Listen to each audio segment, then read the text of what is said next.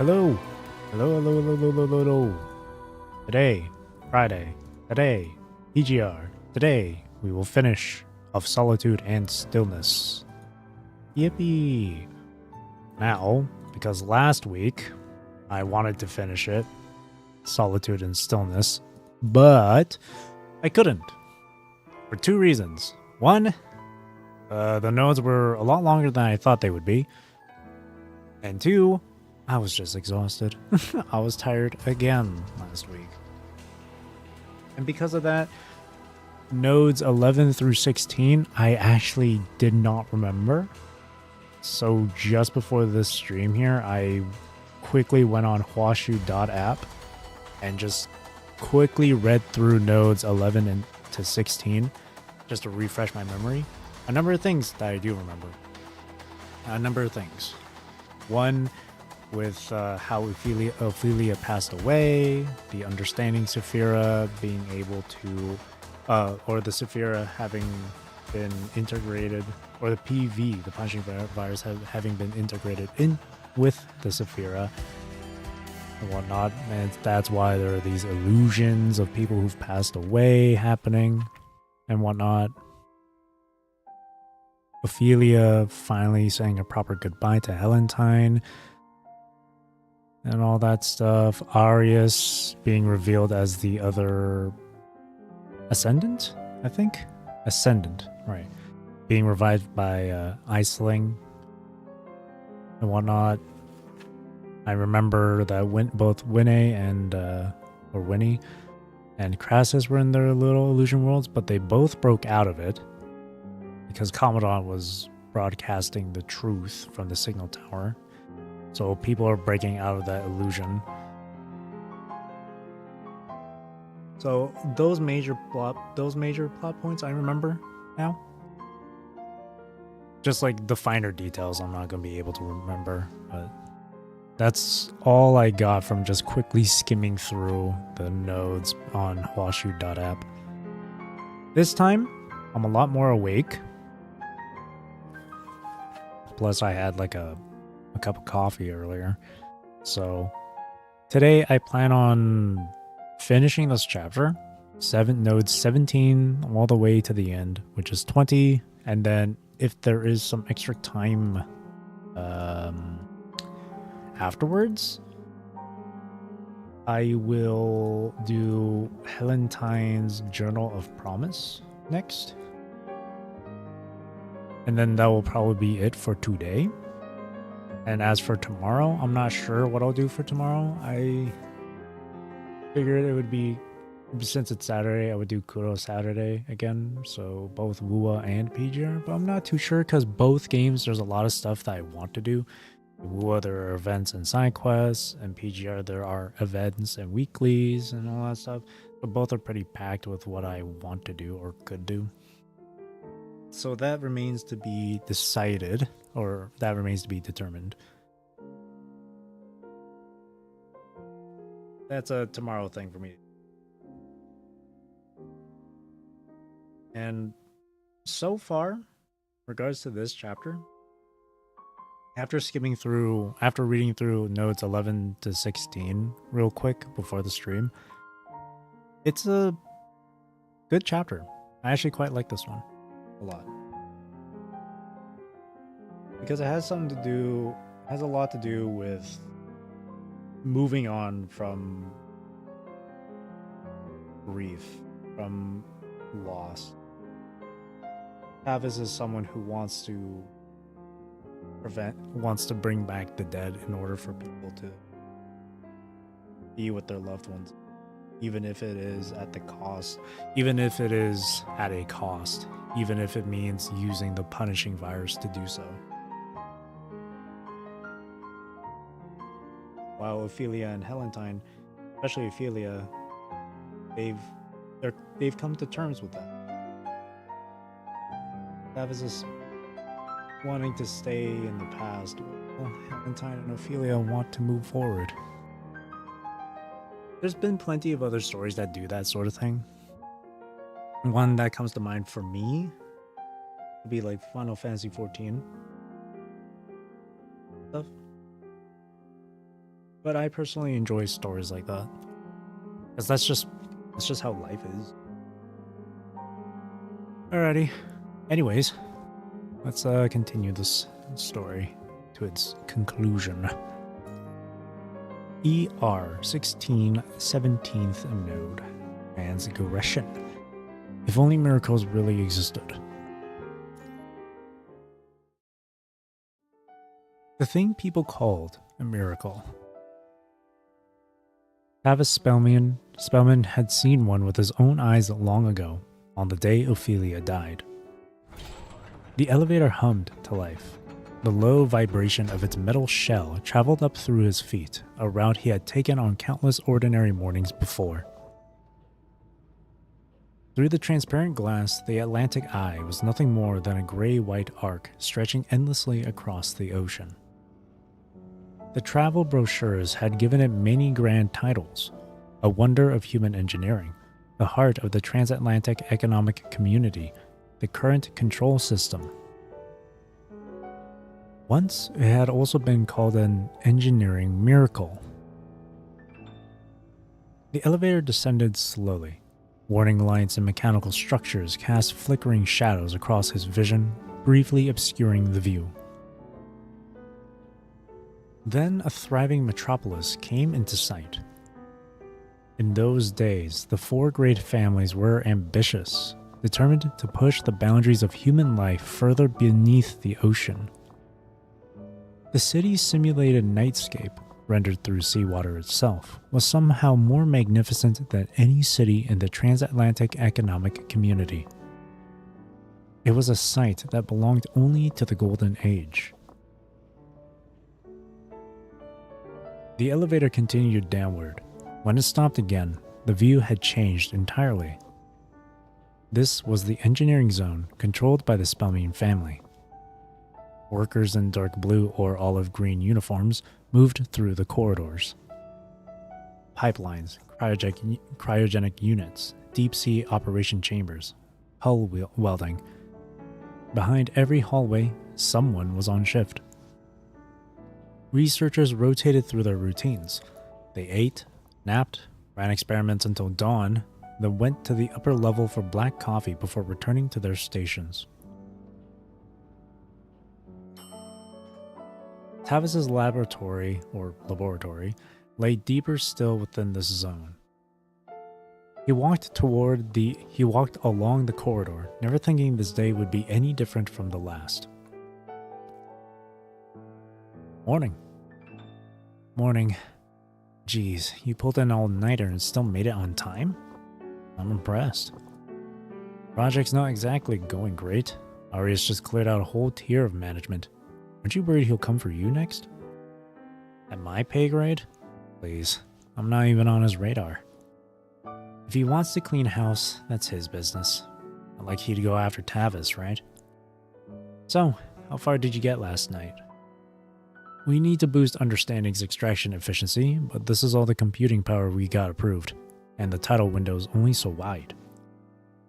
Only thing left is to push the sampling rate and squeeze out a little more data flow. Hope for the best. Arya said today's the deadline. Parsing anything out of the consciousness tide is like finding a needle in a haystack. I tweaked the algorithm last night. Helped a bit, but not much. Did you catch any issues in the data?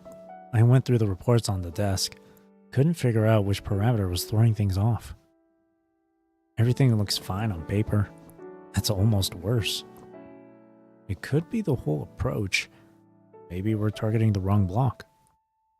But we're using the block the boss assigned us. I filtered out all the junk from the old human data archives. Memes, stuff like that. Not internet memes, not like the goofy internet memes. I'm assuming they mean memetics. Memetics. What kind of nonsense? Tavis walked into the lab in a daze, still unable to gather himself. Oh, there he is. You're late, boss. That's not like you. Even if the boss is running late. Think you could wipe my tardiness while you're at it? Or if even the boss, sorry. Nadia. Arbin? His gaze drifted from one face to the other. You're both here. What do you mean? You promised to take us out after the weekly meeting. No way anyone's calling in sick today. The white overhead lights, the reports spread across the desks, the test diagrams still glowing on the terminals. The familiar scent of disinfectant mixed with the residual warmth of metal. He knew everything here all too well. Weekly meeting. Please tell me you didn't mess up the reservation. Boss, I've been talking up that restaurant for weeks. On the day of the Atlantic calamity, his subordinates had been waiting in the lab, expecting him to fulfill his promise. But Port Podesta's business had him trapped. There was barely a moment to get away. Boss? You look terrible today. Pulled another all-nighter? Don't tell me you stayed up working at home again. Seriously, you really need to rest once in a while. Everything felt more real than reality itself. The Understanding Project. What's its current status? I can only see the extraction efficiency from here. You know that. Everyone, stop what you're doing. Get out of the Atlantic Eye. Now. Go. The office went quiet for half a second. Nadia's pen froze over her report. A beat later, Arbin raised his head from behind his screen. Boss? You okay? What's happening? What's this about? Did you pick up another prank somewhere? The Understanding Saphira extraction will blow the entire dam. You have to run, now! Alarms blared across the entire floor at once. The glass screamed under the high-frequency tremors. Someone swore. Someone ran for the exit. No one could tell who moved first. Boss, what is going on? Tavis fell silent. He knew running was pointless. Not a single researcher in that office survived that day. Or survived the day. Something closed around his throat. He could not push out a single word. Aye.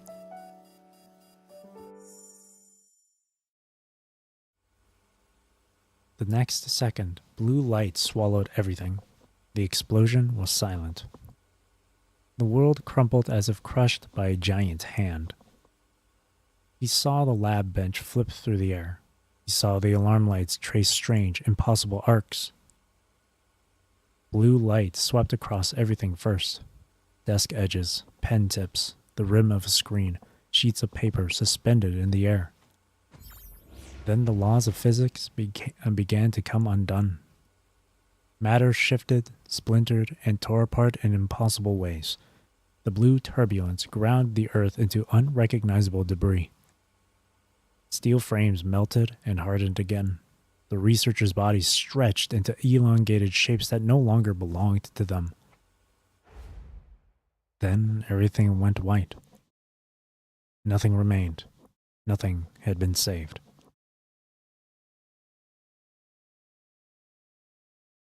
When he opened his eyes again, an officer from the control court sat before him. Tavis Spellman, based on the court's investigation into your communications records and experimental findings, you had no direct involvement in the Atlantic calamity perpetrated by Arius Erhorn. You're free to go. No, that's not right. I was the lead on the Cautious as Tide project as well. And the project I led killed all those people. And you're telling me I had nothing to do with it? I knew what Arius was planning. When he framed the Copperfield family, when he and Dominic turned against each other. I knew about all of it. Mr. Spellman, the court bases its rulings on evidence, not on the subjective beliefs of the parties involved. The officer did not even look up. He simply scratched a few signatures across the paperwork. By your standard, should everyone who survived be judged guilty? I was a project lead. My name was right there under Dominic and Arius. Leading a project does not make you an accomplice. You were not present at the Atlantic Eye on the day of the incident. All communications between you and Arius Erhorn were strictly technical in nature. By the court's standard, you are not culpable. I designed the ISO device. My department was responsible for energy level control. And the Saphira. The control core officer's eyelid twitched, barely noticeable. That's quite enough, Mr. Spellmean. The control core respects your integrity as a researcher. I ask you to respect our professional judgment in return. If you feel the need to atone for something, we can arrange a therapist. There's no need to be this hard on yourself. That technology was never meant to cause this. No one wanted this from the beginning. The consciousness tide, humanity's collective consciousness. If we had succeeded, there would be no barriers left between people. Maybe then everyone could truly reach one another, understand one another, and construct tech. Humanity could finally shed the weight of flesh and bone. Maybe even break past the limits of the tantalum copolymer. We could have entered an age without conflict, without constraint. Do you know what else we did? We applied this to medicine. We tried to restore consciousness in the dying. We explored cloning. We tried to preserve the dead as pure information. Maybe one day humanity could overcome even death itself. I believed in that future. That's why I did all of this. And I knew the risks. I knew them from the very beginning. He heard his own voice, quickening and rising with every word. The man wanted to trade the truth he spoke for a share of the blame. I knew from the start what Dominic and Arius were hiding beneath that dam, but I never imagined. I never thought mind research could lead to a catastrophe like this. I had just paid closer attention. If I had cared more. All those people, so many brilliant people, they'd still be alive. The man seated opposite gave the table a soft, deliberate knock. Mr. Spellmean, remember the court's ruling. Obsessing over the past won't help you, not in your current state. So you won't even give me a trial? He shot to his feet. Files, a terminal, and an unfinished glass of water were sent crashing off the desk by one sweep of his hand. Papers scattered through the air. The glass hit the floor and split into two. As the sound died, the control core officer's silhouette began to drain of color. The office walls pulled back, like a backdrop being rolled away. When he came back to himself, everything was gone. He was on his knees.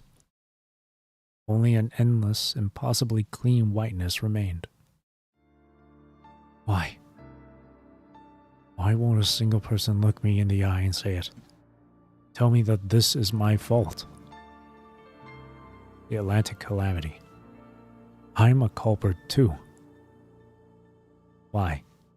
Why did no one come to condemn him? Night after night, the dead spoke to Tavis in his sleep.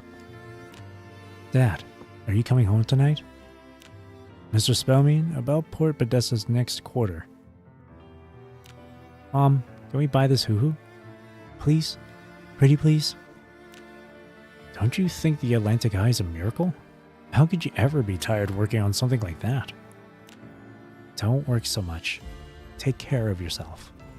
When are you coming back up from the Atlantic Eye? As Port Podesta's highest administrator, he heard everything.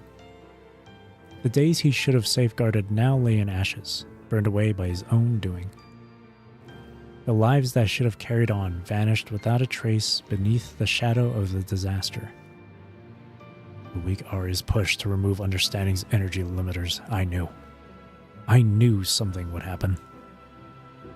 I could have saved them. If the technology had just been a little further along. If I had just tried harder. Every time, the man told himself to observe a little longer. Keep monitoring for now. Not enough data. It's too early to speak up. He knew better than anyone whose fault it was. He had witnessed everything Arius had done, and he had remained unmoved from start to finish. The escalating experiments, the expulsion of the Copperfield family, his arguments with Dominic. In the white void, blurred shapes began to solidify at the edges of his vision. A pair of shoes, then the hem of a coat, an ID badge, a coffee stain on a lab coat sleeve, the cold gleam of a terminal reflected on glasses before it could be turned off. The pieces assembled themselves into faces he knew too well. Arbin, Nadia, and so many others who had once worked beside him, sharing jokes, complaints, late nights, and heated debates.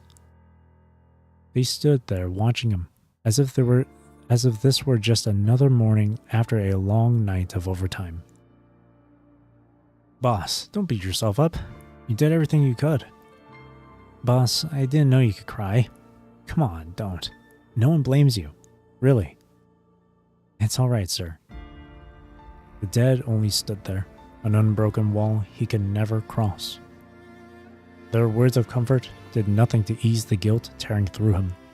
He grew hysterical, shouting in anguish. More and more of the dead gathered around him. Their reassurances blended together, but they did not grow gentler. Instead, they swelled into an overwhelming noise. His head dropped. I should have said something sooner. A week earlier, or even a day earlier. The crowd's reassurances drowned out his soundless crying. Slowly, he raised his head. His lips parted, grasping for words. But something stopped him cold before a single syllable escaped. A dark stain spread from Arbin's collar, bleeding through the white of his coat. Nadia's smile held, even as blood welled at the edges of her eyes and ran from her lips. From Cassie's slack fingers, blood began to fall in thin lines. And still their faces did not change.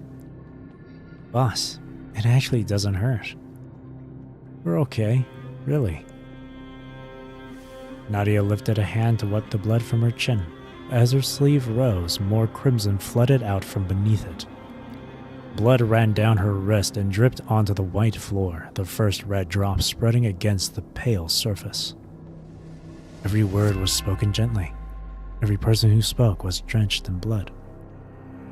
Still, the voices kept coming, pouring in from every side. Tavis watched everything unfold before him. I have no direct involvement in the Atlantic calamity perpetrated by Arius. I'm free to go? Stop! His scream nearly ripped through his own throat, and the figures before him shattered. Yet the footsteps came again. Someone he knew even better walked up and stood before him. Father. Oh, Ophelia? Why? It's you. I've come to say goodbye. Why? Did it fail? Yeah, you could say that. I've already found a way to stop understanding's anomaly. You don't have to worry anymore. Ophelia. You asked me before if there was anything I wanted to say to you. Well, I thought about it a lot later, on the operating table. I guess I do have things I want to say, Dad. A lot of them. When you first brought up the surgery, I'd already made up my mind right then. Dad, does that meet your expectations? This test you gave me, did I get it right? That's not... Dad, can't an ordinary person still be good? Can't they live a life that's theirs? Please don't dismiss this. It's the best choice I could make as just an ordinary person. I know how hard you've tried, Father, so please, let me go. Let me leave, Father. I'm not afraid of death, and I don't blame anyone. It's just... After I'm gone, remember to keep the fridge stocked with macarons. The ones from that pastry shop on the street by our old elementary school. Helentine's always loved them. Oh, and make sure Helentine cleans up around the house once in a while. Whenever I'm not there, both of your rooms turn into a disaster. And... No. Please. Ophelia's voice faded. A hair ribbon and her earring settled softly onto the spreading blood. Tavis knelt on the ground, clutching the blood-soaked ribbon in both hands. He had made too many wrong choices in his life. Each time he had believed it was the best option available.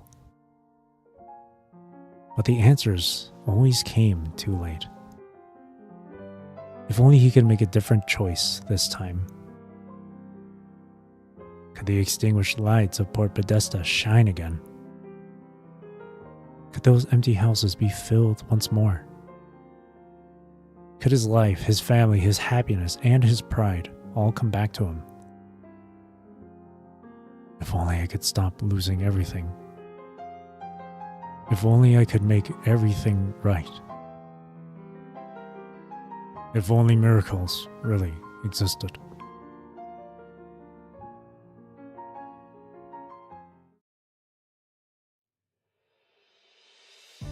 Port Podesta, Tidal Hub. So he actually believed it, that you could use the Saphira to translate the punishing virus? In his current state, he'll cling to whatever he wants to believe. I'll keep the punishing virus concentration in check. The tragedy won't unfold too quickly, Yenjin. That's not what I meant. The test subjects. That one called Cassie and all those random data samples. There's also this reporter who crawled out the other day. Are you questioning their integrity? Don't worry. There's some rejection between the Saphira and the punishing virus, true. But they can hold a human shape. For a little while, at least. And when that runs out? In the end, it's just a shell. Given time, it breaks down on its own. Their speech patterns will start to glitch. Their nature as the red tide projections will show through. And there will be occasional severe nerve pain. But they'll last long enough to bring Tavis around. Time is not a concern. Science. I am curious to see what the Saphira is truly capable of. Consider it part of the experiment. And while we're at it, we might as well grant Tavis a past dream of reunion. A miracle will occur. Oh, boss already. ER16. Oh yeah, hang on. Let me open up the story achievement. There is an achievement for this one, I believe.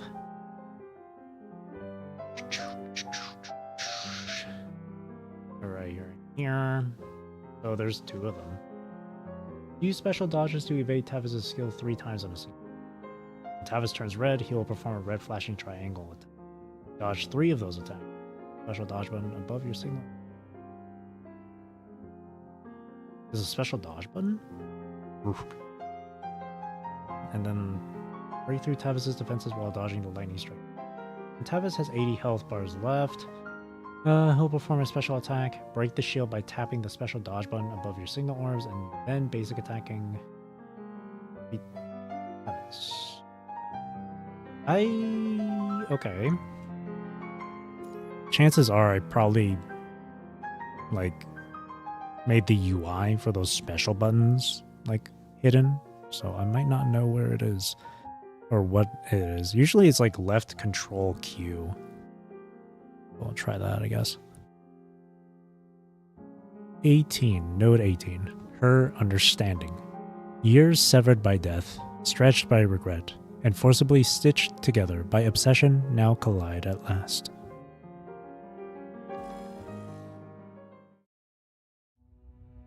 Port Podesta, Port District, East Arterial Road. Alarms, explosions, and the shriek of tearing metal blend into one chaotic roar. From the core, a cold blue luminescence seeps outward, washing over barricades and the ash-darkened faces of the living. Within that light, shapes emerge. The dead from Port Podesta's past, brought back by Tavis. Some have already lost their human shells. Beneath them, the raw red tide projections flicker and pulse. A splitting pain tears through Winnie's head. Winnie!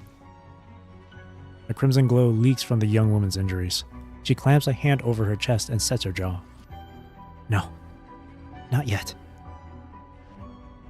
I didn't come here to drag everyone back. I'm not going back. With trembling fingers, she takes hold of her weapon. If I turn into one of them, Crassus. I know. Faces that time should have taken long ago now drift in the cold light, their flesh half rotted, their eyes empty. They look at these faces and remember the names that used to belong to them. A hard metallic crack tears through the stillness. Crassus heaves his axe and drives the ambushing corrupted into the iron scaffolding by the road. Snap out of it! All of you! His shout hits the street like a hammer blow. You want to mourn? You want to grieve? Fine. Save it for when we're not fighting for our lives. Port Podesta is under our feet, and the whole world is watching. Winnie forces her battered frame upright. Pick up your weapons. Hold the line. This is our city, our Port Podesta. More figures emerge from the haze. Rebar, rain, the sharp clang of metal on metal. On this street, they have already given their answer about life and death.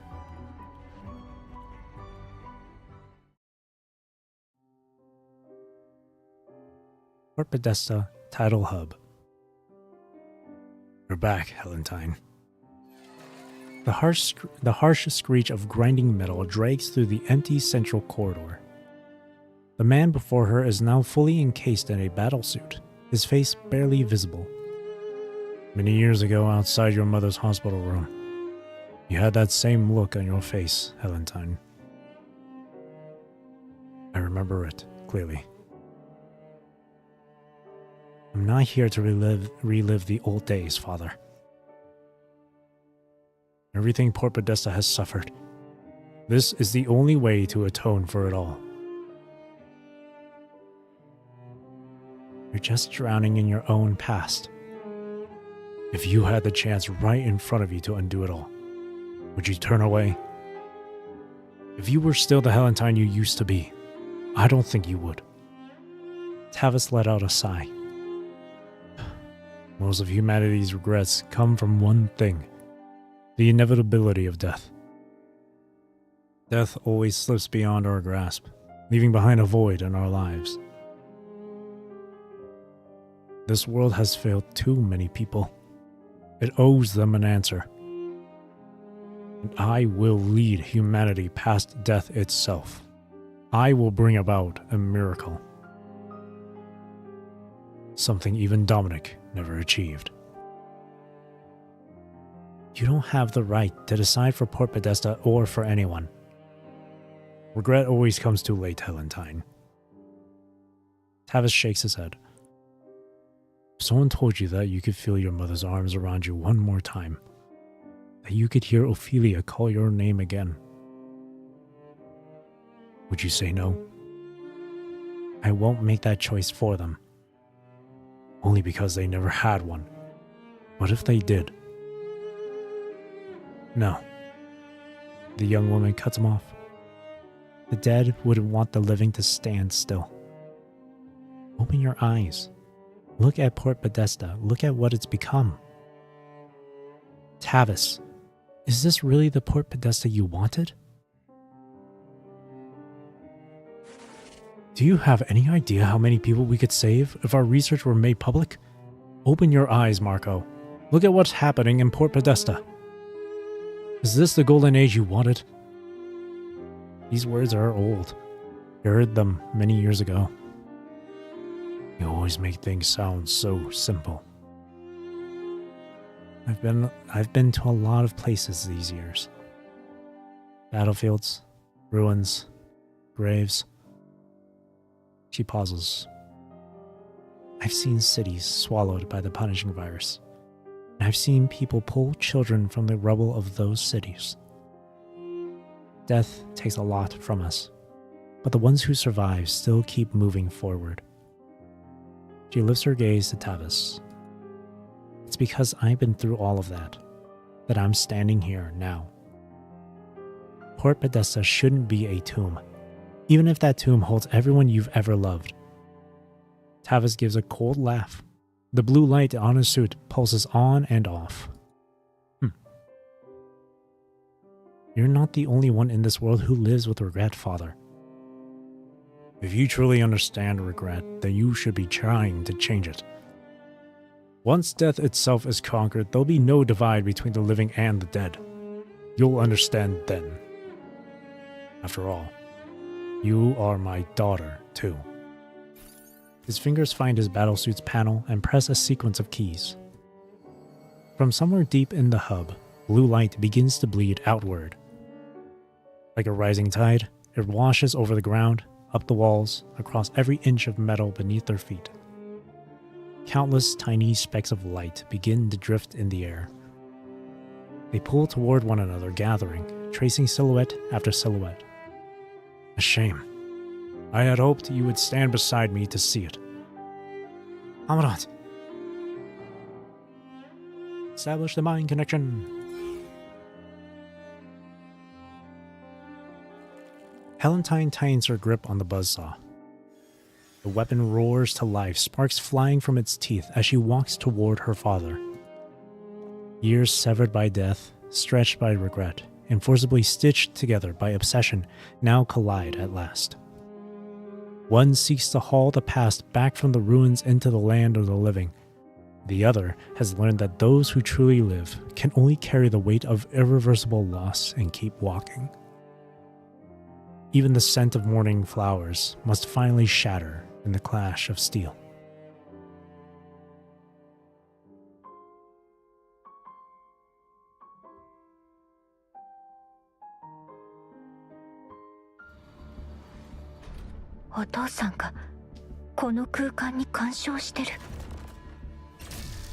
Whoa.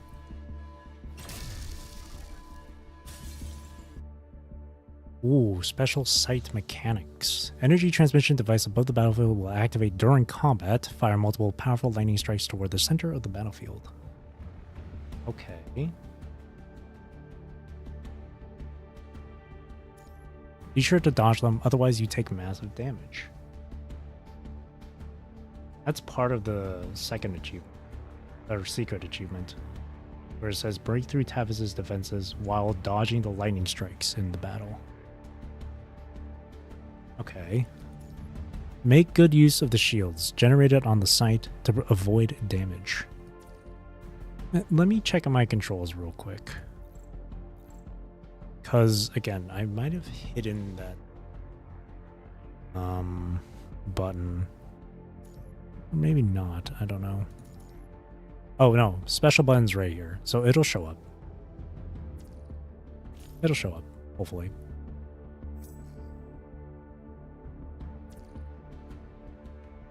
Alright, here we go. Descend. Her weapon is so cool. Buzzsaw and a yo-yo? Whoa. A buzzsaw yo-yo. Ooh, cutscene. Okay, Batman.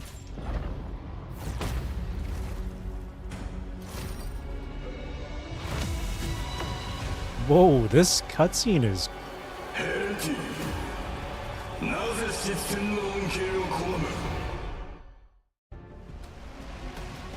Boss can consume saturation gauge to unleash powerful overdrive moves which can only be dodged. But the final hit of an overdrive move ignores normal dodge, and on hit reduces saturation gauge. Use Threshold Surge to perfectly dodge the final hit of an overdrive move, after which you will enter the Threshold state. In the Threshold state, your next attack is enhanced, hitting the boss, and hitting the boss will leave him imbalanced. Okay, that's interesting. Press and hold the Threshold Surge button to unleash an enhanced version of Threshold Surge, dealing shockwave centered on yourself. Shockwave can directly knock the boss into imbalanced, but this move consumes a large amount of saturation gauge. Yee! Oh boy. Okay, there's that. Okay, just from the screenshot, there's that special dodge button. It looks like it's keybound to the C button, but like my key bindings are entirely different to what compared to what's being shown on that screenshot there. So, but my special button should be visible on the UI from the UI, so I'll know from there.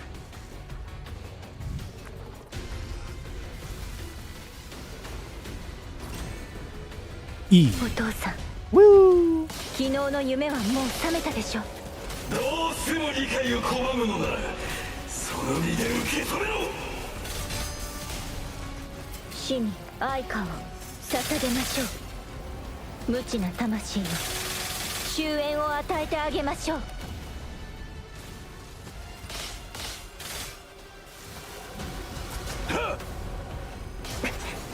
通覚のジュールオフにする。Woo! Nice. That was good. 存在を解体する。少し痛いかもね。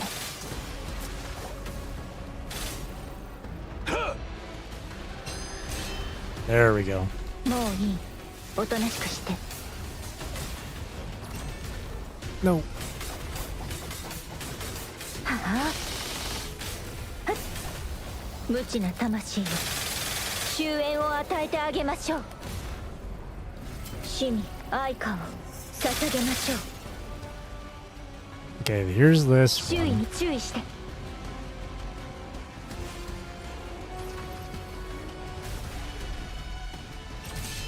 There we go. There we go. Woo!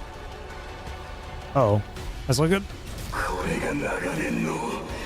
I don't know if I did it right. お見送りよ。所詮は偽物に過ぎん。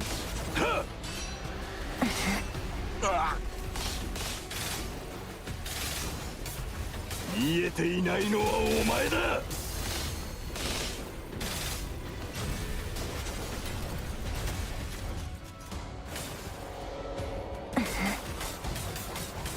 お見送りよ。無力なのを今度こそ。There we go. えい。無知な魂の I don't know if I'm doing it right 終 for the 焉を achievement 与えて though. あげましょう。愚か者め。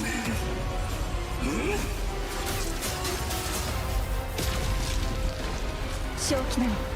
港全体が赤潮に飲まれてしまうわ。Bro, the production on these cutscenes, man, it's so different.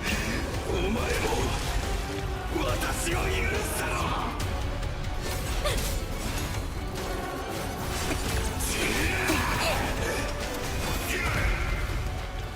Oh, this もう過去 cutscene. にとらわれないで。 The quality is so different. 苦しんでいるのはあなただけじゃない。 It's so much more animated. I like it though. 私を指定する資格などない。お父さん、死を切り裂く生死の境。 Oh, damn it. 通覚 I 魔獣 couldn't get that オ one. フにする。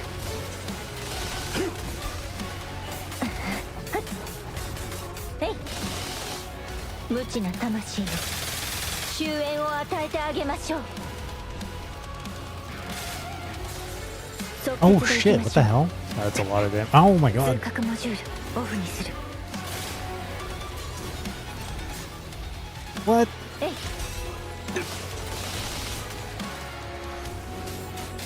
お見送りよ。 I shouldn't be using the dodge too 終 much. 焉を与えてあげましょう。無力なのを見せてやろう。お見送りよ。離れた。 Oh, that's one death already. That attack, where he's like with the saw blade he's got, does so much damage.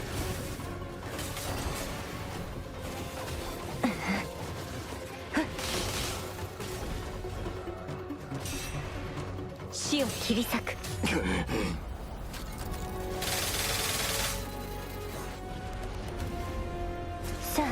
お別れの時間よ。周囲に注意して。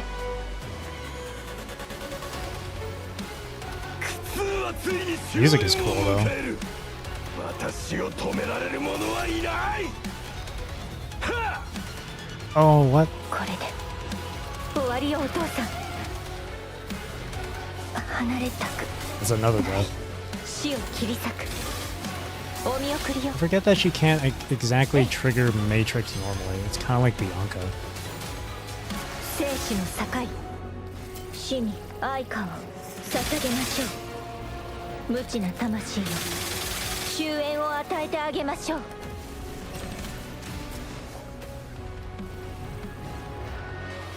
少し痛いかもね。お見送りよ。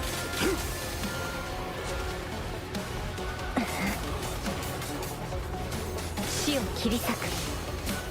無知な魂よ。 Mechanically, it's an interesting fight because of the special dodge stuff. 少し痛いかもね。 You gotta change how you normally go about this fight, or how you normally go about the fight compared to what you're used to with your normal dodges. 存在を解体する。 Oh, 通覚モジュール he deals a lot of damage too. 蜘蛛の巣から逃げられない。死を切り裂く。無力なのはお前だ。 無知な魂よ。 Just for 終 good 焉 measure. を与えてあげ Yeah, ま I'm しょ pretty う。 sure I didn't get those achievements. ヘレンティン。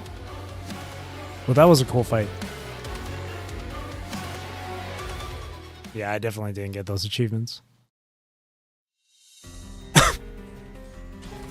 The outermost armor plates crack first, then fall away piece by piece like burnt husks.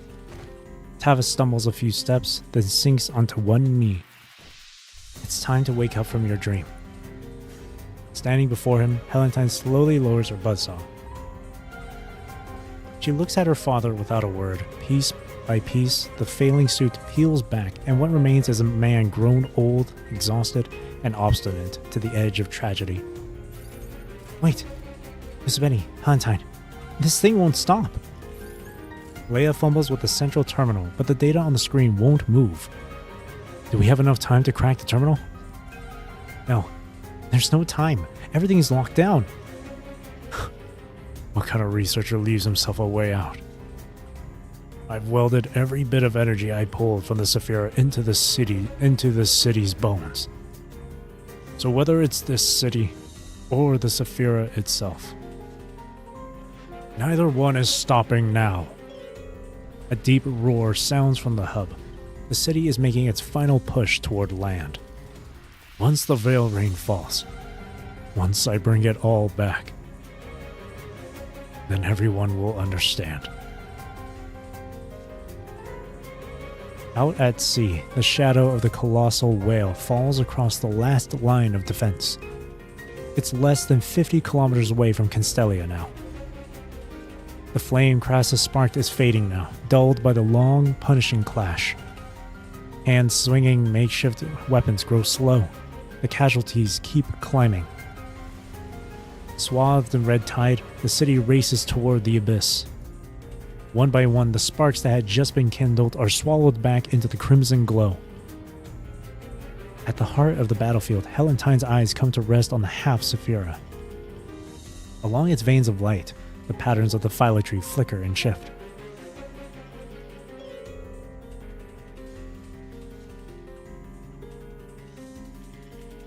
The Saphira's authority.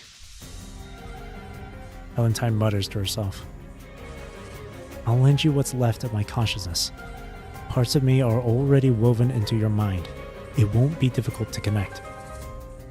This part of me, which is still linked to the Saphira. Through it, you can temporarily seize partial control of the understanding Saphira. But this is something I can do. Ophelia's parting words echo through her again. But this is what you wanted, Ophelia. What comes after, you'll have to do on your own. I'm just someone left behind in the past, but you still have a future. Your own future. my own future. Go now, Valentine. If this is what it costs to reach the future. Question mark? Valentine raises her buzzsaw and swings it down with force. The glass encasing the Saphira shatters at once. Shards rain down, exposing the half Saphira still pulsing inside, its light flickering unsteadily. Valentine! You don't know what you're touching! Valentine! The weight of the past. I'll carry it. She reaches out and presses her hand against the half Saphira, its light pulsing weakly. A flood of information crashes into her mind like a dam breaking. Every memory of her life, what she treasured, what she could not let go of, what she was too ashamed to talk about, what she could barely recall. The city, every person beside her, faces she could never name, only glimpsed at the edge of her memory. The temperature of a distant star collapsing. A mother's hand. A child's cry. The boundaries of her mind are peeled back layer by layer, as if countless hands reach in from the depths, tearing at her memories, her senses, her emotions, her very existence. The weight of the whole world presses down. She tries to push back, but the line between herself and someone else has already dissolved. From the moment humanity first grasped the idea of understanding, its boundaries have stretched ever outward. From the simplest meals of daily life, to songs of courage and exaltation, and at last to the stars and the cosmos beyond. Understanding is a mirror. In the world's noise and riot, it shows humanity its own reflection. Once enough knowledge was gathered, understanding turned inward and finally came to rest on humanity itself. Every collapsing star, every echo of a civilization, every distant thing beyond her ability to name. In the end, what reflects back is only the seemingly endless cycle of ordinary human life on this planet.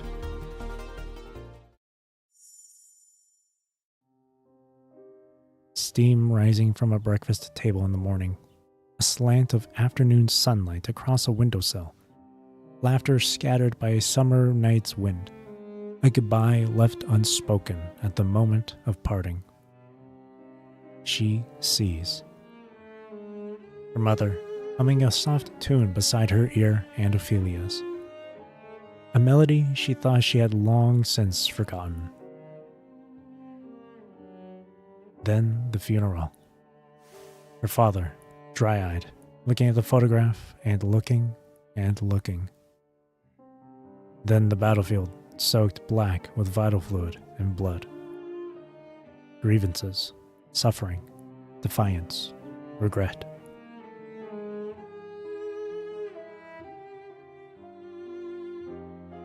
She has walked through so many places and listened to so many voices.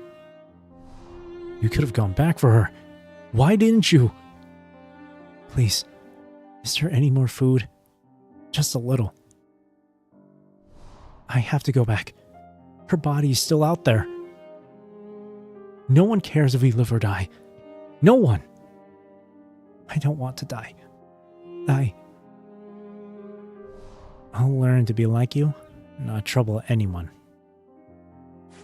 These voices belong to billions of others, every one of them human, just as she is.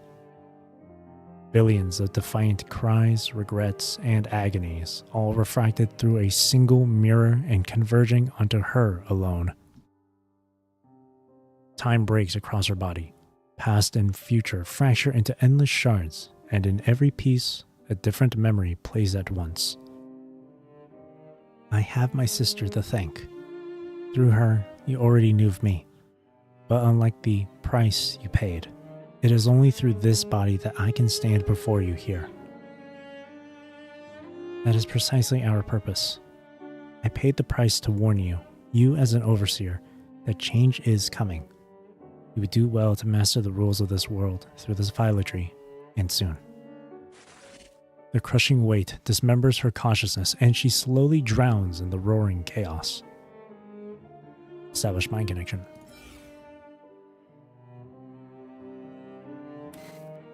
In a single instant, the full burden crashes down. Your nerves twist as if carved by blades. Even breathing carries the acrid smell of something burning. Every tremor in your muscles sends pain cascading through your entire body. The young woman before you is enduring an agony beyond words.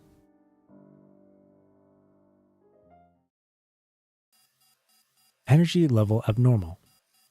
Warning. Severe energy level abnormal. You. The man struggles to stand, desperately trying to ready his battlesuit's mounted weapons. Not happening.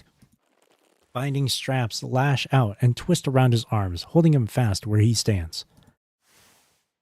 The world feels submerged in scalding seawater, its edges softening, blurring, trembling apart.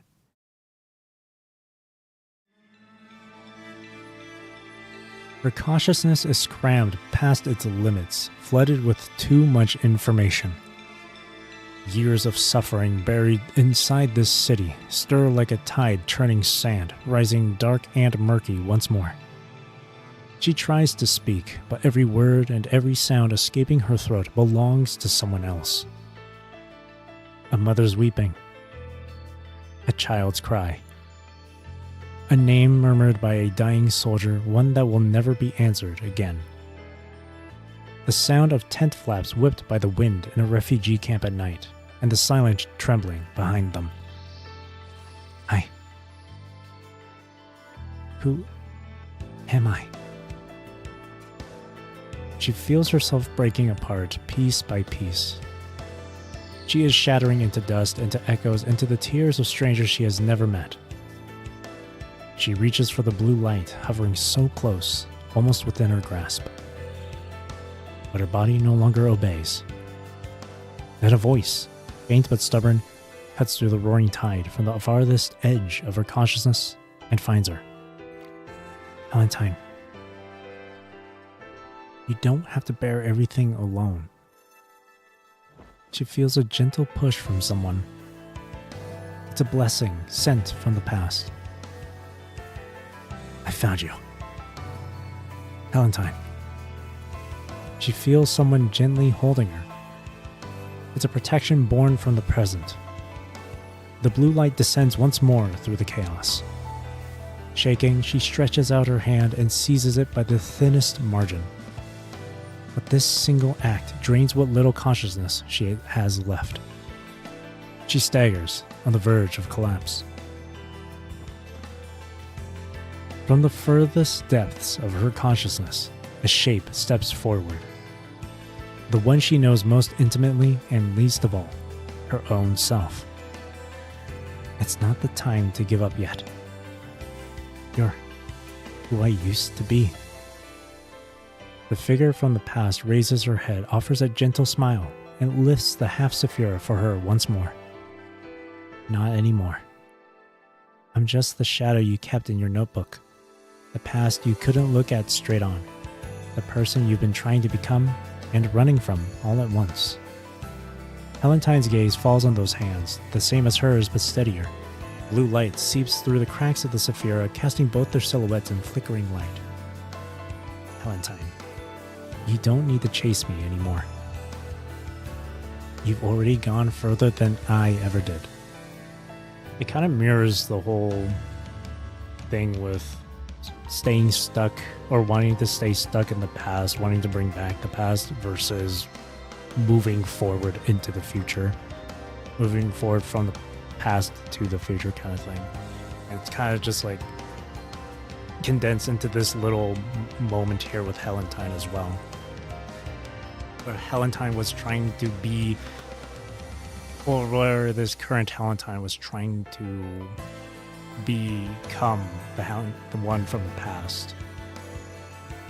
But now right here, like, you know, it's time for you to move on, time for you to become your own person. Don't need to rely on the past Valentine's actions or whatever to determine who you are as a person. I like that. I do. That's just what this chapter seems to be, really. Though, just the whole theme of either the whole theme of being stuck in the past and moving forward into the future, that sort of thing. And like after just like, because last week when I was so goddamn exhausted going through this chapter, so much of this stuff was just like lost on my mind, where because of how exhausted I was, I just didn't think much of this chapter, to be honest. I thought it was like, it's all right, it's not bad. But me being fully awake now and really paying attention to the details here and there with this chapter, like, it's pretty good. I really quite enjoy this. Sure, it's a character that isn't all that well known. That this is a character that this is completely brand new to the cast. Helentine's brand new to the cast of characters of PGR, in the world of PGR, and this is just a floating record. But it's still one of those chapters that holds a sort of message or theme behind it. And that's one of the things about PGR that I really enjoy about each of their chapters. Some chapters, some story segments will be the same as other ones, as previous ones. But it's still really enjoyable for me to read through. Because overall, for me, PGR feels like a story of just humanity. You know? And it's fantastic. I love it. I really do. But I don't know if I can keep going. I understand. Becoming Helentine is hard, isn't it? But don't feel lost, Helentine. If the sorrow feels too heavy to bear alone, try to share the weight with others. Ophelia is still with you. So are Usabeni, Leia, Winnie, Crassus, and everyone in Port Podesta who's still waiting for tomorrow to come. You also have me. I won't let you bear all of it alone. Does sharing it really make it weigh less? You already know the answer, Helentine. Because you are me. Helentine, question mark, gives a small resigned smile. Now let me stand with you, while you do what only you can do. The road ahead may not have me on it or Ophelia, and many more may say goodbye to you along the way. But that's all right. I know you can walk it on your own. So go, Helentine. Go face the reality that brings both pain and joy. The figure from the past slowly embraces her as she stands in the present. The two silhouettes of Helentine merge with the blue threads of light, becoming one. In this moment, the figure she once chased desperately, the past self she used as a measure for everything she did, is no longer a chain around her. The young woman's hands close around the handle of her buzzsaw. The living of Port Podesta. The dead of Port Podesta. Those whose names she still carries and those she has already forgotten. Those she brushed past and those she could never hold on to. All that understanding now settles onto the buzzsaw. All that weight pressed down in one direction. Together. Let's cut through this dream woven from the past. The noise, grief, pain, and chaos that once burned through her have not disappeared, as something has gently pushed them aside, clearing a path for her to step forward. She opens her eyes and faces the bitter reality once more. The young woman's mind still seethes, but she has taken hold of the half-Saphira called understanding. Even as blue cracks spread like veins through the fractures in her frame. understanding. She hears it now. She hears the moments when countless names were written down. All the goodbyes left unspoken. All the tears swallowed alone. All the sorrow piled up in silence. But that can't be all you hear. So she hears more. She hears music drifting through a certain night. The simple clink of ceramic and metal at mealtimes. Countless moments of laughter and grumbling in everyday life. Voices of people caring for each other, offering warmth and understanding. Now this is the humanity you should understand.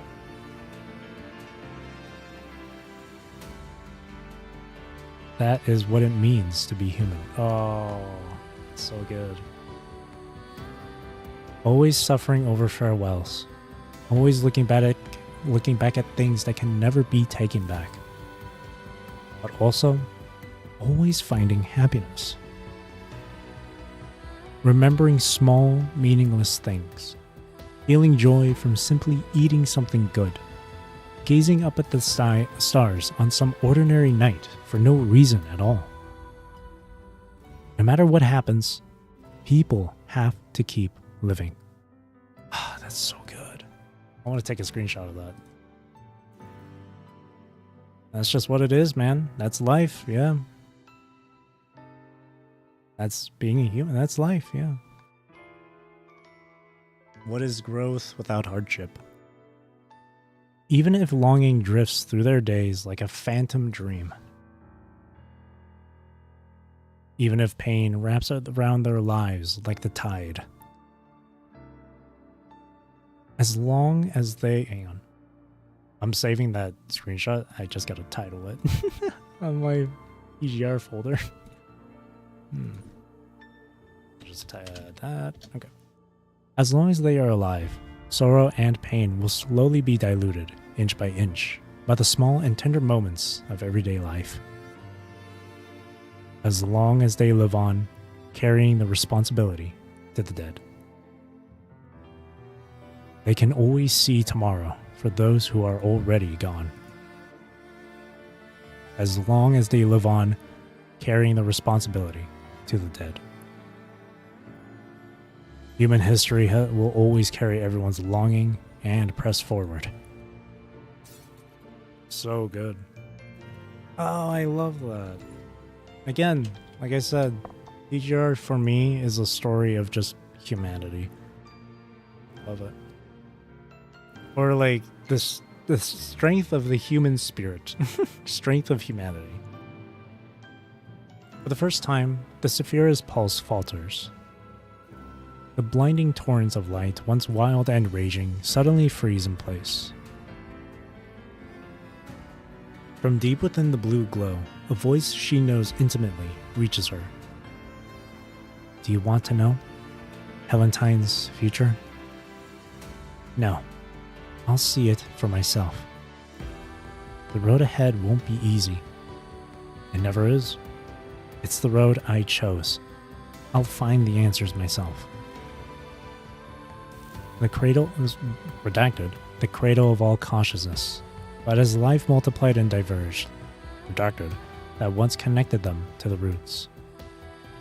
The fruit will soon be ripe.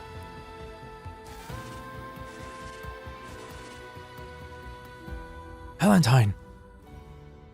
A low, mournful cry rises from the whole of Port Podesta. Go now, and understand who you are. Stop. Now!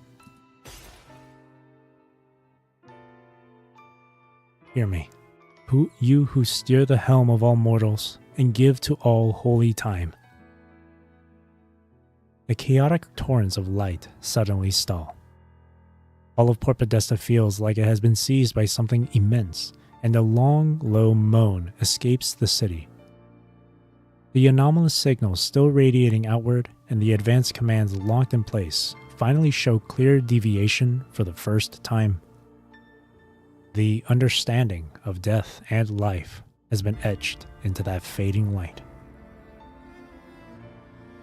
The roar deep within her mind has not fully ceased, but the sensation of being torn apart finally begins to recede slowly. This illustration is beautiful. But oh, blessed one, I ask that you draw near to me for long stretches of life.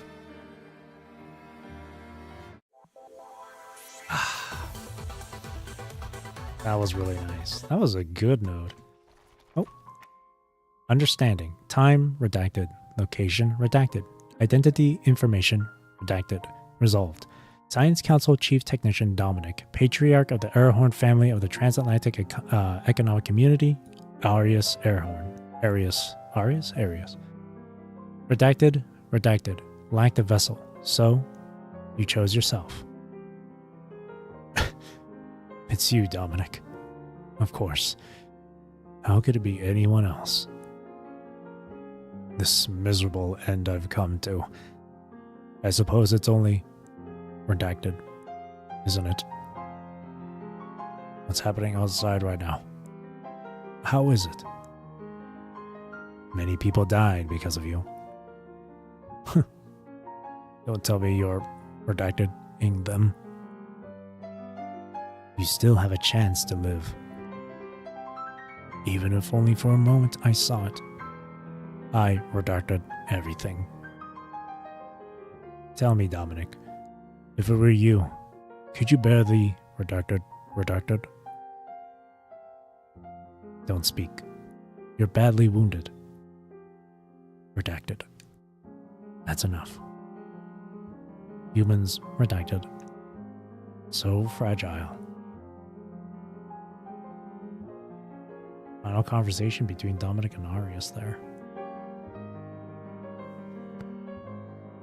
Ooh. I love that they added these like menu screen changes and stuff. I love it. It's so cool. It's so nice. Node 19, Baptism for the Dead. The brief illusory dream of the Golden Age is drawing to a hasty close. See, if I wasn't so tired last week, I actually would have finished this chapter last week. It would have just taken an extra hour or so. Extra hour, hour and a half. Tidal Hub, Port Podesta.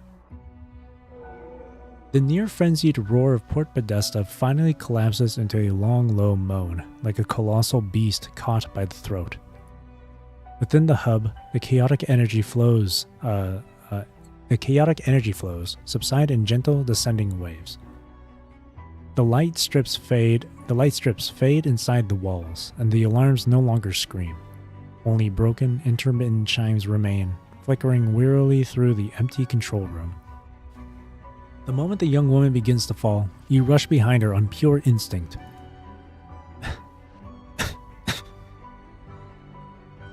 Crimson vital fluid seeps slowly from somewhere on her body, trickling down along the fissures of her damaged frame. Usabeni. Did it work? Port Podesta has stopped. We did it, Helentine. Helentine lifts her head. She lets out a relieved breath, then turns her gaze toward the Saphira. As you steady Helentine to her feet, the two of you hear Tavis roaring from the other side of the battlefield. Leia's final blow staggers Tavis backward. He collides with a wall, slides down, and his knees slam hard against the ground. He looks up and sees Isabeni, Leia, and Helentine. He can feel it too. Port Podesta is grinding to a halt. He has failed. Do you have any idea what you've just done? He spits out a mouthful of blood and tries to rise, only to slip back down. The understanding, Saphira. This veil rain. Suddenly he freezes and glances behind him. Something flickers in the darkness, gone before anyone else can notice. Oh. I wonder what that could be. The immediate thought that came to my head of what that could have been was like Lithos or something. Leia, are you alright? Yeah. Disarm the old man. He's done. She pulls back her light whip and tilts her chin toward the Saphira. So, we're taking that Saphira, right? Yeah, we can't leave it here. We need to secure it and bring it back to Babylonia.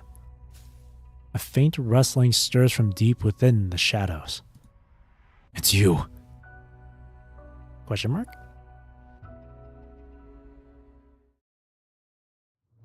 In the next instant, something shrieks through the air above you and Helentine. Crimson tendrils of condensed punishing virus lance down from the corners of the ceiling.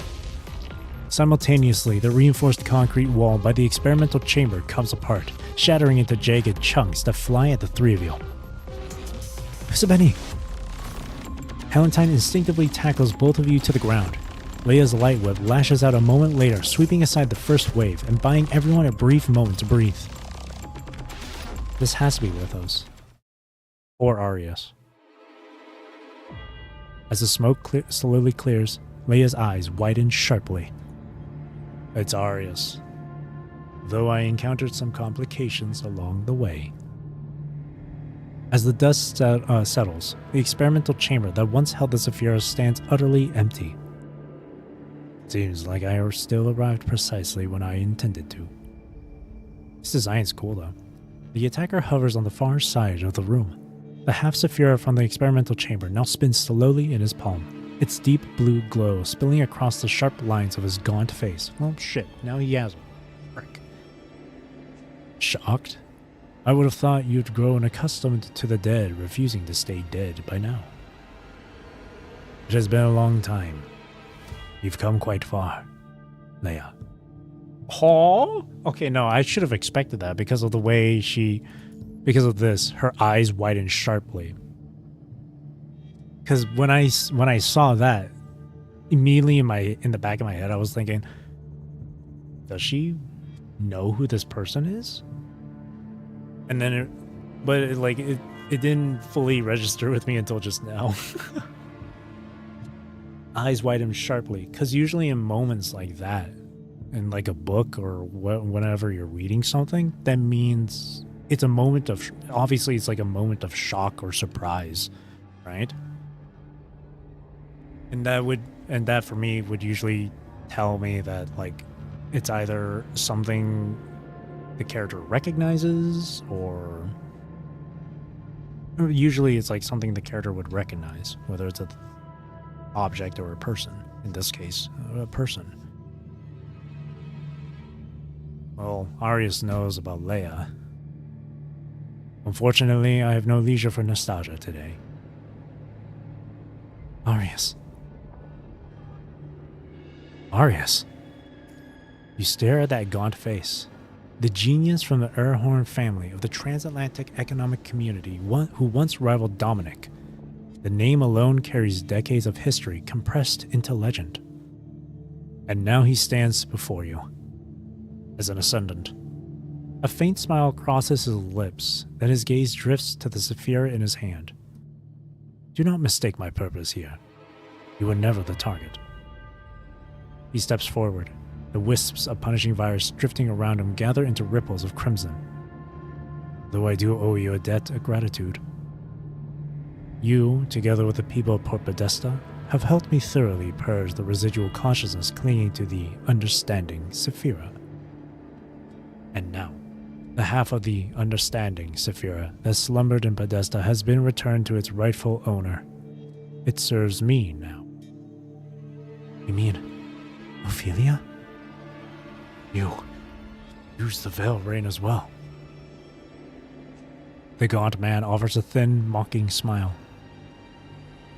Spare me the comparison to your pathetic charade, but I wanted to be fancy and say charade instead. Say it like charade. He raises his hand. The red punishing virus gathers at his metallic fingertips like 5 crimson droplets blooming into form. Well, shit. So now him, and because it was Aisling that brought him back, that I would immediately assume that he's with Aisling's group, right?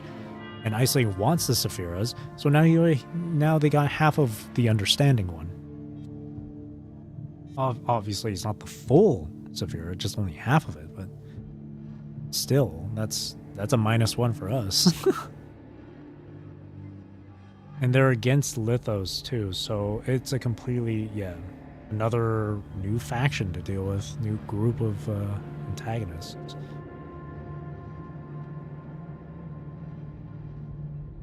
Huh. I always thought that because of Withering... No, was it Withering Crown? I think it was Withering Crown chapter. I always had this thought that Yanjen or John Doe, that green ascendant or agent, was also on the same side as Iceling, but I guess not. Because Yanjen was like conversing with Lithos, so if they were against each other, obviously they'd be conversing with each other. Unless there was some sort of parlay.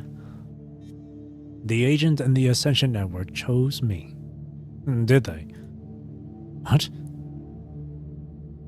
Information such as Ophelia, parasitizing the understanding Saphira, is a contaminant. Unless it wields its own erasure, it persists. Like a ghost, impossible to expunge. Which is why you performed so admirably, Helentine. The indispensable element of my design. I carefully selected protagonist. Okay, Eisen. Jesus. Sosuke Eisen. Elia's choice is not yours to define. Mechanical spiders lurking in the shadows spit silver threads, but the red energy coiling around Ares dissolves the attack with ease. Earning the understanding Saphira's recognition is noteworthy, I admit. However, the Ascendant touches the Saphira and a low hum resonates as rings of light ripple outward like waves. It is time for understanding to choose a new master. He gently draws the still glowing Saphira toward him, and violent surges of energy ripple outward in every direction. Stop! Arius merely lifts his hand and an overwhelming wave of energy slams Leia to the ground. Fire at Arius! The bullets shriek through the air, but in the next instant they freeze before Arius, suspended in midair like insects trapped in amber. Usubeni, I've heard of you. He casually brushes the frozen bullets aside and turns his gaze toward you with cold scrutiny. Allow me to demonstrate the authority of understanding itself. Without warning, he drives the half-Saphira into his own chest. Uh-oh. Suddenly, the space erupts with boundless color. Shockwaves ripple outward as a deep, resonant hum fills the air. Bathed in blinding light, he sweeps his hand across the ground. The concrete and rebar beneath him break apart into their smallest molecular structures, then reshape and reform at his command. Oh, nar. Thousands of tons of concrete and rebar dissolve in an instant, then coalesce into a colossal sphere, held aloft by an invisible force. Rubble and twisted rebar orbit the main body like planetary rings. I now perceive the architecture of all existence. Ah. The power of understanding. He understands. It's crazy. Oh no. We have three and a half Saphiras with us. There's Liv, Teddy, and well, no, Alpha's not with us at Babylonia, but Alpha's like, it's a sort of enemy of my enemy is my friend type of thing. But those three, and then we have half of a Saphira, which is with Helentine, I believe. He sweeps his arm, and the rubble comes hurtling toward your group. Helentine steps forward, her buzzsaw roaring as it tears through the rubble. Beside her, Leia rises and lashes out with her light whip, intercepting the incoming barrage. Let me show you more. This guy's trouble. Before he can finish, three distinct attacks cut into the battlefield from different directions. A beam from composite armaments pierces the massive sphere. A blazing light blade cleaves it apart in a single strike, and the Lotus Wheel intercepts every flying fragment. Ray Raven Squad! They're here! Reinforcements! 3 familiar figures stand before you. Yes! Commandant! Commandant, you're safe now. We'll take it from here. Confirmed ascendant target. Weapons ready. Give us the order, Commandant. Grey Raven, take out the hostile ascendant. Understood. The 3 members of Grey Raven snap into formation and charge at Arius without hesitation. Grey Raven. I've heard the name for years. A pity. I have no intention of squandering time on you. Arius evades Lee's opening volley and summons more crimson tendrils of punishing virus, coiling them around his body. This building still houses plenty of worthless souls. Let this farce at Port Podesta end here.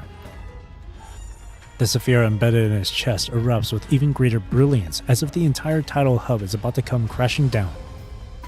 We didn't say you could leave. The searing light tears through the radiant glow. Lucia's pyro katana cuts down every obstacle in her path as she closes in on Arius. With a reversal of her grip, she drives the blade straight through his chest. It's not going to be enough. Or crimson vital fluid sprays into the air as Arius' body plummets downward. There's no way that's enough. Meddlesome! In the next instant, countless crimson tendrils surge outward, laced with the Saphira's radiance, flooding toward the wound and swallowing his body whole. Well, that did give him... We did get a reaction out of him from that, so I guess it was somewhat enough. I expected him to just completely come out of that fully unscathed. His body dissolves into glowing crimson particles, slipping free from the pyro katana and seeping into the cracks of the crumbling building. He's gone. In the blink of an eye, amid the violent tremors, Arius vanishes without a trace, taking the Saphira with him. God damn it. We lost one. Or we lost half a Saphira, but still. That's in bad hands now. That's in bad hands. Should we go after him, Commandant? I'm picking up over 10 unconscious humans deeper inside. Diplomatic court personnel. This building's coming down. Grey Raven, clear the red type projections. Priority is the survivors. Understood. Tavis remains slumped against the wall, fine steel dust drifting down from above as he stares blankly at everything unfolding before him. Well, now you walk away empty-handed too. Leia coils her light whip into a loop, walks over, and casts a glance down at him. Hey, old man, look on the bright side. You still got you, don't we? He stays motionless, kneeling on the ground in a stupor. From the beginning, even I was nothing more than someone else's instrument, used until the very end. Why do you villain types always save the big speech for the finale? Up now, this place is coming down. Go on. Take your laughable victory and go. I'll stay here. I'll go down with everything this city was. You could never understand me. Understand Port Podesta. Understand the TEC. This guy's being stubborn. But I get it. Like it was said earlier, he really blames himself for all this stuff. So like, this is just his way of wanting to atone. I get it. He's being stubborn, but I get it. Tavis rambles on without pause. Valentine moves in front of him and looks toward you at her side. Nod. You have no right to judge me. You don't. The mechanical spider shoots out a specialized web in an instant, sealing the man's mouth before binding his limbs tight. We're getting you out of here, dude. She then glances at you beside her and at Leia, who stares back in stunned disbelief. Okay. She exhales slowly, shakes out her hand, and says nothing. Wow. I'll carry him. Let's move. You're coming with us, Tavis, whether you like it or not. Oh, here we go. Lithos and John Doe stand on a half-collapsed observation deck, gazing out at the city in the distance as it struggles against the punishing virus. Arya slipped away. Mercy is not a look you wear often, Lithos. Lithos sighs, the sound as soft as the whisper of a turning page. Damn, that's one hell of a way to describe it. Tavis. That man is far too fixated on death. Does this outcome disappoint you? Disappoint? No. Let's call it an instructive experiment. Humans are such contradictory creatures. They mourn death, yet they tremble at the thought of rising above it. Even with the path I laid clear before them, they hesitate, waver, or even refuse it outright. All that pride Tavis has clung to. I regret it for him. Yes, regret. That's also part of the assignment Mr. left me. Lithos lifts his eyes toward the phantoms of the past crumbling before him, then shifts his gaze to the collapsing tidal hub. And what about you? Arya's made off with a Saphira. The Veil Rain is in ruins. No sense of loss? None. My hypotheses have been validated in more ways than one. We are one step closer to the truth, Yanchen. You've promised me the truth many times, Lithos. Patience. You've already witnessed a piece of it, haven't you? And besides, Margaret hasn't truly died. Her state is no different from Arya's after his own death. Are we going to see Margaret again then? It kind of sounds like it. He pauses briefly and glances at the dark green figure beside him. If the information inside the punishing virus can truly be extracted in reverse. He looks away and picks up his gentle humming again. Time to go, Yanjin.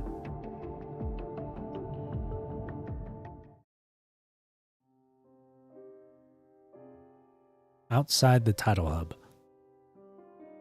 Crassus sits on the ground, gasping for air.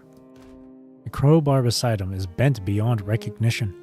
He tosses it aside and it clangs dully against the ground. Boss, is it over? Vic hobbles over, his leg clearly hurt, and drops down next to him. I think so. Port Podesta stopped moving. He lifts his head and takes in the city around them. The outlines of buildings from decades past, draped across the city like a mask, slowly begin to fade as though the color is draining away. The old lights glowing behind the glass facades of the high-rises go out one by one. The streets, washed clean by rain within the illusion, now reclaim the potholes and tire tracks carved into them over decades of exposure. Yeah. Crassus braces his hands on his knees and rises, his legs still trembling. He uses the crowbar as a makeshift crutch, strains up, and gazes toward a street deep within the port district. There's still time. I can see it one last time. His home. He doesn't finish. Leaning on the crowbar, he walks toward that familiar place, each step feeling like a journey into the past. The road he has walked for half his life now stretches endlessly before him. The brief, illusory dream of the Golden Age is drawing to a hasty close. The departed, granted a fleeting return, are scattered across every corner of Port Podesta, saying their final goodbyes to those who they still hold dear in this world. A young woman collapses by the roadside, clutching her mother as the old woman's form slowly dissolves into particles of light. Her screams tear through the air, raw and desperate. She grips that dissolving hand with all her strength, as if holding on tightly enough might keep the fading warmth inside a body that no longer belongs to this world. He walks past the woman without stopping, across the street at an apartment entrance. An old man stands frozen in the doorway of his own home, now so unfamiliar. The door hangs open. Inside the room that should be empty, his children from years past smile back at him. In his hands, he holds the canned goods he was meant to collect from the relief station decades ago. The bag tears open and the cans clatter and roll across the ground. Behind the old man, a young boy chases a wisp of rising yellow light, running far down the street and around the corner. His laughter drowns out the old man's choked sobs. Yeah. That's just... Yeah, that's tough. That's rough. Just for a moment, they get to see their loved ones that they lost. And now they're going away. Yeah. Gonna really hit hard for them. Crassus doesn't linger. He quickens his pace, weaving through the crowd. That's just a part of life. People pass all the time. Something you gotta get used to and understand. Cross this street, turn past the tram station whose glow is slowly fading, and there it is. Home. Made it. The marks of the golden age have yet to fade. The plate on the door remains just as it was decades ago. Emerald vines climb the walls. The window frames look brand new, without a trace of rust. Through the glass, you can see the blue and white curtains Lorene hung before. Once more, he stands before the door from decades past. Inside, he can hear Lorene and Enid. Lorene. Enid. He raises his hand, knuckles hovering just before the door. One knock, and Lorene will hear him. One knock, and the door to that bygone life will swing open for him once more. Even if only for a moment. Mom, will Dad come back? Dad has things he needs to take care of. He'll be back tomorrow before you know it. Tomorrow. Through the shimmering mirage, Lorene looks up at him and returns a gentle smile. Crassus's hand freezes. He doesn't knock on that door to the past.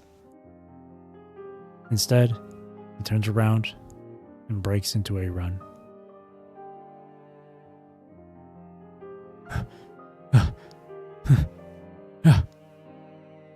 The crowbar is gone, lost somewhere along the way. His legs still tremble and his lungs burn as though filled with molten iron. He runs back the way he came. By the roadside, the young woman releases her grip at last. The final trace of light escapes her fingers. She sinks onto the bare ground, folding into a tight ball, and wails. He runs past the open apartment door. The old man has gone. Inside, his children pick up the long-expired cans from the street corner and bring them home. He catches up to the boy chasing fireflies. The light has vanished. The boy stands still, staring up at a sky that holds no more light. He runs on. His mouth is parched. His legs are failing him. A coppery tang fills his throat. He doesn't stop. At last, he reaches the cemetery. No gate, no walls, not a soul in sight. One large and one small. Two gravestones stand side by side.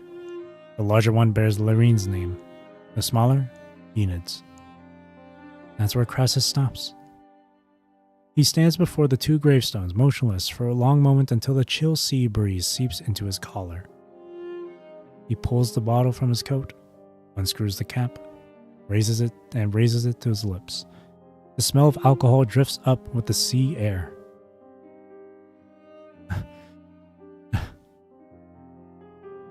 He pants heavily. His lungs feel stuffed with damp cotton.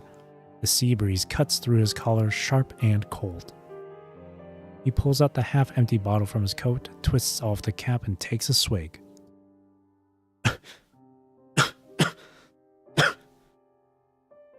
The alcohol sears down his throat, like a blade scraping against raw flesh. A cough erupts from him, then another, until he's seized by a fit so violent it folds him at the waist. The bottle tumbles from his fingers and spills its remains across the dirt. Coughs on, breathless and shaking. You don't drink, Crassus. Lorene's voice cuts through his mind. Alcohol smells gross, Dad. Don't go sneaking drinks. I can always tell. Then comes Enid. The sea wind howls, swallowing his choked sobs in yet another fit of coughing.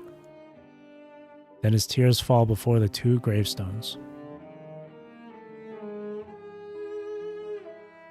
I like what they did there was when he was walking back to his home and he went past the woman clutching onto her mother, the old man at the apartment door, the kid chasing after the light, and then him arriving at his home entrance and stuff. That's like slowly going back and trying to return to that past. And then just before he knocks on that door, he runs off. And as he's running off, the boy that was chasing the light stops. The light is gone. The old man at the apartment door with the cans, gone. The lady holding onto her mother's hand, that mother is gone. And then he arrives at the cemetery with the gravestones. That's him coming to terms with reality. That's him, that's him coming to terms with reality. Fully accepting it, that they are gone. His wife, his child, gone. And that's just how it is. As painful as reality is, that is what it is. It's sad. It's really tragic. But, that's all you can do, really. You just gotta move on from this stuff. No matter how hard it can be. No matter how tough it is. Just not something anyone can ever get used to. Not me, or you, or anyone. It's rough. You just gotta keep it on. Just gotta keep moving forward. Never stuck in the past. Below the central signal tower, Winnie stands atop a half-collapsed residential building, watching Port Podesta slowly settle into silence. The rain has stopped. With the veil of rain gone, the Golden Age phantoms fade away as well. Behind her, the central signal tower, once a landmark of Port Podesta, is once again consumed by rust. Valentine, you really did it. Through the lens, she catches sight of Usabeni, Valentine, Leia, and the others as they step out from the tidal hub's shadow. She presses the shutter. This is the beginning of something new for this city. She lowers her camera and studies the image captured within. It is only then that she notices her own body growing fainter, dissolving slowly like colors bleeding from old film. Leia, Valentine, Usabeni, guess I'm not getting that goodbye after all.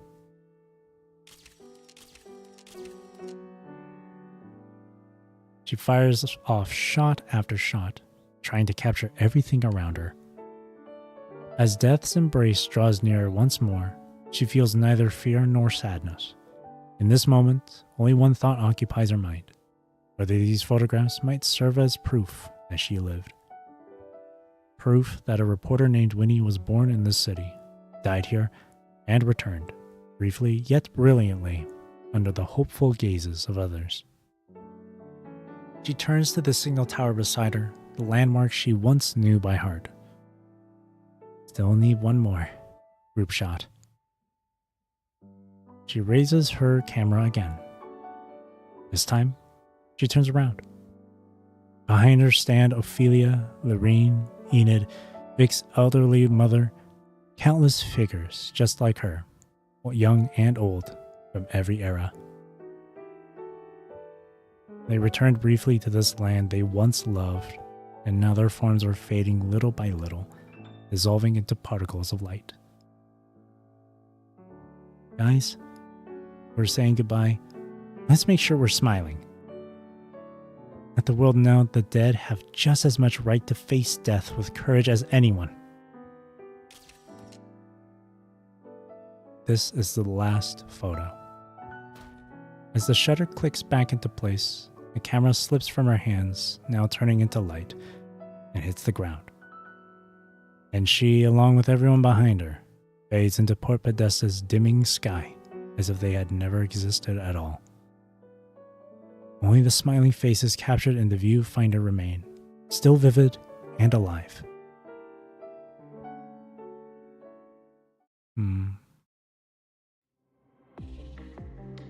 Conference room, Babylonia. Asimov stands before a wall-sized projection screen, watching the last residual data from Port Podesta scroll across its surface. The real challenge with Tavis's research, it came down to fidelity, replicating a complete human consciousness with enough accuracy while preserving the uniqueness that anchors the cognitive foundation. Sen sits in silence at the far end of the long table, his fingers laced together. He was already chasing this decades ago.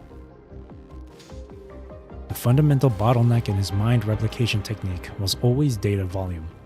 At a physical level, there simply isn't enough data in the world to replicate a consciousness with any meaningful precision. He taps the screen, and a waveform expands across the display. So he went to an agent. Or he looks a lot more serious here. Let me try that again, but more serious. So he went to an agent. It seems so. And based on Grey Raven's field report, Arius and Dominic left behind a reverse compilation framework after their collaboration. And Tavis used the half of the Understanding Sephira housed in Port Podesta as the translation tool. Such a waste. Sen pinches the bridge of his nose, then falls silent for a moment. I see. Thank you, Asimov. Sen nods, signaling the end of the report. Asimov dismisses the holographic screen, rises from his seat, and leaves. I take it you're finished. The door is left open. Litz seems to have been waiting at the doorway for some time.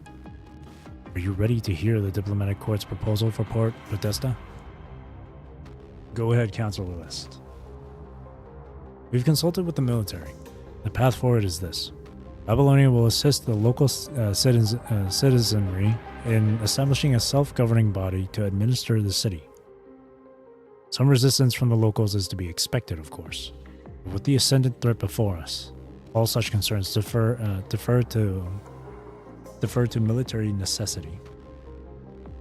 And the case against Tavis, Port Podesta's administrative chief, is airtight. Clear evidence of collusion with an agent, and Grey Raven has already taken him into custody.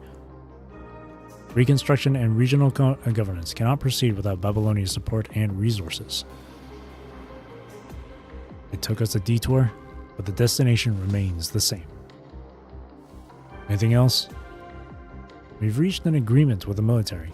Port Podesta is to serve as a temporary strategic stronghold. As for the particulars of Tavis's research, we will continue to gather intelligence and submit our findings to the Science Council for evaluation. The transatlantic economic community's historical-technical assets carry implications across multiple domains. After thorough deliberation, we believe this arrangement serves all parties. I see. Approved. After Hassan met with representatives from each department in succession, the artificial sky deepens into night and the president's office finally falls quiet. Hassan sets aside the documents he just signed. His gaze drifts to an old fading photograph on the wall. A group photo of world government officials from the Trillard era. The people in the photograph wear uniforms of a bygone era, standing on an Earth not so far away. The military's direct line cuts in. Grey Raven's latest intel confirms it. Half of the Sephira code named Understanding is now in an Ascendant's hands. Target identified as Ares Erhorn, patriarch of the Erhorn family, Golden Age transatlantic economic community. Official records had him listed as dead at the Atlantic Calamity site. How he became an Ascendant is still unknown. Which agent is he tied to? Based on the Science Council's intelligence database, signs point to Iceland. Hassan falls silent for a moment, his eyes still fixed on the photograph before him.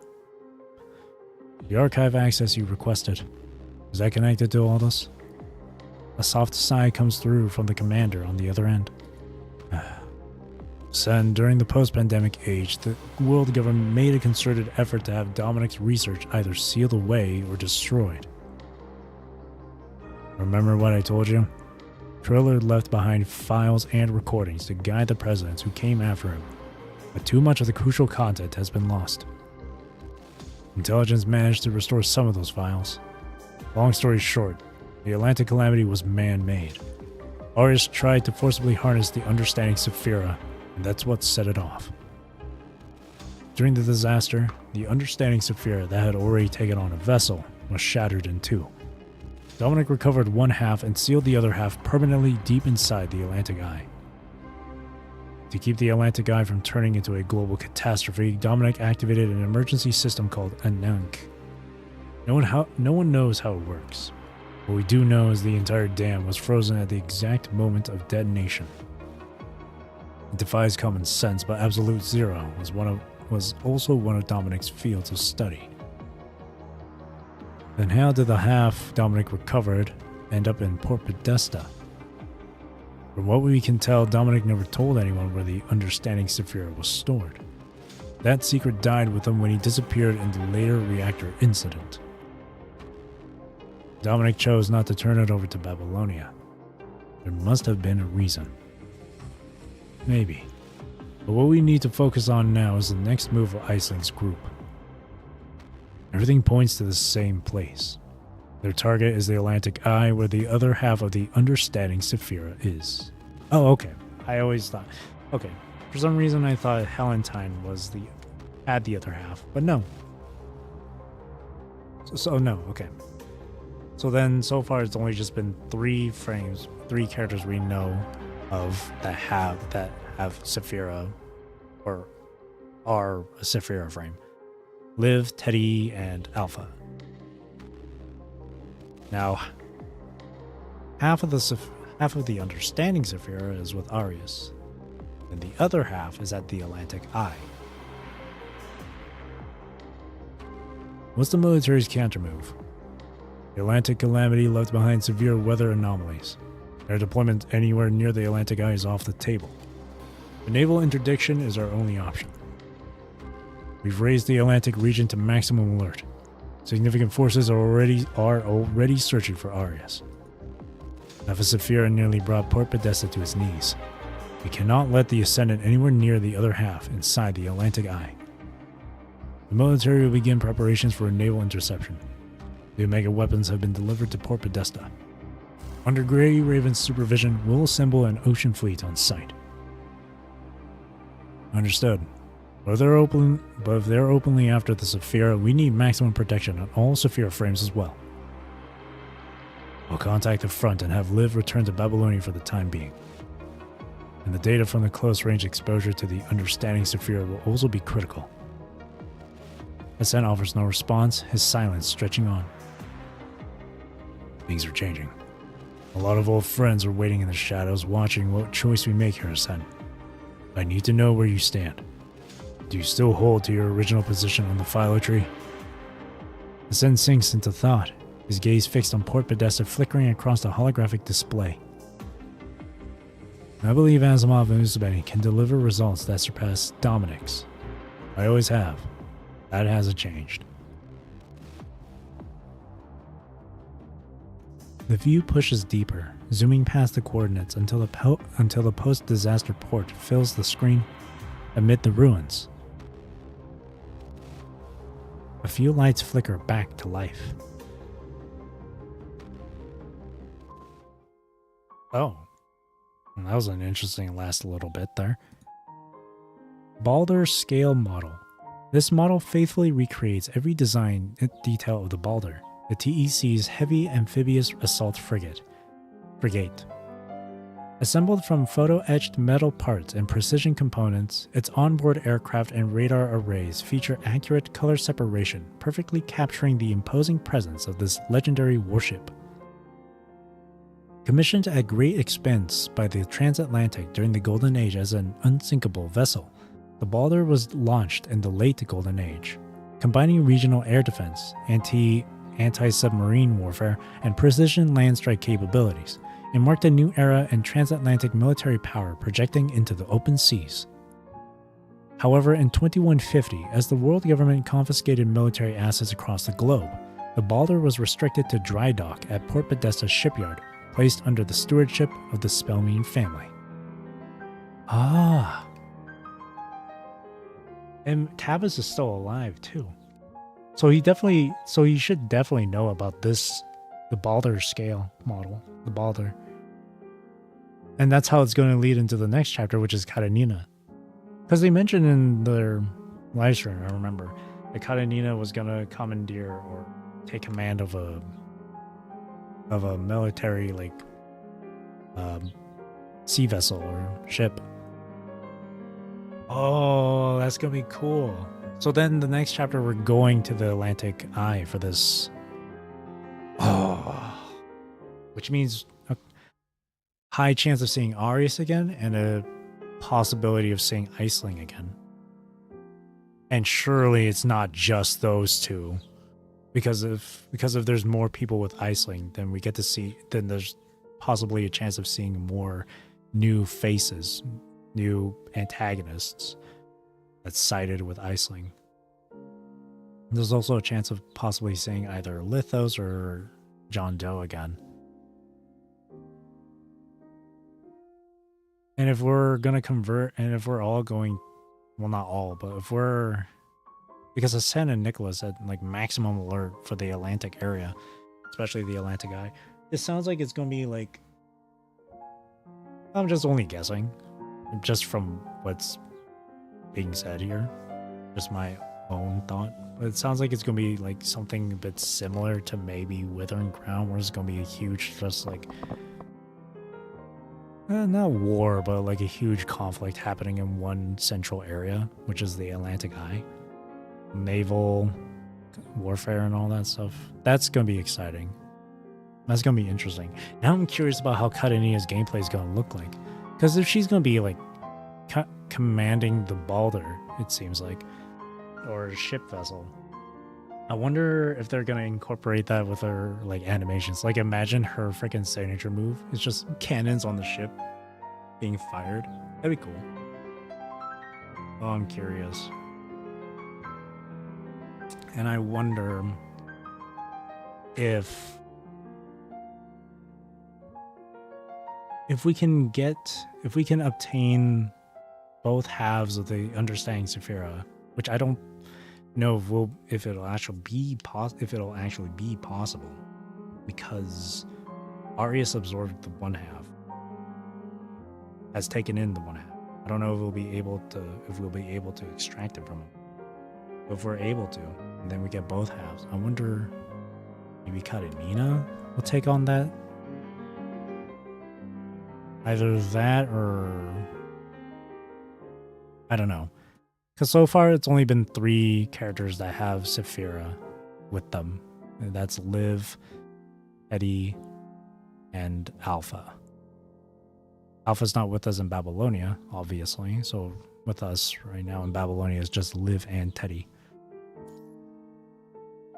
Node 20, the Sabbath. The final node of the chapter, and then it's only been 2 hours, so I definitely have time to do the Journal of Promise, which I'll do after this. And the stars of heaven fell onto the earth, even as a fig tree casteth her untimely figs, when she is shaken of a mighty wind. Central Purification Filter 063, Port Podesta. The ocean breeze drifts in from the port, heavy with the burnt scent of machinery and welding fumes, lashing cool against their faces. Inside the shipyard, 3 crane arms hoist the Balder's hull in unison. Oh, there we go. Welding sparks showered down from the deck like an inverted waterfall of gold. Vic, acetylene. Boss, take a break, yeah? The next shift's already clocked in. Crassus stays silent, his gaze lifting toward the workers scrambling to complete the repairs in another section. Babylonia's still at it. You think Port Podesta is about to fall behind? Whoosh. The zipline shudders as the construct drops down from above. Aegina, engineering force. Full inspection is done. No major issues. Build standards are up to Babylonian spec. We may finish ahead of schedule. No surprise there. It was built before the punishing virus. We'll handle the weapons upgrades next, and portside repairs too. Aegina trails off mid-sentence, her eyes taking in the exhausted human standing before her. Her? I think they're using the wrong sprite. You are spent. Take a break. Save it. The Balder is a TEC ship. We transatlantic people see our own work through. Babylonia doesn't come asking for help every day. Figured we'd show you what Port Podesta dock workers are made of. Fine. Just be careful. Be glad our captain's not around. She'd tear you a new one. Karenina. The construct hits a switch and rides the zipline back up. Boss, you really trust them? Vic leans against the hull, his voice dropping low. They only need us because they're after that Ascendant guy. Ship's fixed, then what? Who's to say they won't just... Vic, two winds crashing into each other, don't move a sail. Crassus ducks his head and returns to his work. Shipyard lights are back on. Babylonia's reconstruction crews started tearing down the watchtowers and walls today. Usbeni's been here coordinating the rebuild and keeping the peace. And Helentine fought hard for Port Podesta's autonomy. Real autonomy. Trust doesn't grow overnight. I'm not here to say who's right or wrong about everything, but at least Usabeni and Helentine do what they say they'll do. He reaches out and passes the wrench to the coworker in front of him. I trust Usabeni. I trust Helentine. I trust what they're bringing to Port Podesta. And that brings back to what Tavis said once. Trust is a luxury. Survival is what matters the most. And look at Crassus here. He gazes toward the distant shipyard, where lights blaze through the night. The silhouette of a massive crane arm rises and falls slowly in the darkness, like some great creature stirring back to life.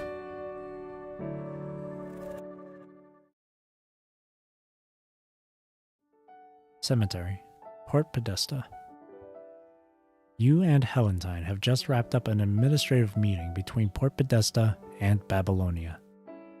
The incident has dealt a severe blow to Port Podesta and its surrounding region, but casualties remain mercifully low, and Grey Raven has successfully rescued the hostage diplomatic delegation. 23, 24... The two of you walk past the nameless graves. You and Helentine count the steps leading up to the cemetery together. Still 25. The cemetery remains unchanged, quiet and orderly, as though the departed have been tenderly tucked away in some undisturbed arrangement. The two of you stand before Ophelia's name once again. The rain has washed her tombstone clean, leaving it gleaming as if brand new.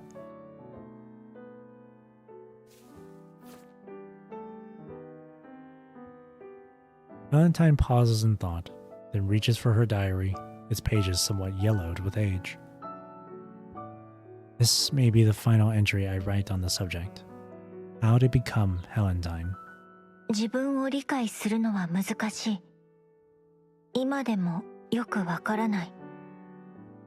時々思う。自分の命にはいくつもの帰属があるのだと。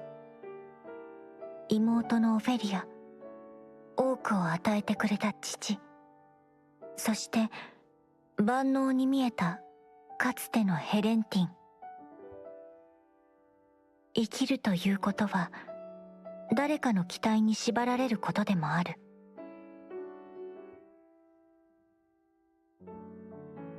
それでもヘレンティンは私の名前だ。その人生は私のもの。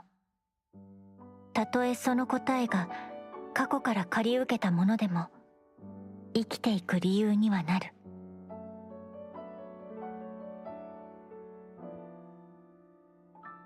She stops writing and turns to look at you. How do you think I should end it, Usabeni? And this is your own story, Valentine. Write something about yourself. This is your own story, Valentine. She watches you, quiet for a moment. Then her lips ease into a smile. ねえ、オフェリア。 It's your story, Valentine. You write it how you want. 私決めたの。もうヘレンティンという名前に縛られない。 Coming to terms with reality. Leaving behind the past, moving forward to the future. 過去の自分は完璧だった。今の私がどれだけ努力してどれだけもがいても追いつけないくらいに。 It's kind of like Ophelia here too. She would try and catch up to Valentine, but just couldn't. Always fell short. 迷いもある。戸惑いもある。でももっといい自分になりたいならあの人をなぞる必要はない。自分にできることを少しずつやる。苦しいことは自分で受け止める。 And that's the same sort of thing Ophelia has said too in one of the previous notes, where she doesn't have to change, or she doesn't have to be on Valentine's level. She just needs to be a better version of herself.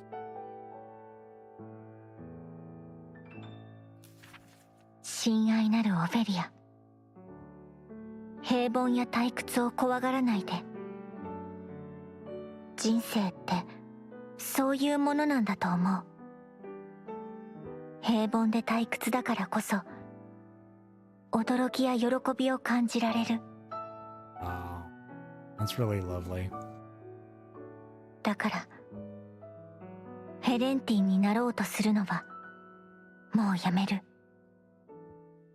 答えのない未来でも時間は進む。 Yep, it's just how it is. この世界には私たちを愛してくれる人がいる。必要としてくれる人がいる。私たちはその愛のために強く生きて自分の答えを探し続けないといけないと思う。やりたいこともまだあるんだ。だから行くね。 The final stroke falls. The pen lingers on the page for a moment, and ink bleeds softly into the paper. Keep moving forward then, Valentine. Oh. A familiar voice flickers through her mind, gone as quickly as it came. When she comes back to herself, the hazy figure has already melted into the uneven rows of tombstones, impossible to pick out. Valentine? Miss Benny, I used to always wonder, what would the old me have done? I thought that was what everyone wanted. My father, the family, all they ever saw, all they ever remembered, was the old Valentine. So I kept the diary. I pieced together who everyone thought Valentine was supposed to be. Ophelia included. Remember what she said? That the old Valentine, when it came to what others expected of her, she was so oblivious that it came all the way around to arrogance. But I think I misunderstood what she meant.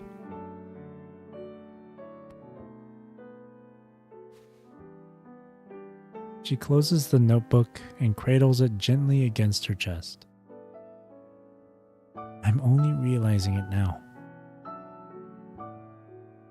The moment she saw me open my eyes in that hospital bed, she already knew. The person standing in front of her was me. The person she saved was me. She didn't care who I used to be. She didn't care about me becoming whatever everyone else wanted. Valentine offers a serene smile, her eyes drifting toward the distant, clear sky. She wanted me to be myself. not someone else. Just a better version of who I am. So I'll keep moving forward. With her. With Port Podesta's past and its future. You're Helentine, after all. She lifts her head. The wind blows in from the port, carrying the faint, briny scent of the sea. In the distance, the rebuilding city hums with scattered, busy sounds, as if this place that once died is finally breathing again. She begins walking once more, descending the stone steps one by one. 25 steps in total. The same age Helentine was when her life started over. Wow.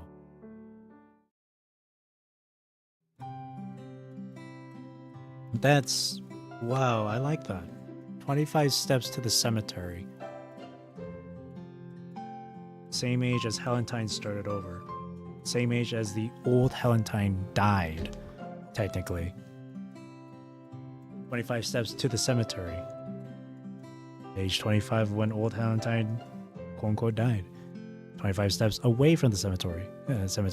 Same age as the new Helentine started. Wow. I like that. Transports from Babylonia touch down in orderly succession, guided in by the ground crew. Omega weapons, secured inside transport containers, are distributed to every corner of the stronghold. After confirming the manifest with the staff and making sure everything is on track, you let out a long breath and step into a nearby tent with Lucia at your side. Lee pauses his equipment maintenance. Liv brings over a cup of coffee and places it in front of you. You've been working hard, Commandant. Thanks. I needed this. You take the coffee and drink it down in one go.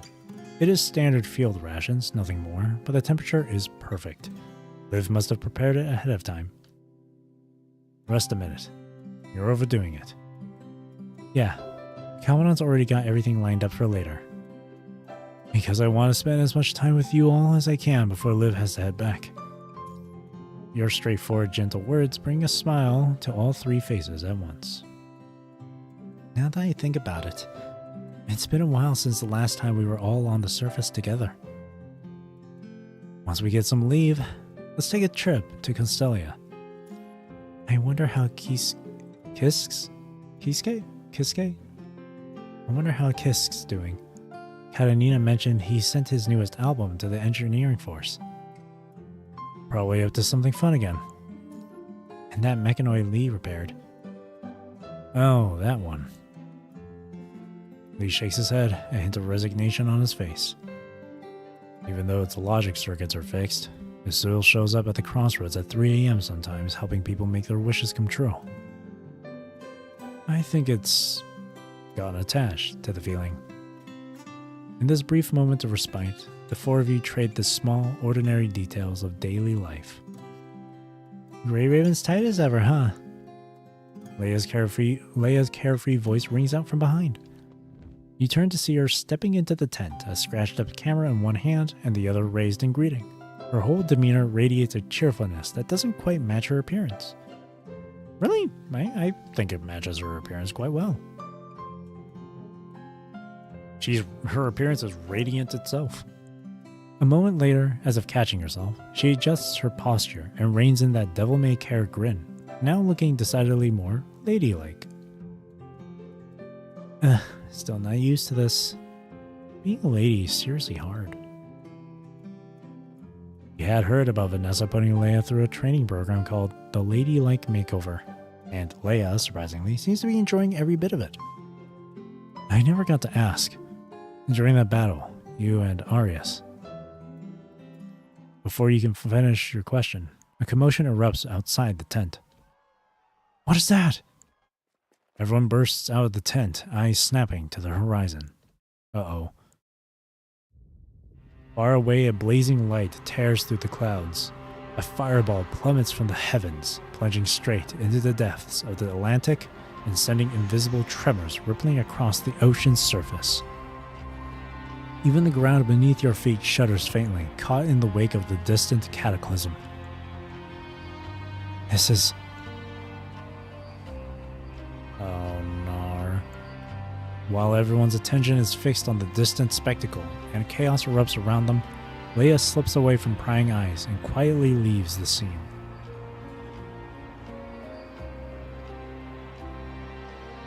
Somewhere in the Atlantic,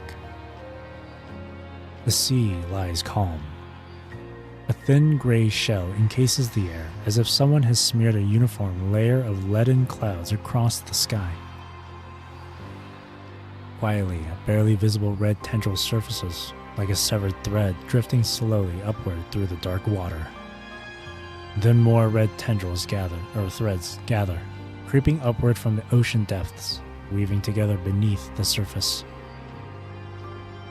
Entangling, braiding, converging, taking shape. First, the outline of a skeleton. Then the crimson threads climb and weave the texture of muscle into place. Finally, like fabric being stitched, skin is cut and shaped to completion. The disciple rises anew above the Atlantic, his gaunt, pallid frame taking shape as the half-sphere pulses in his chest like a living heart. Red threads continue weaving tirelessly into his body. He scales the peak along trails of crimson slime, yet even from this height, the towering barrier of the Atlantic eye still blocks his line of sight. Wonders are always born in one of two moments. The first, when a new order rises, and wonders are raised to sing of its glory. The second, when the old order crumbles. His gaze never wavers from the direction of the Atlantic eye.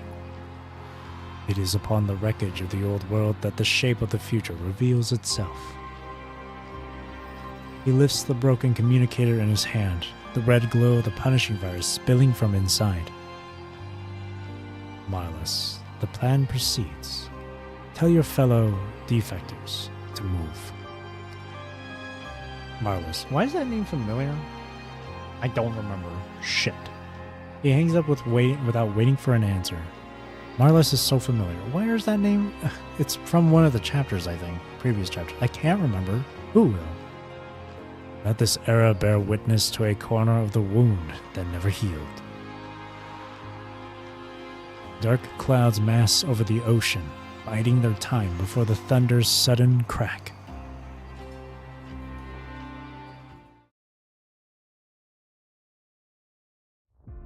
Norman Mining, construction materials base, the lunar surface. The Golden Age's relic has stood silent on the moon for years. Once, this was a production base established by the world government to build the miracle works of planetary transformation. Moon rock collection station, kinetic rails, gravity compensation systems. Each ultra-high density aggregated moon rock cube was marked with a designation corresponding to delivery windows calibrated down to the second. Collection, crushing, aggregation, loading, firing. A skeleton forged from the moon traveled down the assembly line and was hurled with precision into the Atlantic basin below. Now, Norman Mining has taken over operations here. The facility still delivers construction materials to the surface, but the output has changed. No longer does it forge the bones of wonders, but rather the building blocks for conservation area reconstruction. This batch is bridge piers, or Port Podesta? The construction supervisor leans over the kinetic rail console in his spacesuit, checking the manifest for today's fourth delivery batch. He cross-references each item against the materials, one by one. He pauses. Who's responsible for this pod? Who's responsible for this pod? Something doesn't add up. The delivery manifest reads, Grade 3 construction materials / standard moon rock / conservation area reconstruction exclusive. Yet the cargo already loaded into the orbital drop pod is labeled EOA / load-bearing foundation pillars. He sucks in a sharp breath. The latter are ultra-high density aggregated moon rock cubes.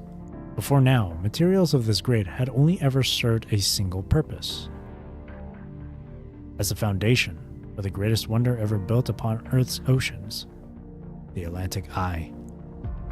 He checks and rechecks the kinetic rail's launch parameters. From what he learned in training, the potential energy generated by these specifications is enough to level all of Port Podesta. Wait, who's in charge of this pod? No one answers on the channel. He spins around and spots several figures in unmarked spacesuits operating the loading valves on the far side of the rail control station. Stop! Wrong cargo! Shut the loading valve! In the vacuum silence, a bullet punches clean through his skull. The blood sprays out in slow motion, like a film shot, drawn out, frame by frame. Crimson beads scatter one by one into the blackness of space. Oh no. The shooter lowers his gun and takes the dead man's terminal. Is it... Construction supervisor here. All clear. Drop proceeding as scheduled. Then he tosses the terminal aside without a second glance and patches into the comms using another device. Orbital drop program continuing. Adjusting compensation coefficients. Escape velocity compensation accounted for. Updating coordinates from Port Podesta to Mid-Atlantic, Sector EOA-01. Confirmed. Launch. He presses the launch key. Oh no. Every red light on the loading valves flips to green. The acceleration rings along the entire kinetic drop rail ignite at once. Orange light chasing down the length of the track. 1 loop, 2 loops, 3 loops. A streaking scar. Someone's at my door. A terrible time. Hang on, I'll be right back.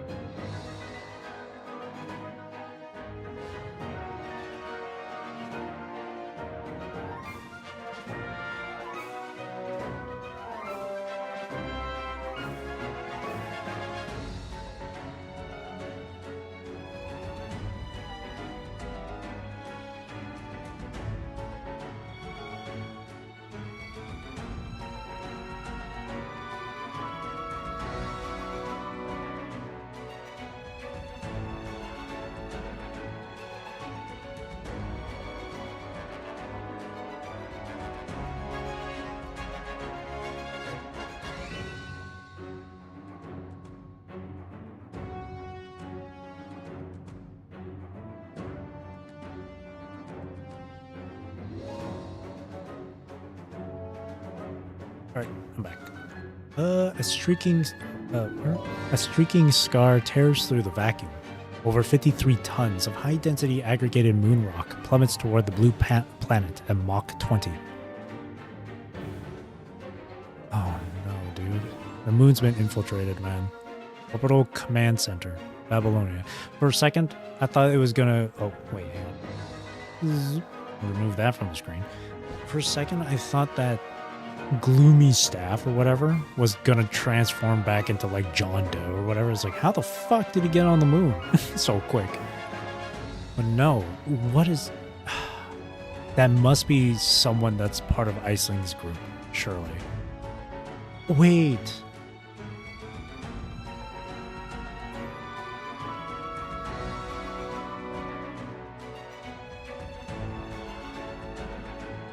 Tell your fellow defectors to move. That's who the okay. That's what it was. I should have known. I didn't put one and one together. Shit. Defectors. No. So this is just a regular like construct person or whatever. Shit. And that's just on the moon, too. That's... How many more of these guys are there? Oh, no. Babylonia. Orbital Command Center, Babylonia. The timing is flawless. Babylonia has just slipped into orbit on the far side, with Earth hanging like a silent colossus between it and the moon. That velocity. Oh no, don't tell me someone's in... Don't tell me there's a defector in the command center too. Confirmed detection. Kinetic weapon strike targeting Earth. The lead operator stares at the screen in horror as the Moon Rock Foundation pillars trajectory updates in real time. Cold sweat beads across her forehead.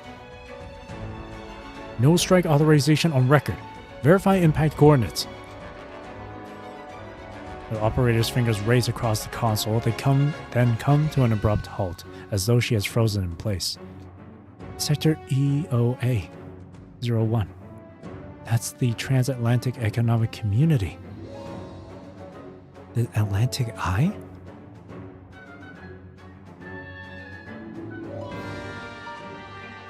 The Atlantic. Bro, we just finished dealing with one crisis. Now we're Bathed in the morning light, the disciple ascends the mountains and gazes out at the colossal structure blocking the horizon.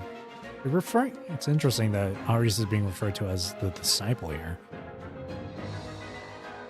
It sounds like, because this is he's part of Iceland's group, so it sounds like he's like regarding Iceland as some like, I don't know, as a master or something. The promised time is here. Oh no. A thunderous roar shakes the earth.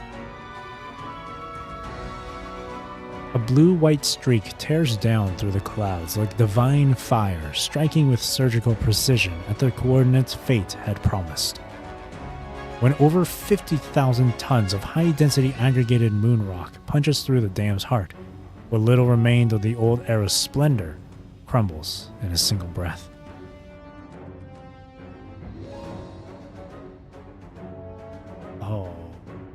Oh!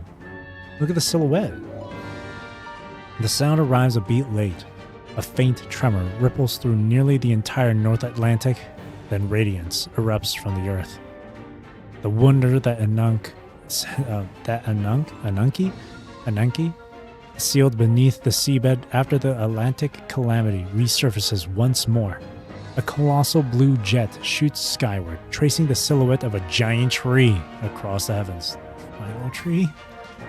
The whole ocean shakes. The moon rock that punched through the Atlantic Eye pushes its shock across the water through every reef and island in hundreds of kilometers. The island beneath Arius jolts violently. Waves surge upward from below, shattering into white mist. This tree again. He gazes at the magnificent spectacle unfolding before him. The colossal tree takes root in the bedrock of the ocean basin far below sea level, its branches spreading high above the clouds. What should have been a fleeting wonder now stretches endlessly across the horizon, its glassy blue radiance blotting out the sky. And the stars of heaven fell onto the earth, even as a fig tree casteth her untimely figs when she is shaken of a mighty wind. Beyond the colossal tree that dominates all sight, the fresh wound torn into the Atlantic Eye is bleeding crimson. The red tide. This living blood creeps along the tree's luminous veins, coiling slowly upward like the serpent that entwined the tree of life in legends long past.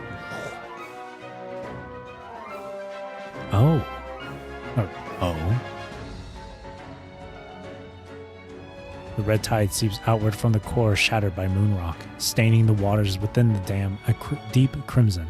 From beyond the atmosphere, a scarlet eye opens over the Atlantic. Arius lifts his gaze. The tree's canopy unfurls slowly above the clouds, casting the shadows of a forgotten age across the reefs below. From a sealed coffin, something of this age comes crawling out.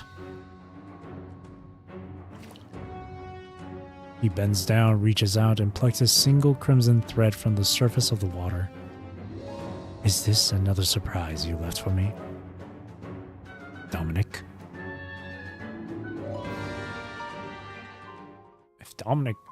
If he's assuming that Dominic left us, surely that's a good thing for us? Ophelia, dear Helentine, I'm writing this letter to tell you, due to my work, I may not be able to return home for a very long time. Things here are even more complicated than they were back in Port Podesta, so it may still take a long time before I can come back. All this time I've been wondering, while you had forgotten the past, did I do a good job of becoming your sister? That's right. I was trying to become the sister you once were. This is my first time doing something like this. Whether I did it well or not, I honestly don't know. I may not be able to return for a very long time. But by now, you must have learned how to live your own life well, haven't you? You still have a long life ahead of you. As for me, perhaps I'll be no more than a brief moment in all that time. But if the short time we shared left even a small mark on your heart, then maybe that's enough to carry me through the long years apart. Sister, Valentine, I hope your days ahead are filled with more happiness than you can count. Oh. Holy shit. That freaking cliffhanger ending. Holy. Oh my goodness. This next chapter is going to be so interesting to go through. Overall, this floating record, pretty good. I really enjoyed this. I really liked the theme and message behind between, you know, the past and like having to come to terms with the past and learning to move forward from loss and grief and all that stuff. I really like that. And it isn't just, you know, coming to terms with loss and grief. It's also coming to terms with who you are as a person, with, in this case, Helentine here.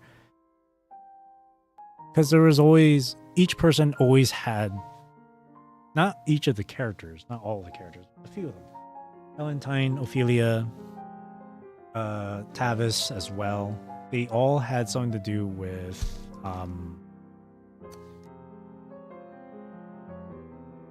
having to deal with the past and learning to move forward. They each had something to deal with that. With Tavis, it was him having to try and overcome death and suffering from the past, you know, with his plan on returning of his plan of reviving the dead and stuff, because he doesn't want others to suffer the same grief and tragedy he has gone through with Helentine, with Ophelia, and of course he also blames himself with the Atlantic calamity, all those people that died. Wants to bring them back, so he wanted to bring them back, so, you know, so they, you know, the people who passed away can see their loved ones again, whatnot. That was Tavis being stuck in the past and finding it hard to come to terms with reality. He doesn't want to accept that. Then there was Ophelia trying to have to deal with being in her sister's shadow, wanting to try and be on her level from a young age, but then later comes to terms with terms with it, accepting that She doesn't need to become another Helentine, or she doesn't need to be like Helentine. She just needs to be a better version of herself. And that sort of thing gets passed on to current Helentine, who is also doing the same thing, where she was trying to become past Helentine, but in the end comes to terms with just being herself. Learns to accept that you are just you. You should just stay you. And then, of course, the citizens of Port Podesta wanting to go back and just spend or see their loved ones again. Hard to accept that they're gone. Hard to move on from that. Hard to accept that reality that they are gone. But that's just how it is. And that's just what being human is. Like they said in one of the notes. That's just what it means to be human. To have to deal with loss and grief and to move on in life. That's just how it is. And this was a really good floating record. I really enjoyed this one. It took a while to get through it though. Mainly because the first time I tried to read through the chapter, I was so dead tired that I just couldn't focus. I started sounding delirious. So I had to restart that back on Saturday last week, which I had done like notes 1 through 10. But then Sunday last week, I tried doing 11 through 16. But again, I ended up being tired, where a lot of the stuff that I read from 11 through 16, I just couldn't remember. So I had to quickly refresh my mind just before the stream. And now that I'm awake right here and I'm a lot more fully focused on some of the stuff in these nodes. And yeah, no, like, I really did enjoy this flooding record. I couldn't get that last stage achievement because, you know, I'm no pro gamer, all right? I suck at this game, all right? But that's fine. That's fine. So in terms of story, I really enjoyed this. It's obviously one of those chapters where there's barely any gameplay. A lot of it is dialogue. A lot of it. So I don't normally see other people give reviews to these things at all. I tend to stay away from that because I don't want their reviews to try and shape my own personal opinions and thoughts on the thing, right? But I could imagine people going through this chapter would probably find it the most probably really boring because of it was just too much dialogue, not enough gameplay. There's only been 3 nodes that had any sort of gameplay. So I can see how people would possibly find this super boring. I wouldn't be surprised if there were a ton of people saying that this was like a nothing of a chapter or whatever. But hey, every person is different. Me personally, this wasn't a nothing chapter. I really enjoyed it myself. I really liked it. Plus that cliffhanger, plus these final 2 nodes too. That really helps set up for the next part of the story, which I'm very much looking forward to. It's going to be Karenina, which they did reveal earlier. She was going to be Physical Breaker. That's cool. That's exciting. So, plenty of things to look forward to for the next part of the story. How Karenina is going to be really involved with it, where it's going to go with the Saphira frames, with Arias, with the Atlantic Eye, and then when it comes to like in-game stuff like gameplay or 3D design or whatever, like they've really upped their game with their 3D models. Like they're so much more detailed now, especially with the eyes. I think one of the things about Helentine's 3D model that I love the most is like her eyes, the makeup in her eyes. It looks gorgeous. So I'm excited to see what Karenina will look like in game.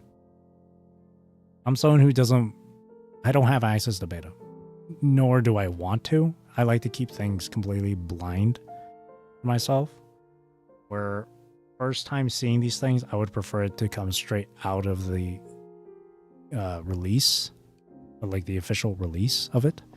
So I don't want to see or hear anything about beta or whatever the fuck with these characters at all. My first ever experience with these characters should be in game upon release. That's how I want it. But yeah, I really enjoyed that. 少し休んだら I really did. So now it's been about 3 hours now here.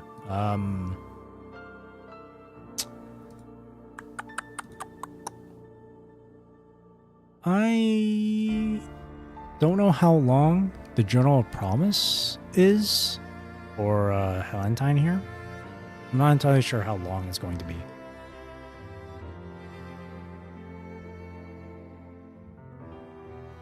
I don't imagine it's going to take too long, but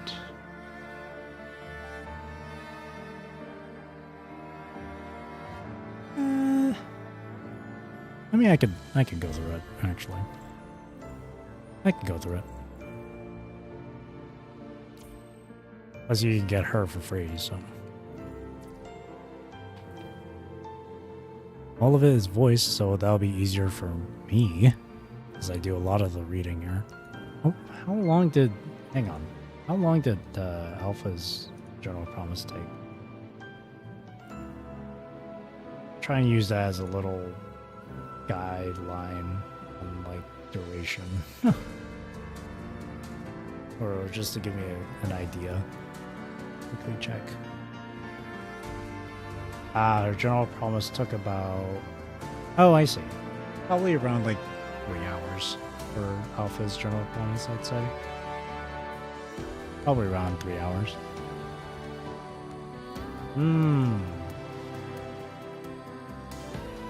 Let me think. Because if I choose not to do it today, and I ended off early for today, then I could do it tomorrow.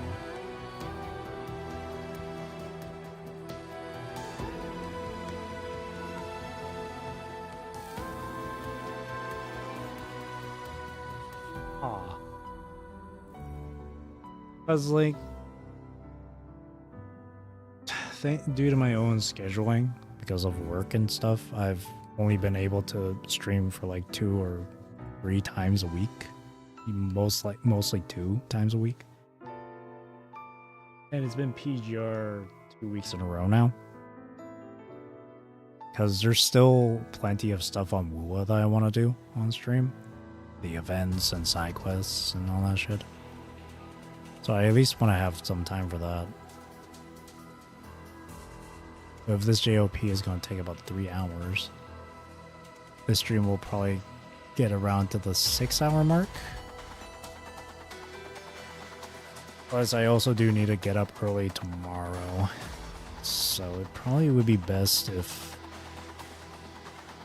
Here, hang on. Here's what I'll do.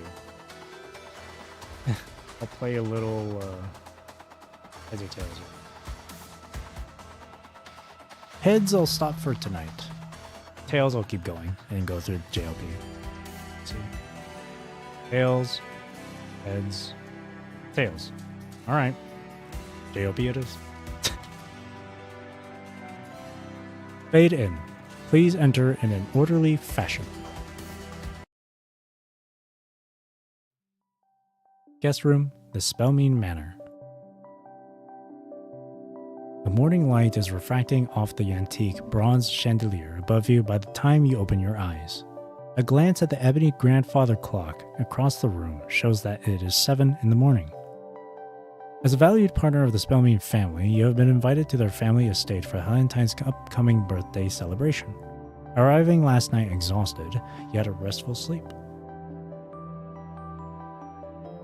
Hang on, there's a freaking fly buzzing around. Where'd it go? I don't see it. If you hear like a slap sound or a clap, that's me killing a bug. It's still too early. We'll go for a walk. The spell means use this manner to receive guests, and the wooden floors and furnishings of its many rooms carry a subtle, mellow scent. Servants are already bustling about, their activities chasing away the morning chill. A figure in a black suit with gold embossed trim approaches you from the other end of the corridor dressed like a butler. おはようございます。グレイレイブン指揮官殿。当荘園の執事長でございます。ご滞在にご満足いただけておりますでしょうか。The room is very comfortable, and I'm well rested. Thank you. I'd like to say hello to Helentine. Do you know where she is? 実はそれも本日あなた様にお目にかかりたかった理由の一つでございます。お嬢様は最近少し変わられまして、以前より随分とのびのびしたご様子でいらっしゃいます。明るくなられたこと自体は大変喜ばしいのです。ヘレンティンお嬢様の今のご様子を拝見するのは大変嬉しく存じておるのですが、ただ会話の最中にふと少し反応が鈍くなっておられるように感じまして、すぐに戻られるのですが、やはりどうしても気になるのです。私の取り越し苦労かもしれませんが。I'll keep an eye on her. そうおっしゃっていただけると安堵いたします。お嬢様もあなた様をお探しのようでした。Right then, a maid approaches the head butler and whispers something. He nods. では、ここで失礼させていただきます。ご存知の通り、荘園には多くのお客様がお見えでして、少々立て込んでおりますので。ダイニングに軽食をご用意しておりますので、どうぞご自由にお召し上がりください。お嬢様に関することで何かございましたら、いつでも1階の執事控室へお越しください。それでは失礼いたします。I'll see you around. The head butler turns and leaves the corridor, ascending the stairs to an upper floor.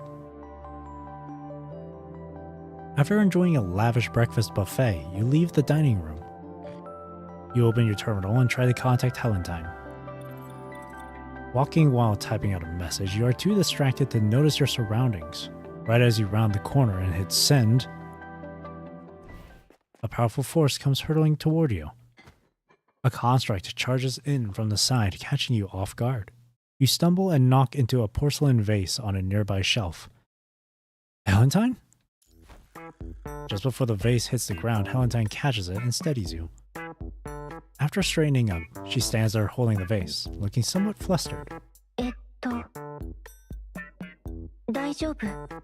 怪我してない？ She helps you up and brushes the dust and wood chips off your clothes before methodically checking your joints from head to toe, making sure nothing is dislocated or broken. Nothing serious, just a few scratches. After she helps you into a chair, you finally speak up. Helentine, why did you suddenly come charging out like that? 指揮官を探してた。違う。もっと正確に言うと、指揮官を案内したい場所があって、朝食が終わるのをずっと待ってた。I actually want to ask. Wait. Before you can finish, Helentine grabs your hand and hurries you downstairs once again, her quick footsteps echoing as she goes.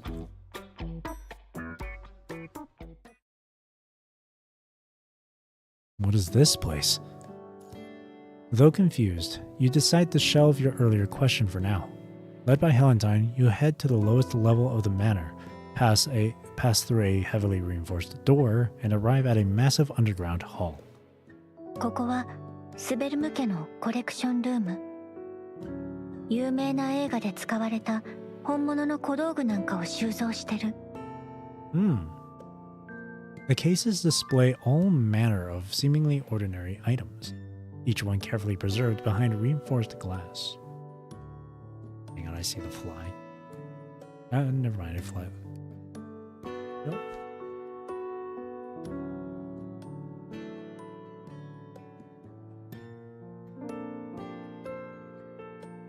Flies.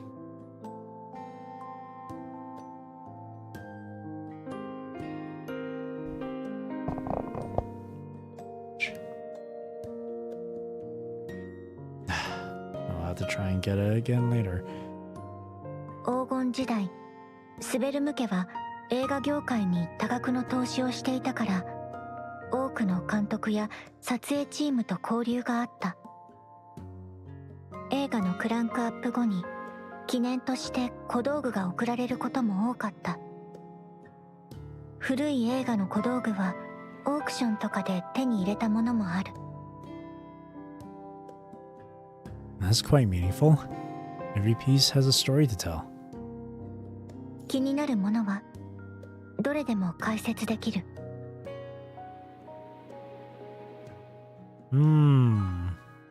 Wooden cane, broken plastic bone, or a framed revolver. Let's go with the revolver. これは俳優ビーストウッド専用の銃で、最も有名なガンマン3部作で使われてたもの。I can already hear the music playing in my head. 本物の銃だけど、中に入っているのはクリンプ式の空砲。音と煙は出るけど、殺傷力はない。Valentine goes on to showcase other pieces in the collection. Some aren't particularly valuable. One is just an empty shell casing, yet each is carefully preserved in its own display case. Collecting all these pieces must have been quite the hassle. I thought your collection would be full of priceless works of art. Let's say it must have been quite the hassle, because if these are authentic props from movies or whatever, that would be quite the hassle, wouldn't it? Because isn't it a thing, wouldn't authentic props from movie sets be quite pricey or rare because they're authentic? 大抵小道具は安く競売にかけられるか、映画会社に回収されて記念になるものは俳優にあげたりする。それに小道具の分類ルールなんてないからまとまりがないよね。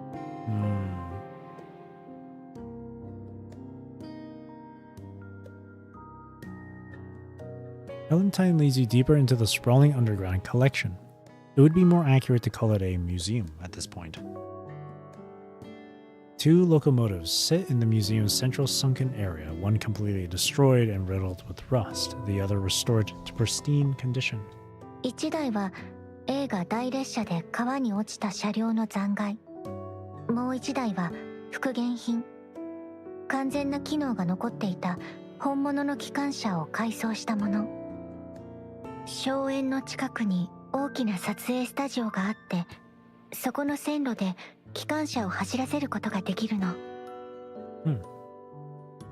Valentine seems far more animated and talks more than usual when she explains the exhibits, speaking with a spark of passion in her eyes rarely seen otherwise. Thank you for sharing them with me. These sound pretty romantic. 指揮官だから共有したいと思った。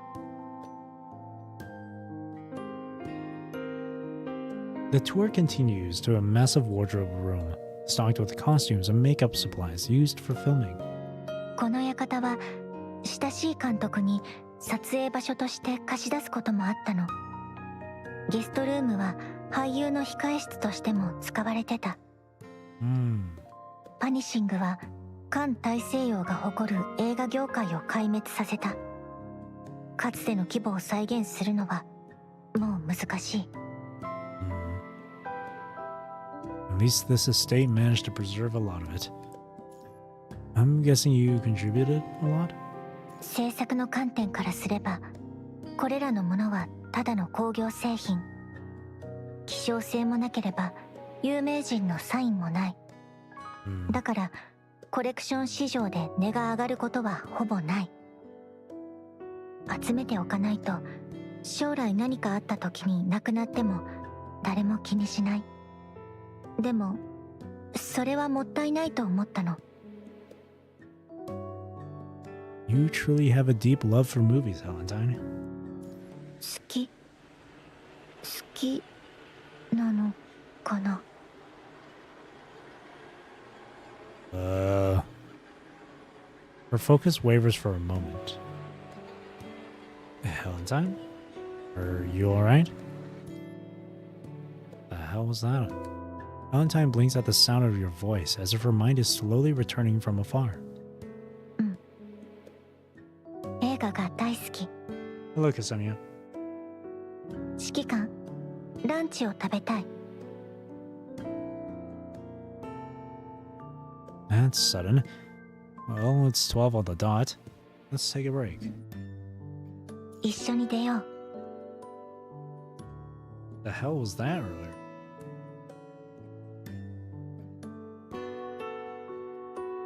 After leaving the underground museum, you two share a simple lunch in the dining room under the watchful eyes of numerous servants. By the way, can those costumes and props in the museum still be used? 衣装は再利用できるものも多い。荘園で時々テーマを決めて仮装パーティーを開くこともある。指揮官はどのコレクションが一番気に入った？ Should get the WGAA to borrow these outfits for their plays. Restored locomotive.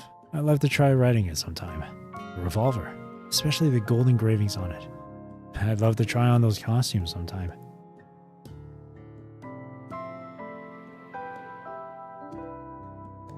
Well, if it were me. The costumes. 着たいものがあれば、うちのお抱えテーラーで専用に仕立てさせる。Ah. She gives a slight nod to the servant beside her. Understanding her gesture, the servant promptly leaves the dining room.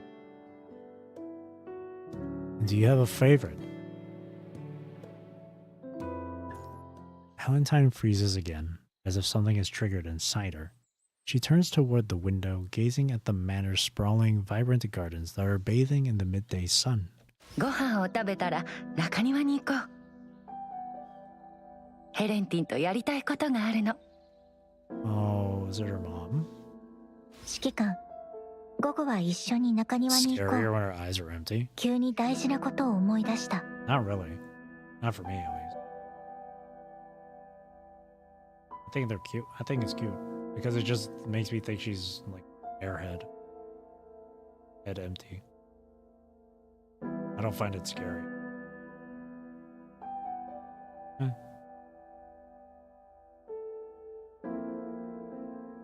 Oh? Sure. You have grown accustomed to Valentine's scrambled train of thought. これはいわゆるデートってやつでしょ？ Nah. I wonder how many people got pissed off at that.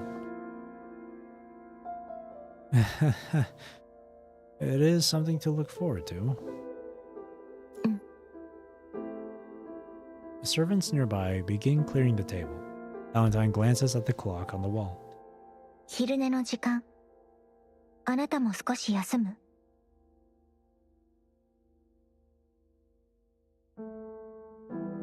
You're quite spontaneous generally. You're quite spontaneous generally. Could this be a complication of her mind issues? すぐ戻らないと遅れちゃう。 Let me walk you back. 大丈夫。指揮官も昼寝しておいて。 I'll see you at 2. Same spot. After walking her out of the dining room and back to the corner where she crashed into you this morning, you part ways with her. Back in her room, Valentine lies down in her modulation pod and closes her eyes. Sensing their master has gone to sleep, the smart lights automatically dim and the heavy curtains draw shut. The room plunges into complete darkness, even though it is still midday. Valentine drifts off to sleep and the modulation pod's dim blue indicator light flickers on. 危なかった。危うくバレるとこだった。 Who the? ヘレンちゃん、あんな偶然の出会いってないよ。もうめちゃくちゃ。ロマンチックな出会いが衝突事故になっちゃったじゃない。でも、最後に指揮官を庭へ誘ったのはグッジョブだったね。 Wing woman? Someone doing this for Valentine? 午後はしっかりチャンスをものにしてね、ヘレンちゃん。Nelly. Oh, like short for okay. そうじゃないと私が代わりに出てきちゃうから。 It's just a little nickname for Valentine. Who are you? To set up a date. Day. Beneath the phoenix tree lies an important reminder. After a short nap, you leave your room and head toward the meeting location. Lost in thought about Valentine's odd behavior this morning, you reach the same corner from before. A familiar gust of wind rushes towards you. She stops in time. The collision averted just in time, you relax from your defensive stance. ごきげんよう、指揮官。 Valentine, did you rest well? 準備はできてるよ。中庭に大事なものがあるの。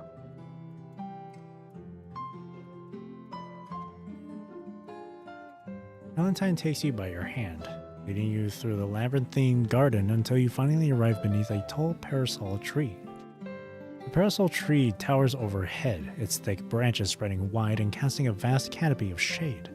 The tree has clearly been tended with care for many years. 指揮官のおかげでやらなきゃいけないことを思い出した。 She tosses you a shovel before using hers to prod at a marked patch of soil, gesturing for you to dig together. I'll help. Valentine moves with unexpected proficiency, her actions carrying a certain gravitas. She's rarely this serious about anything. ここ、木の根に絡まってる。 The parasol tree's roots are gnarled and twisted together. Valentine produces a chainsaw and cuts through the tangled mass until a corner of an intact metal box peeks through. Unlike her earlier bold strokes, Valentine slows down as she nears the box, her movements growing more deliberate. You two work in silence, peeling away the soil layer by layer.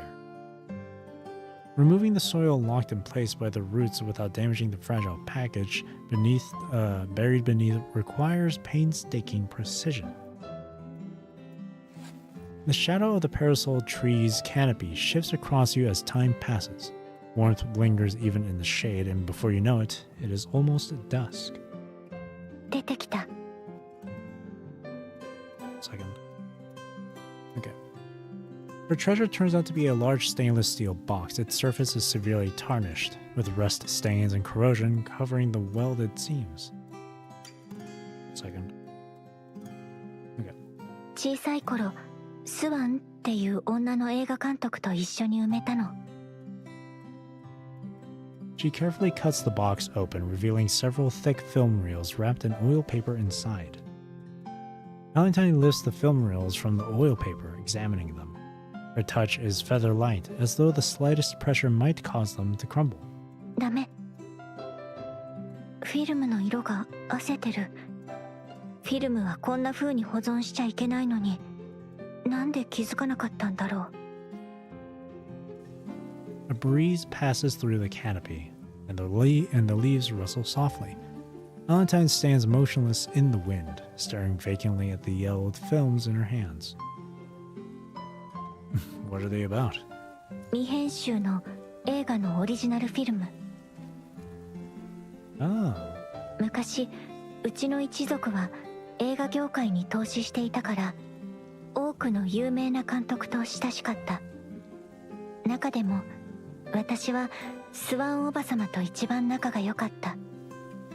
映画にこんなに興味を持つようになったのは彼女のおかげ。 Okay. ヘレンティン、おいで。隣に座って。That's her own. 映画が始まるわよ。は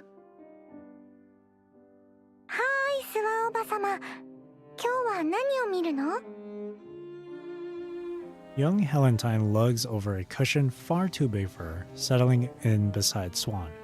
The projector flickers to life, its beam cutting through the darkened room as images begin to dance across the screen. スワンおばさま、この人はなぜずっとあの人を見てるの？セリフもないし何も起きてないのにカメラが切り替わらない。どうしてだと思う？編集ミス？そうじゃないのよ。ただ相手を見つめているだけで十分だからなの。よくわからない。いつかヘレンティンがの人に出会ったら、見ているだけで十分だと思える人に出会ったらきっとわかるわ。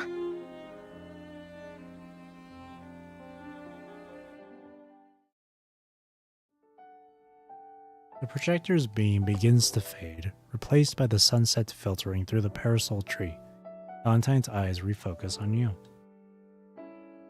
She left these film reels for you. うん。今となってはもう再生できないけど、スワンおばさまが残してくれたプレゼントなのに、あの頃の私はフィルムの保存状態のことなんて考えてなかった。残念。What kind of movie was it? Or is it? タイトルは愛の残差。スワンおばさまが自らの愛の軌跡をありのままに映像化した映画。そして彼女の最後の作品でもある。具体的にどんなストーリーだったか思い出せない。単に忘れたんじゃなくて、そこだけごそっと抜き取られたみたい。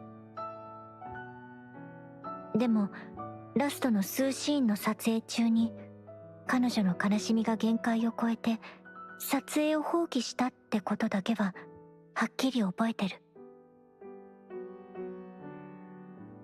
Here's a thought. Perhaps director Swan wanted to forget those painful memories. The setting sun filters through the leaves, scattering golden fragments across you and the dirt-covered metal box. Valentine glances down at the box in her hands and back up at you. スワンおばさまはそう思ってたのかな。スワンおばさま、どうしてフィルムを埋めちゃうの？ヘレンティンが大きくなったらと思い出すように。プラタナスの木の下にこんなに深く埋めたら後で掘り出すのが大変じゃない？頑張って取り出すからこそ意義があるのよ。もしあなたが好きな人に出会ってどうしたらいいかわからないときは、と一緒にこの箱を掘り出しなさい。スワンおばさまと約束した。特別な人と一緒にフィルムを取り出すって。だから彼女が過去を葬りたかったとは思えない。指揮官、一緒に掘り出してくれてありがとう。There should be a way to restore it, right? The WGAA has excellent restoration capabilities nowadays. うん。来客の中にも専門家がいるから聞いてみる。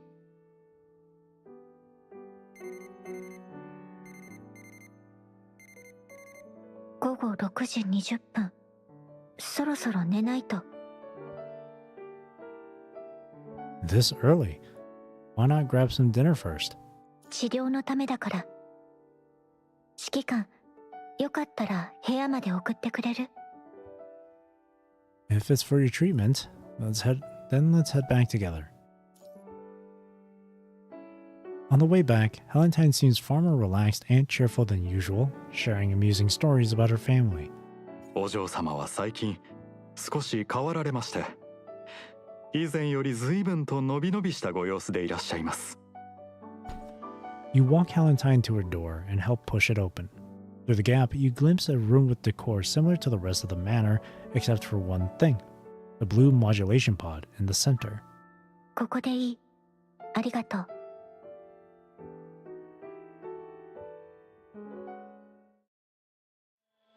After closing the door behind her, you head to the butler's lounge and find the head butler just finishing up his day's work. I'd like to know more about that modulation pod. お嬢様のお部屋にあるもののことでございますか？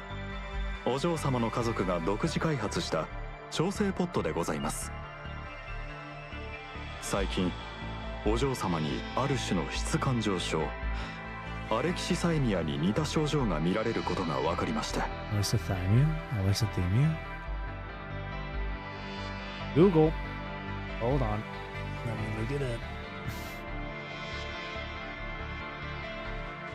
Alexithymia.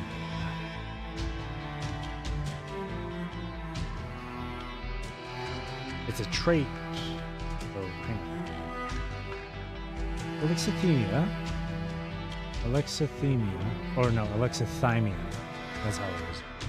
Also called emotional blindness, a neuropsychological phenomenon characterized by difficulties processing or describing one's emotions.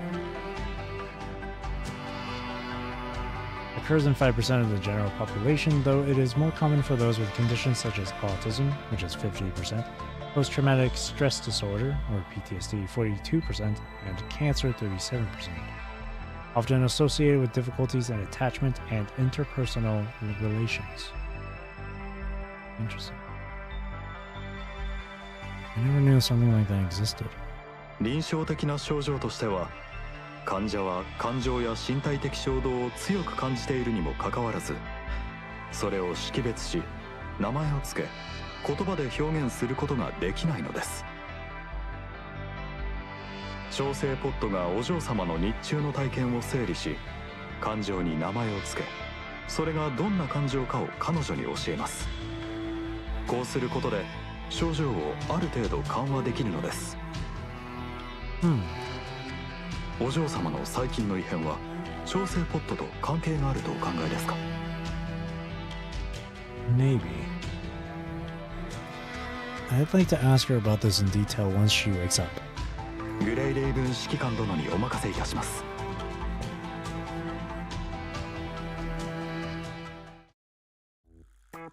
Meanwhile, the eerie blue light has flickered back to life in Helentine's darkened room after you left. 今日の午後は大きな進展はなかったけど、思わぬ収穫があったね。スワンおばさまが残してくれたもの、使えるかもしれない。ヘレンちゃん、スワンおばさまのおかげでなんとかなりそう。でも、今回はあの指揮官の協力が必要かも。Oh wait, maybe this is a case of Alexithymia, yeah. Maybe this is just like an alter ego of hers. 今夜中にまずセットを整えないと。明日はいよいよ本番だから。Like an alter ego in her head.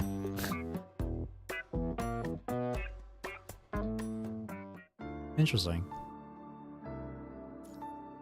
Exterior. Welcome to Hollywood? The dream factory on the shoreline.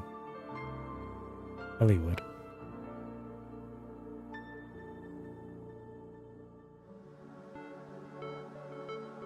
It is actually, or just alternative personality? Well, yeah, that's technically what alter ego is. Valentine's room, 8:15 a.m. The Spelmy Manor. Did you go through this JoP already, Sonia?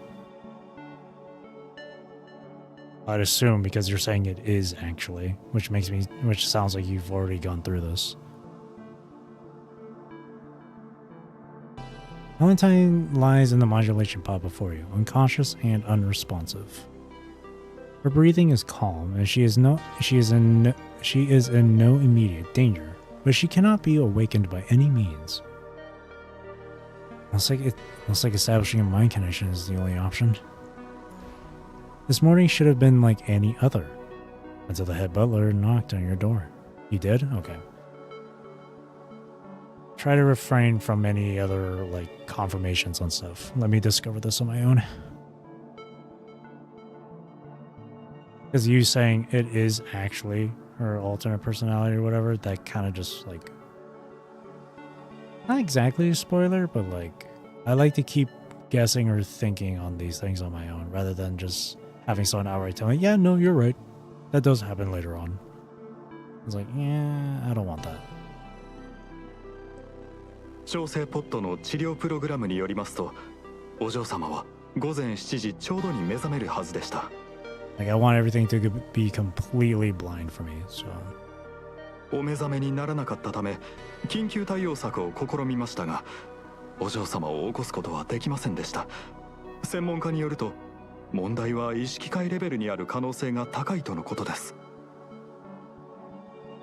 グレイレイブン指揮官殿は意識界に関して豊富なご経験をお持ちと伺っております。お嬢様のこと、どうかよろしくお願いいたします。私はお二人のおそばで見守らせていただきます。何かございましたらいつでもお声掛けください。Minimum? Thank you. And just to really, like,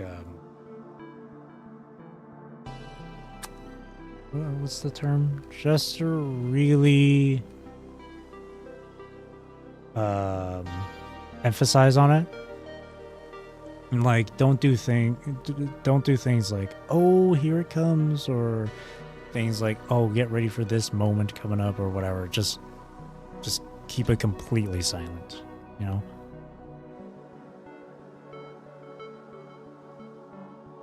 No matter what. Basically, don't do anything that would make me anticipate a certain moment that's about to happen or whatever. No hints or anything, just completely silent on it. Of course, you can still react to certain stuff alongside with me. Just don't give any hints to anything. It's kind of like how someone's like preparing for like a hidden birthday surprise or a hidden birthday party, but you have that one friend who keeps on trying to like give hints to that shit, and that just ends up ruining the surprise.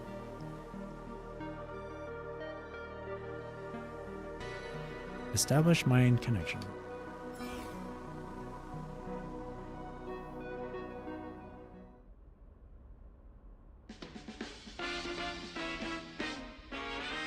Opening your eyes, you find yourself seated in a luxurious limousine driven by a humanoid mechanoid.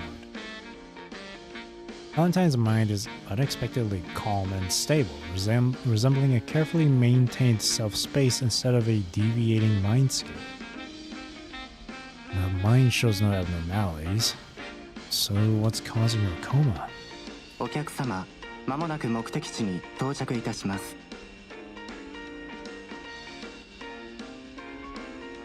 Leaning out through the sunroof, you spot a massive Hollywood spelled out on a distant mountain, with studio lots and streets of diverse cultures sprawling at its base. Elegant villas line both sides of the road, while billboards showcase posters of Golden Age films. The limousine pulls to a stop in front of a massive soundstage. As you step out, a figure wearing a director vest and holding a walkie-talkie approaches you, and she looks just like Valentine. お客さん、 Ah, どへようこそ。 I see.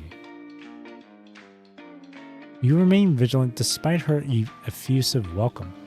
Even though there's no sense of danger, you are certain that this is not the same Valentine from yesterday. You're not Valentine. Who are you? 私はユーナ。このハレウッドのチーフディレクター兼プロデューサー兼照明担当兼スケジュール管理兼脚本家兼絵コンテ担当。そしてヘレンちゃんのセラピスト兼感情問題のメインコンサルタントでもあるの。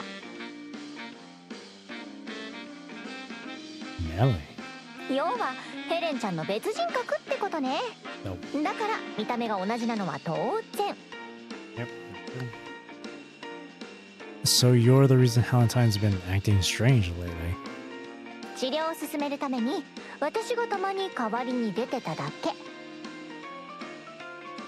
さあ、まずスタジオの中を案内するから歩きながら話そうよ。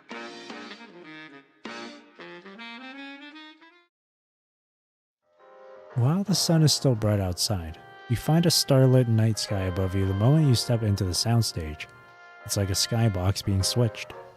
この撮影のためにこの小さな町を丸ごと私が作り上げたのよ。The shoot. ヘレンちゃんからあのフィルムのことを聞いたでしょ？ヘレンちゃんが昏睡してるのは私のせいじゃない。実はね、ヘレンちゃんが自分で目覚めたくないだけ。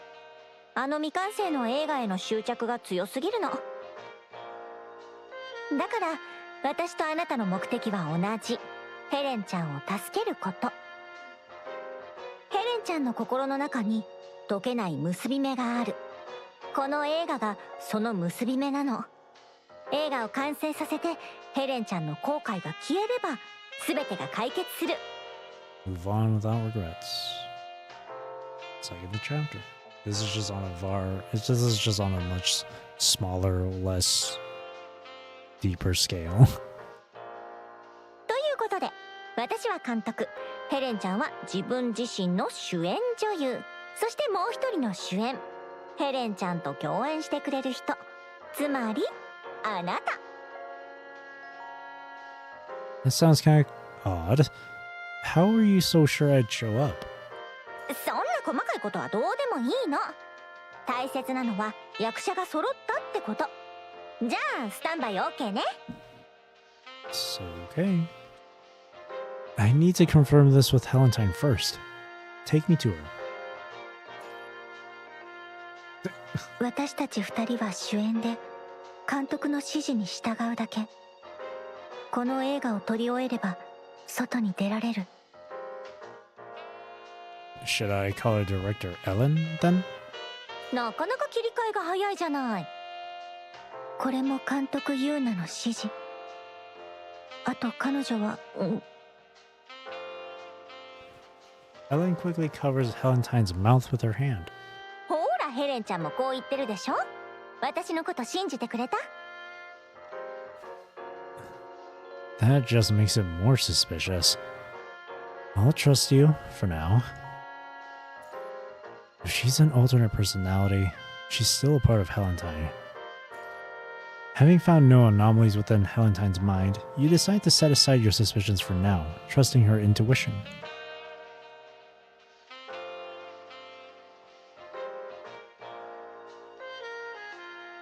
While Ellen fetches the script, Helentine and you take a quick tour around the studio.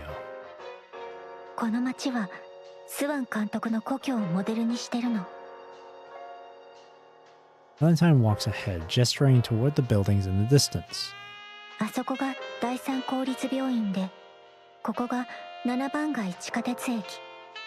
遠くの大きな建物が駅舎。一家の撮影スタジオで実物大に再現してある。スタジオの外の街もスワン監督の故郷そのもの。映画の屋外ロケの多くは実際の街の中で見つけたものよ。 The sheer scale of the film complex leaves you in awe. Ellen catches up from behind, waving several sheets of paper before dividing them into 2 sets and handing them to Helentine and you. 主役のお二人さん、まず台本を読んで。 This is all there is? ワンシーンずつ撮っていくから。あらすじは最初のページにあるから、まずは通して読んで。 The film is titled Deviant Love. Oh, yeah. Yeah, Deviant. I thought it was Defiant, but no, Defiant is spelled with an F. Deviant Love, which you are told matches what Helentine remembers. The story follows 2 protagonists who, despite their mutual affection, keep missing each other through a series of mishaps before finally finding their way together. Ain't that cute? The 2 protagonists are named Helena and Raven, who are a novelist and psychologist, respectively. Okay. The names. ここは原作に忠実よ。嘘じゃないって。映画の中の二人の名前が本当にこれなの。 Nice use Benny. You flip through the thin script, and it outlines the story of a novelist with alexithymia who gradually recovers her emotional capacity with the help of a psychologist. As for why a therapist can date a patient, Ellen's answer was, it's a movie. Some transatlantic audiences are into that sort of thing. Probably a producer request. Besides, the character was based on a friend who helped Swan through her trauma. Ellen thought the role suited that friend perfectly. That sounds like a happy ending, so why was Swan overwhelmed by grief? Valentine shakes her head at Ellen's words, then nods in agreement with your question. スワン監督の脚本はこうじゃなかったはず。でもそのエンディングが思い出せない。どうしてかな。Seeing this, Ellen quickly tries to smooth things over.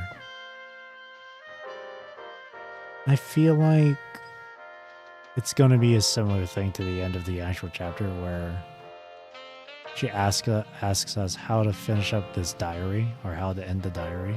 And we're like, hey, this is your story, Valentine. You write it however you like. I feel like it's going to be a similar conclusion. Seeing this, Ellen quickly tries to smooth things over. この映画にはもともとエンディングがなかった。だから私はただ素敵な結末を補っただけよ。大事なのは映画を完成させること。それ自体だから。はい、これを渡しておくね。リハーサル中はこのイヤホンで指示を出すから。Ellen hands each of you a pair of earpieces and leads you to the set for the first scene. A cafe. And a subway entrance. 早速最初のシーンを撮ろう。主人公の2人が惹かれ始める雨の夜のシーンよ。Once our actors are in position, Ellen grabs her walkie-talkie and calls into the studio. A mechanoid production assistant immediately rushes over with the slate and snaps it in front of you. じゃあ第1幕最初のシーンテイク1アクション。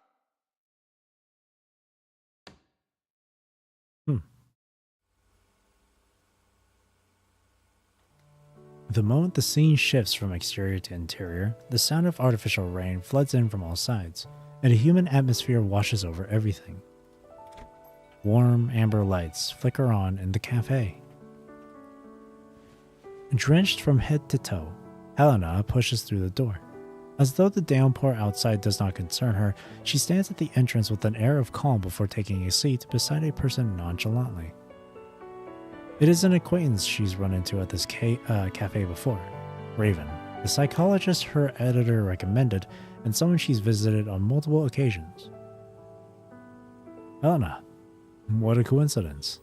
外は寒かったわ。Helena shivers slightly, her clothes completely soaked through. I think you could use a hot drink. You slide a cup of hot coffee across the table. And warm yourself up. You're drenched. Helena takes the coffee and downs the scalding liquid in one go. She cradles the cup in her hands, her gaze fixed on you, and remains silent for a long while. Take your time. I can wait. Rain hammers against the window outside while Helena drums her fingers rapidly against the cup. A low rumble of thunder follows, yet she still appears unfazed. コーヒーで温まったし、もう帰れそう。Going to the subway station now? You're soaked through. もう濡れちゃったんだから、早く帰ってお風呂に入る方がいいわ。Helena wrings some water from her hair, then stands and thanks you before hurrying toward the cafe exit. At least let me walk you to the station. My coat's pretty waterproof. Helena looks you over. Your pants are a bit wet, but your upper body is pretty dry, thanks to the coat. Letting my patient catch a cold wouldn't be very professional of me. You two share a silent glance before leaving the warmth of the cafe together. 全体的にはまあまあってとこかな。ヘレンちゃんはずっと無表情だけど、この時点ではヘレナはアレキシサイミアを患ってるから問題なし。I mean, that's just how Valentine is.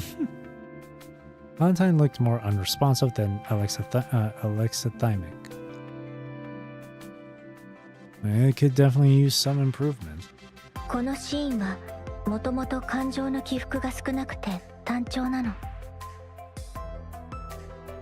I'd like to know more about the characters though, Director Ellen. Like, why does Helena want to leave even though it's raining outside? 私だったら雨に濡れても体が温まれば歩けると思う。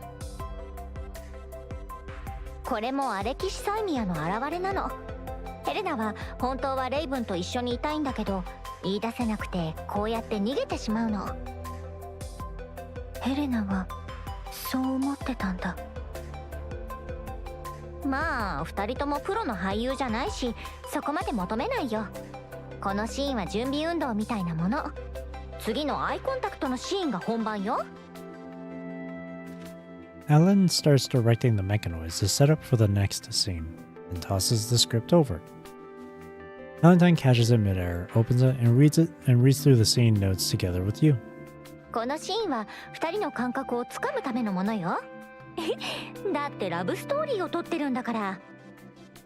ヘレンちゃんはこの撮影で相手は自分の好きな人という感覚を意識して。好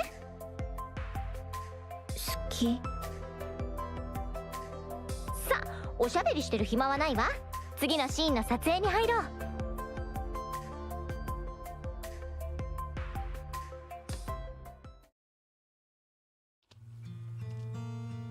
Maybe that's the entire point with her aunt. It was redacted, but it was clear that her aunt was saying you should share this with someone you love or someone you like. And because this doesn't have a specific ending, maybe sharing this with the person you love and then filming it, or I guess sharing this with the person you like or love is that ending. I don't know. Maybe that's what it is. Rainy street night. Heavy raindrops pound against the cobblestone pavement, kicking up a fine mist. Streetlights cast a warm glow through the curtain of rain. Almost there. At least the station entrance isn't flooded. The station entrance sign glows faintly through the rain and mist. You are close now. The two of you draw closer together. How are you holding up? You didn't get too wet, did you? レイブン先生の厚いコートのおかげで髪も濡れてない。The space between you feels impossibly small, so small that every breath becomes unmistakably clear. Well then, I suppose this is where we part ways for now. いい調子ね。照明スタンバイ。ここからはヘレナが熱い視線でレイブンを見つめるシーンよ。熱い視線。こうHead empty.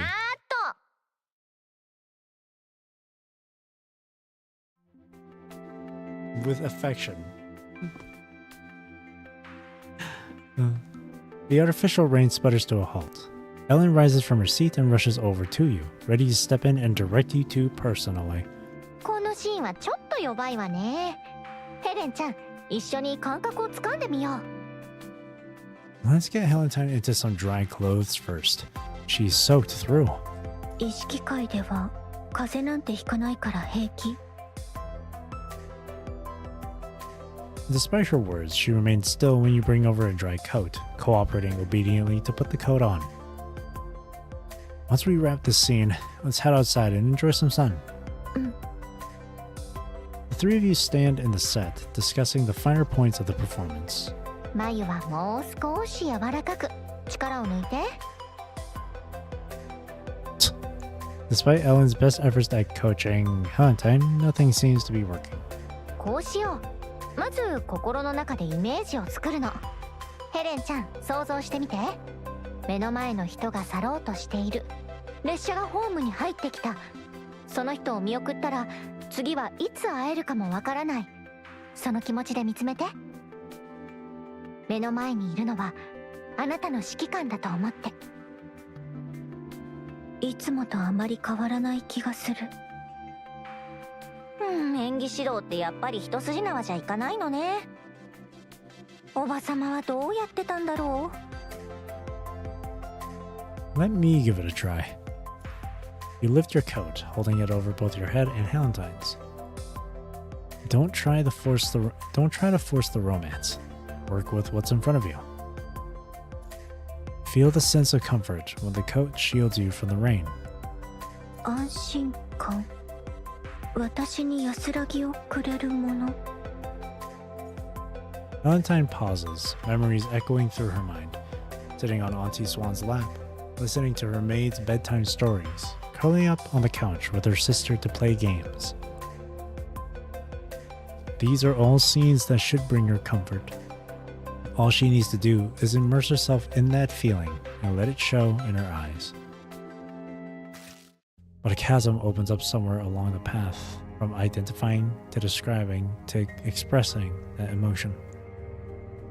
The moment she realizes this gap exists, she even has trouble breathing, as if she's forgotten how. She can't recreate the sense of comfort Helentine is supposed to feel. Her body refuses to respond.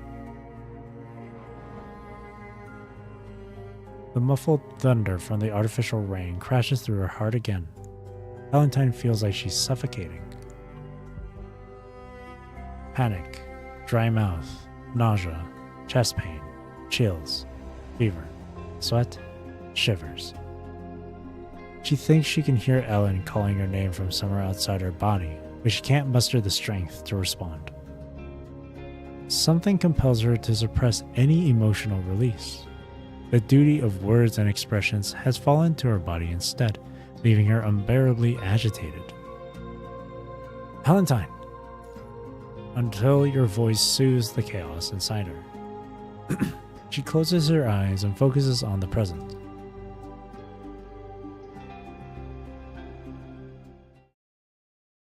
There's only ever one person when she closes her eyes.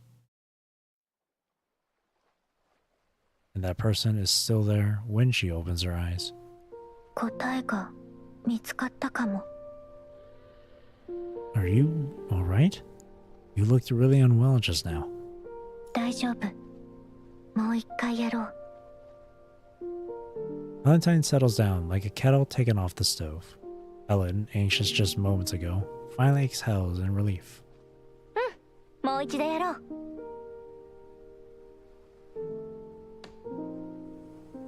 Helena and Raven reach the subway station entrance once more, sheltered beneath the same coat. After delivering the previous lines, we've reached our destination. ここでお別れ？ Yeah, the hospital I work at is close by. Keep the coat. You can give it back next time we meet. You drape the coat over Helena, adjusting it carefully to shield her from the rain before turning to leave. Helena stands at the entrance to the subway station, watching your retreating figure fade into the curtain of rain. She speaks her line. 私、明日もあなたに会いたい。 The rain pounds down, but her words ring out clear. Hearing this, you turn around and smile, and Helena catches it through the curtain of fallen rain. Anytime. カット！今の完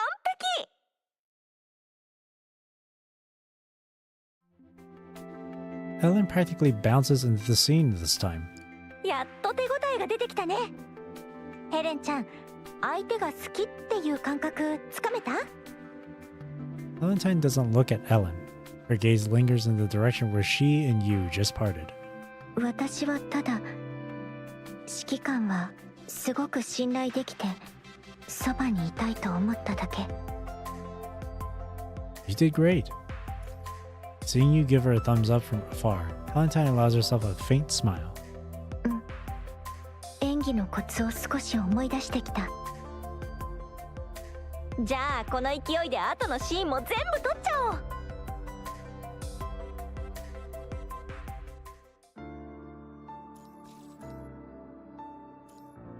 Interior.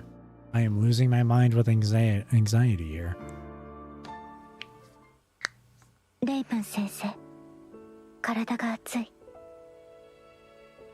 It's okay. No one will hurt you here. Helena and Raven embrace. Helena's eyes filled with blissful joy. Got. カット！はーい、このシーンも OK ね。ヘレンちゃんの演技もとっても素敵だったよ。 Ellen slides out of the director's chair, drained of energy, and drags herself toward the set.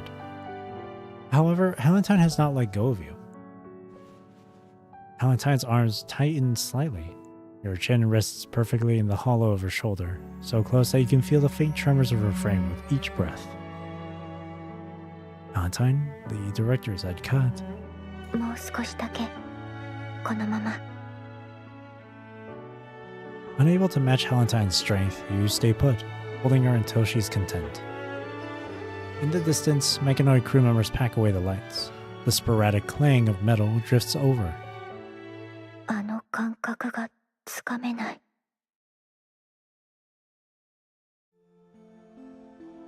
スワンおばさま、見て見て。こうやったら映画の中の俳優さんにそっくりでしょ？ Having been pulling faces at director Swan for a while, the young Valentine surprisingly manages to look like a proper actress. In terms of form alone, she's practically a performer. ヘレンティンは才能があるわね。もし将来この業界に入りたかったら私が推薦してあげる。プロの役者っぽい感じは出てるわ。形はできているけれどまだ魂が足りないわね。魂？細かいところまでちゃんと真似できてるのに？全ての細部を正確に再現するだけなら曲を完璧に演奏する自動ピアノみたいなもの。とても上手な演技だけれど何かが足りない。魂を込めるとはその足りない何かを埋めること。演じるのではなく完全にその役になりきった時自然と醸し出るものなの。そうして生まれた演技こそ見る人の心に触れる。役に入るってそういうことなのよ。Your performance at the start was excellent. Good work. That's movie material right there. Your gentle voice snaps Valentine out of her daze. Some time has passed, and you two have already made it back to the rest area. あなたに読む物語の抱擁シーンを参考にしたの。The notepad. 主人公の表情を覚えてたからどう真似ればいいか分かった。 I always chuckled at that because I believe there's a movie called The Notebook, a romance movie or whatever. I have some water. Your throat must be dry. You hand her an opened bottle of water. Under the pale blue evening sky and warm glow of the streetlights, your eyes look softer than usual. 目で伝えるってこういうこと？ We've made great progress today, thanks to you. 指揮官じゃなかったらこんなにたくさん話そうとは思わなかった。今日は指揮官がいろんなことに付き合ってくれた。 Valentine finishes the water in one go, much like how she drank her coffee earlier. Except this time, she isn't performing. I prefer you like this, Valentine. After wrapping the rainy night scene where you locked eyes, Valentine mentioned she's slowly regaining some of her acting skills from the past. Her encyclopedic knowledge of film and television allows her to instantly recall similar scenes from other movies the moment she reads the script, then replicate the characters' micro-expressions with precision. Ellen has since followed up with several demanding scenes that truly put her acting skills to the test. From portraying Helena's gradually kindling emotion with only her gaze, to nailing expressions that demand equal parts detachment and sorrow with a touch of apathy, Valentine has executed every scene flawlessly. And Valentine would snap out of character almost immediately after each scene was wrapped, or has wrapped. だってただの演技だから。 That's all Valentine has to say about her remarkable acting skills. Your collaboration grows more effortless with the success of the earlier scenes, as if you were veteran co-stars who've worked together for years. Take the scene you just wrapped, for instance. Helena was suffering a breakdown from her condition, and Dr. Raven helped her through it with a confession and an embrace. 私どう向き合えばいいのかわからない。Helena averts her eyes from your intense gaze, beads of sweat trailing down past her ear. I'll be right here with you. We'll face this together, okay? 私 Helena's lower lip trembles. She steels herself, trying to speak her mind, but all that emerges is a silent twitch, a slight twitch at the corner of her mouth. ありがとう Something heavy sits trapped in Helena's chest, desperate for release. She searches for courage the only way she knows how, forcing herself to meet your eyes. 私を抱きしめて Valentine flawlessly captures Helena's entire emotional arc, from obsession to derangement to helplessness, and eventually to the tenderness in her embrace with you. But when the embrace happens, Valentine seems to freeze up for a moment, clinging to you without letting go. By the time you come to, you're already sitting in the rest area. Looks like there are only 2 or 3 scenes left to go. The set where Helena confesses to Raven looks beautiful. 楽しみ Just then, Helen walks over with an armful of snacks and sets them down on the small table beside Valentine. これは全部ヘレンちゃんが小さい頃に好きだったお菓子よ休憩中につまんでこれ私の好きだったもの Valentine picks up a bag and tears it open with practiced ease, reaching in to fish out a piece before popping it into her mouth. After chewing it thoroughly, she grabs a handful more and tosses them into her mouth without hesitation. 指揮官も食べて Valentine holds the bag out toward you. Thanks. Don't mind if I do. As you share snacks, Ellen tugs at your sleeve. 指揮官少しだけいい Let's go together, Valentine. ヘレンちゃんは少し休ませてあげてあなたと二人で話したいことがあるのとても大事な話よ Seeing the usually carefree Ellen suddenly turn so serious, you have no choice but to follow her to the rehearsal room, leaving Valentine behind to absentmindedly munch on snacks. このままじゃダメ戦略を変えなきゃ Isn't everything going smoothly so far? Or have you been keeping something from me this whole time? Ellen takes a seat on the bench, leaving an empty space for you. ごめん嘘をついてた実はヘレンちゃんが自分から起きようとしないんじゃなくて私がヘレンちゃんに嘘をついて引き止めたの Are you ready to tell me what you're really after? あなたも知ってるでしょヘレンちゃんはあの事故のせいで感情の捉え方が普通の人と違うの映画の中で言ってたアレキシサイミアに似た状態第1幕の撮影中ヘレンちゃんは安心感という感情に過度に動揺したこれもアレキシサイミアの症状なの私はヘレンちゃんのこの問題を治療するために調整ポッドから生まれた補助型人格正直に言うとヘレンちゃんの多くの問題を根本的に直せないことは誰よりも分かってるでもただ一つだけ希望が見えたことがあるあなたがヘレンちゃんの世界に現れてからはっきり感じたのヘレンちゃんの中にこれまでなかった感情が生まれていることをそれは好きという感情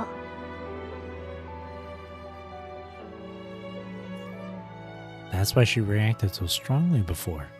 この感情は普通の人なら当たり前かもしれないでもヘレンちゃんにとっては未知のものでこの感情の正体すら理解できていないだから今がチャンスだと思うヘレンちゃんに自分の心の内側を自覚させたい少なくとも人を愛する力を失ってほしくない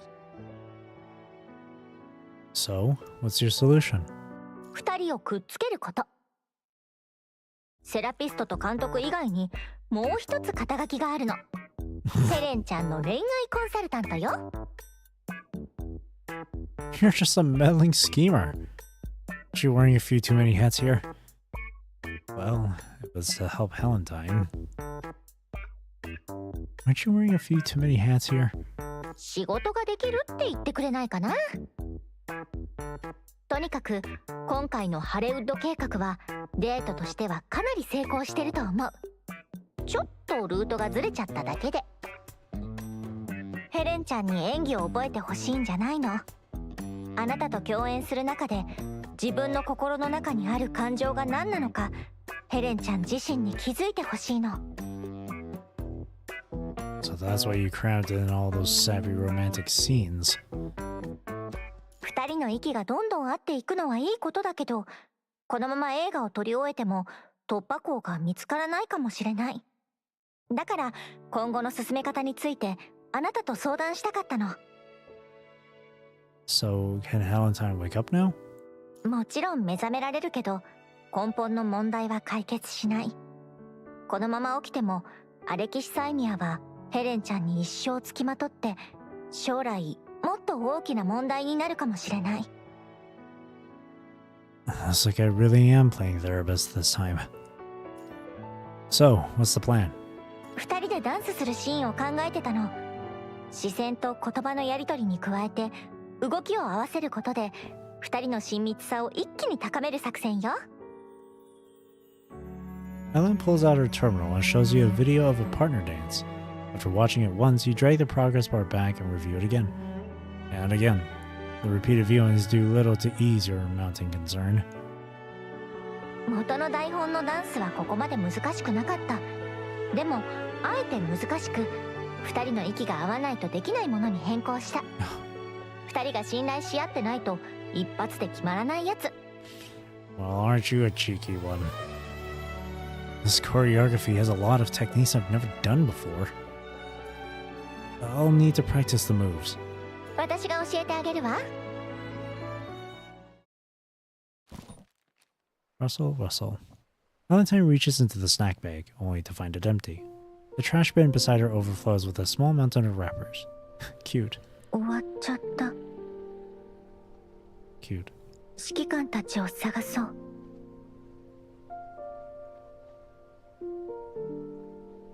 She bounces her way to the small room where Ellen took you. The door stands slightly ajar, revealing two figures inside, standing remarkably close to each other. Ellen is adjusting your posture, occasionally holding both your hands or wrapping an arm around your waist, and murmuring reassurances like, "I'll catch you, just trust me and lean back." 指揮官とユーナは忙しそう。Is she gonna feel something from this?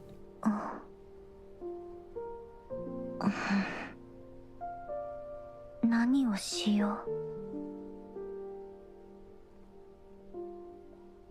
Back on the street, the Mechanoid crew has already moved on to prep the next scene. あの人がいないと少し寂しい。So she leaves the studio and makes her way to Hollywood Boulevard. さっきの感覚は今まで一度もなかった。The girl searches her memories, trying to recall if she's ever felt this way before. The answer is no. A tightness she's never felt before settles in Valentine's chest for the first time, all because of her commandant. Oh. Unable to find the answer she seeks, she keeps walking until she finds herself standing before a familiar apartment building. ここはヘレナの仕事場のセット。見てみよう。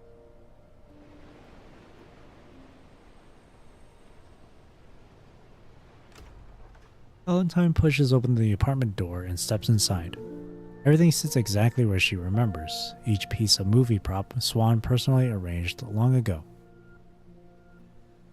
A few translucent artificial flowers rest on the windowsill, the petals catching the bright sunlight and scattering delicate rainbows across the room. At the center of the room, an open diary covered in cramped handwriting sits on top of a peach wood table, an empty ink bottle sitting beside it.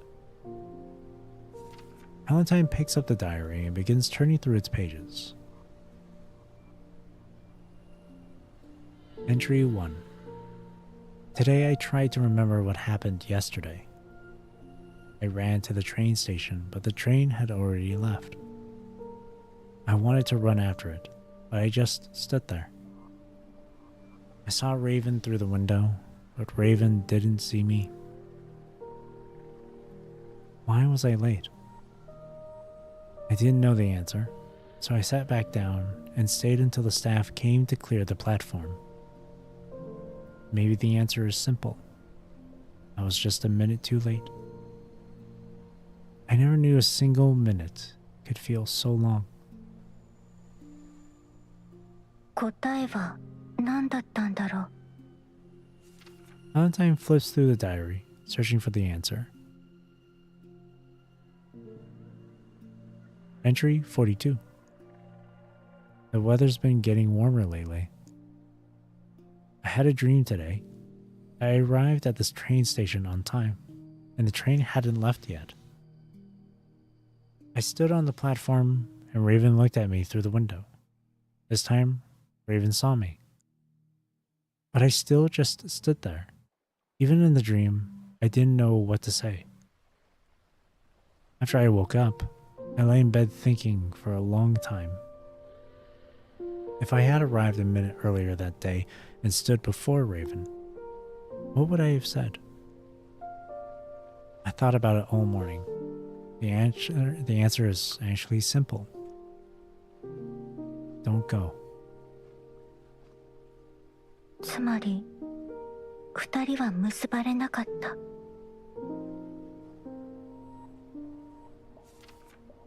Entry 393.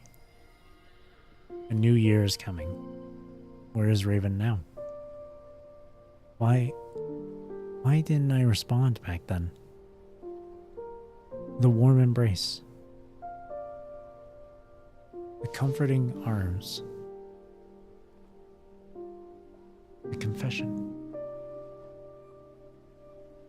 So why did I choose to run away?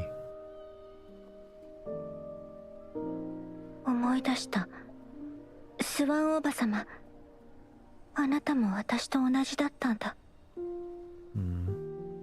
ヘレナはあなたなんだ。That was kind of right. Auntie Swan wants you to change the story. If Auntie Swan can't have that ending, she would at least hope someone else after her would have that ending. Maybe that's what it is. That someone else would be Valentine. アレキシサイミアが治ってからの方が辛かったのね。Oh. Final entry. I love you. I miss you so much.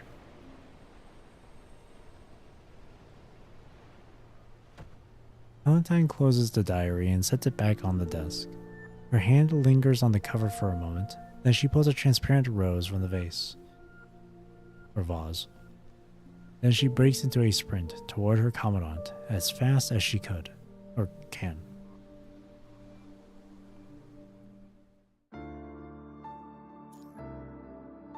Night. Flowers and popcorn. Can't have one without the other. I don't物語の中のヘレナはどうして悲しんでいるの？ know about you, but I wouldn't think to bring flowers to a movie theater with popcorn. Swan labors away at the soil, having just told little Helentine the story's ending. 好きな人を失ってしまったからよ。その人を引き止めなかったことが一生の心残りになったの。好きって何？私が映画を見るのが好きっていうのと同じ？ヘレンティンはまだ小さいから今はよくわからないわよね。Swan sets down her shovel, pauses to think, and then turns to Helentine. ヘレンティン、これから言うこと今すぐわからなくてもいいの。あなたが大きくなってその人に出会えた時きっとわかるから。覚えておく。好きっていうのはね、あなたがその人の後ろ姿を見るだけで心に生まれる安心感よ。 Keep the coat. You can give it back next time we meet. Raven drapes the coat over Helena, adjusting it carefully to shield her from the rain before turning to leave. 好きっていうのはね、抱き合った時に離れたくないと思う親密な感覚よ。 Valentine, the director said cut. もう少しだけこのまま。スワンおばさまに抱っこされてる時離れたくないって思う。私はスワンおばさまのことが好きなの？ The swan gently pats the young Helentine on the head. そうよ、おばさんもヘレンティンのことが大好きよ。でもね、ヘレンティン、それは別の種類の好きなの。あの好きは時に悲しい気持ちを伴うもの。例えば好きな人が別の誰かといるのを見た時、胸がキュッとなる感じ。 Ellen is adjusting your posture, occasionally holding both your hands or wrapping an arm around your waist, and murmuring reassurances like, I'll catch you. Just trust me and lean back. 指揮官とユーナは忙しそう。自分が相手を失うかもしれないと思うとパニックになる。映画の中のヘレナはレイブンが街を去ろうとするその瞬間にやっと自分の気持ちに気づいた。だからパニックになったの。去っていくその人を引き止めようとした時にはもう手遅れだった。スワンおばさま、映画の中のヘレナはおばさま自身のこと？ Valentine turns to look at her, only to find Swan's face already covered in tears. Swan picks up the young Helentine, turns around, and speaks to her with utmost sincerity. ヘレンティン、将来もし好きな人に出会えたら精一杯心の内を伝えるのよ。決して後悔のないようにしてね。一緒にここに埋めたフィルムはその約束の証よ。プラタナスの木の下にこんなに深く埋めたら後で掘り出すのが大変じゃない？頑張って取り出すからこそ意義があるのよ。もしあなたが好きな人に出会ってどうしたらいいかわからないときは、その人と一緒にこの箱を掘り出しなさい。わかった。つまり好きな人っていうのはそばにいないと落ち着かない人ってことだね。そうね。今のあなたにはそれで十分。将来自分の心の中に湧き上がる感情に気づいたときは必ず心の衝動に従うのよ。心の衝動に従う。スワンおばさま、あなたが残してくれた約束の証の意味がやっとわかった。Valentine? Valentine runs at full speed, your hand firmly in her grasp, though you're still trying to figure out what's happening. But none of that matters right now. There's something she absolutely has to do. Not long ago, inside the rehearsal room. 上達が早いね。これなら本番はきっとうまくいくわ。I'm rather experienced when it comes to dancing. What do you want me to say? That you're a good teacher? I'm rather experienced when it comes to dancing. Ellen gives you an excited pat on the shoulder. Through the small window in the door, a blurry figure can be seen outside. 本番であなたがうまくヘレンちゃんをリードしてくれたらブレイクスルーが起きる。The loud crash of the door draws the attention of both of you.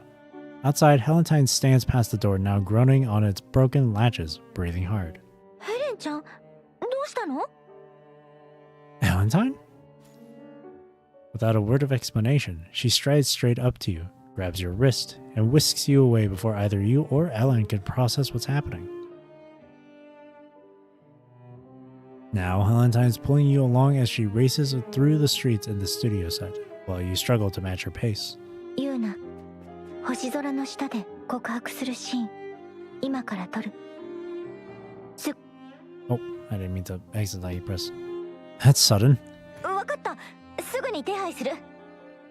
Let me just play her again. ユーナ、星空の下で告白するシーン、今から撮る。There you go. すぐ準備して。Oh, there you go. グレイレイブン指揮官、協力をお願いね。What's happening? 私にもわからない。でもヘレンちゃんの感情の波動がこんな強さは感じたことがないわ。もしかしたら希望が見えたかも。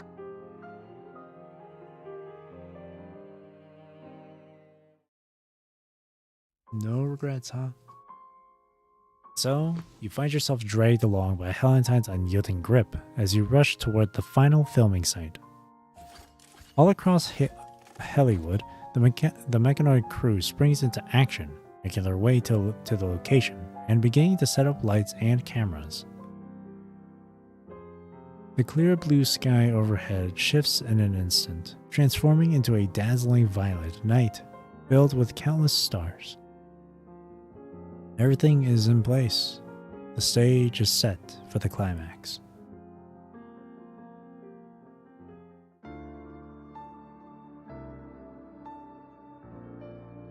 指揮官、これ。監督、始めて。What's going on, Director Ellen? Is this a last-minute script change? 何が起きてるのかわからないけど、アドリブでつないで。この瞬間をずっと待ってたのよ。アクション！最初の台本を思い出したの。最後、ヘレナは駅でレイブンとすれ違ってしまった。彼女はずっと相手に答えなかった。自分の気持ちがわからなかったから。正直、今でも完全には分かってない。好きを感じる力が私から奪われてしまったから。でも、またその兆しが芽生えている気がする。I really like her eyes. Like ever since like Bianca, like the eye detail in the 3D models have been so pretty. あなたと一緒にいるときに感じる It's really just the 名前 makeup. の付けられない感情。 Like the eyeshadow and all 多 that. 分私が今まで一度も経験したことがないもの。あなたがいると安心する。あなたのことで悲しくなる。あなたに近づきたくなる。抱きしめたくなる。あなたとユーナが親しくしてるのを見ると胸がざわざわする。自分の気持ちに気づくのが遅れて、そのせいであなたを逃がしてしまうのが怖い。だからあなたを奪ってしまいたい。 I'm not going anywhere. I'll stay by your side, Valentine. 指揮官、手を出して。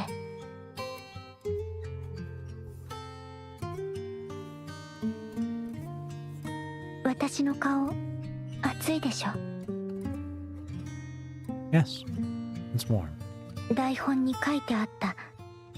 好きな人に触れられると顔が熱くなるって。これは私が指揮官を好きだっていう証拠になるのかな。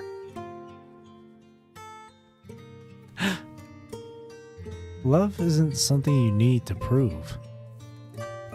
What matters is what you're feeling right now. You believe what you're feeling is love.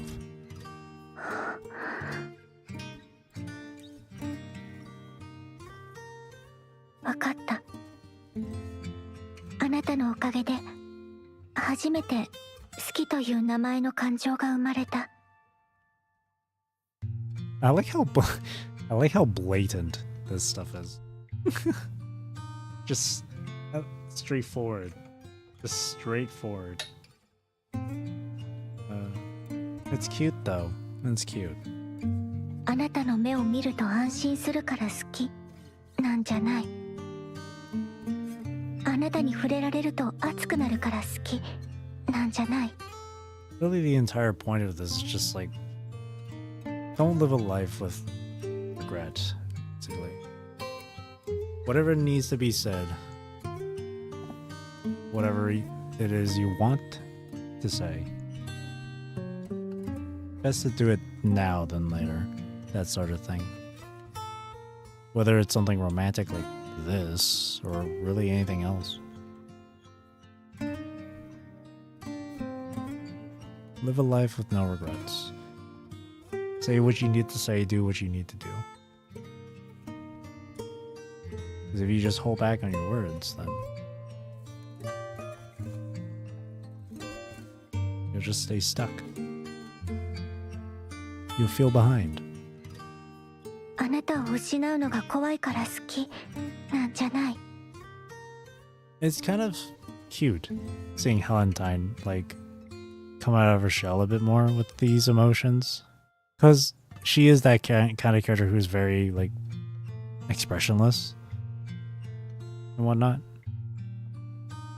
Even with the way she talks, it's like very monotone or very robotic, which kind of stems to the whole thing with her losing her past memories and becoming a new Helentine. So she hasn't fully developed her own proper like personality or whatever. So she's kind of just like, but again, like absolutely starting from zero. So her learning to get these emotions back on track for her, it shows a bit of growth with her.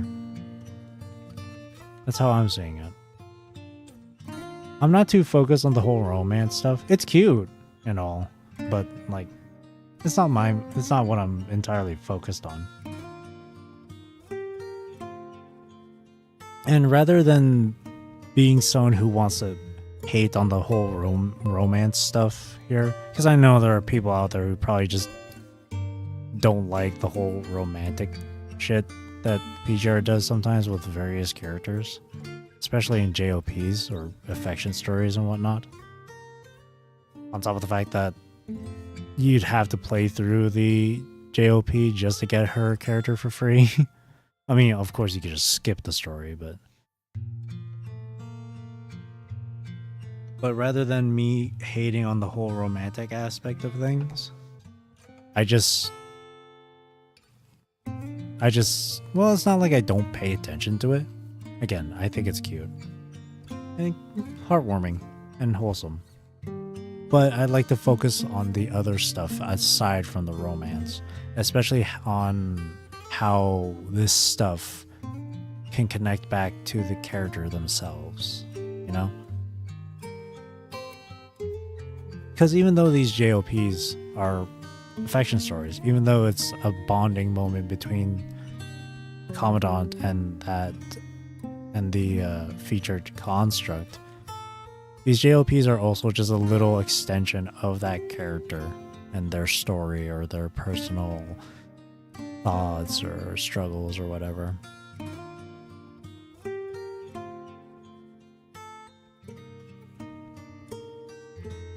So it'd be much more preferable if people could just focus more on that rather than the whole romance aspect of things.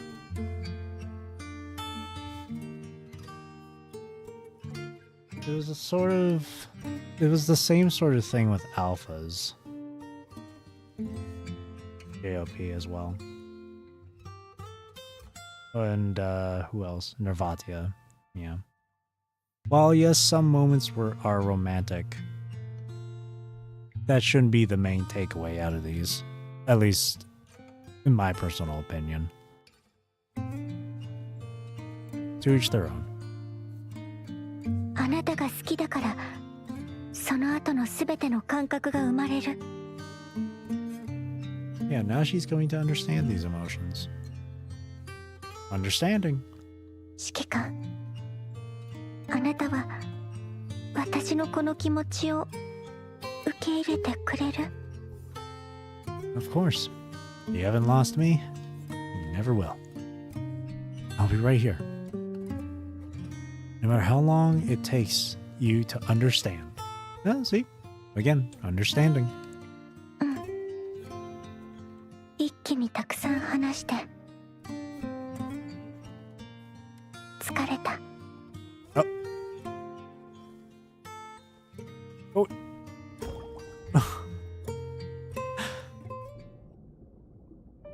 Valentine lies still, completely submerged in shallow water.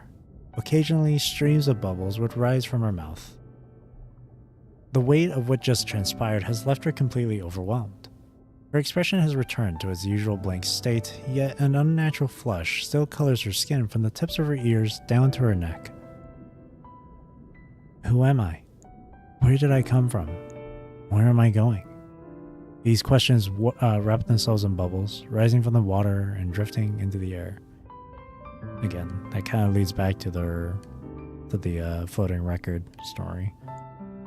Because again, she lost memories of old Helentine, gone. This is new Helentine, and she's always had that sort of issue with herself, like, who is she really? Is she still wanting to be the old Helentine? Does she want to become someone else? Does she want to be her own self? That sort of thing. She waits for a certain someone to take her hand, pull her out of this makeshift cooling system, and bring her back to reality. And then right there, heading back into reality. What am I going to do with you?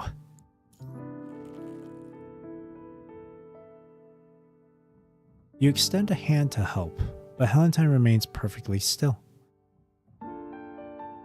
I'll lie down with you for a bit then.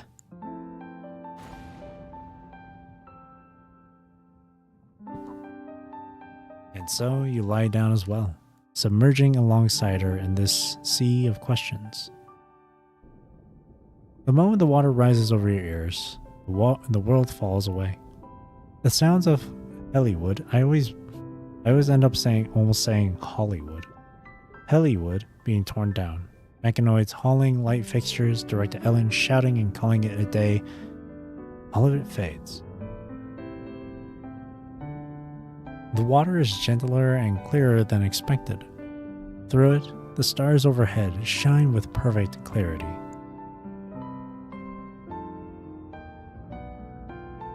Sensing your warmth, Helentine's cold hand reaches through the water, fumbling and touching, confirming your presence.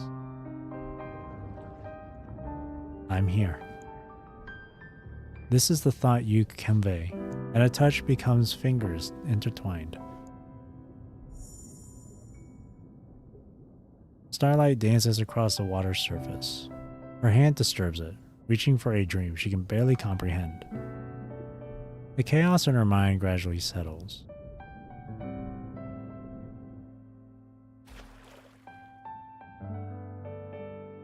Then, droplets catch the starlight as they scatter, glittering against the bright night sky. Helentine suddenly sits up, letting out a long breath. Still stiff, she slowly lowers her arm.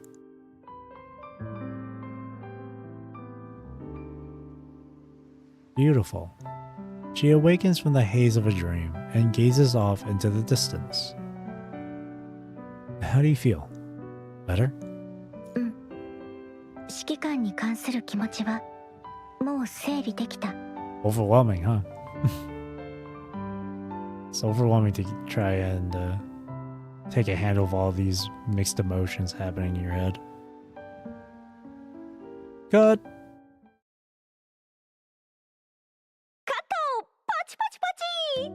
パーフェクト。新愛の残差クランクアップです。 The mechanoid crew around you has already started packing up. When did it get the new in the title? だって二人が物語のラストを書き換えちゃったから。 Yep, there it is. Rewrite the ending. Give it a new ending. Tears glisten at the corners of Ellen's eyes. スワンおばさまの物語のラストは変えられない。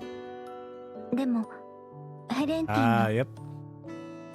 Like I said earlier, Auntie Swan can't change her ending, so she hopes the ending for the film could be different for someone else. Which in this case is Helentine.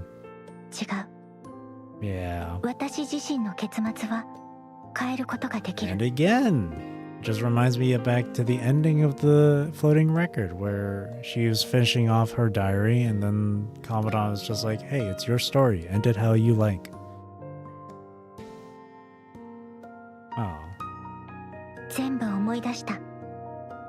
二人ともありがとう。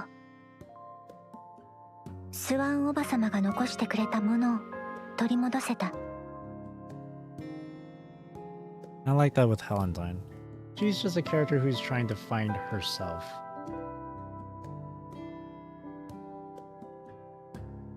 Rather than being someone else, she's just herself. So in the main chapter is just her understanding and realizing that she doesn't need to be her old self or anyone else. She just can be her. While in this one, it's her understanding and being in tune with her emotions. そして自分の心の中の気持ちにもちゃんと向き合うことができた。 Rediscovering. I like that. Valentine closes her eyes, savoring everything that just transpired. As this unfolds, the Hollywood sky is gradually dismantled, revealing the steel framework hidden behind. お嬢様の心の空白が無事に埋まったので、恋愛コンサルタントの役目もこれで終わりね。 Good work, you two. Congrats on wrapping it up. Unwrapping up. Valentine looks at Ellen in silence for a moment. ありがとう。もう一人のヘレンティン。 Ellen closes her eyes upon hearing this. Then her signature smile appears. 心残りはないよ。今回は No 誰も後 regrets. 悔を残さなかった。本当によかった。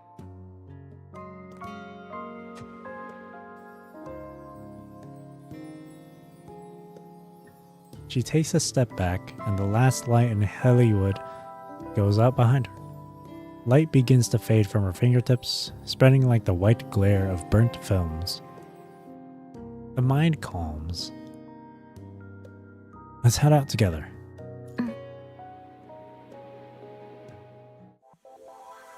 Becoming more and more true to herself.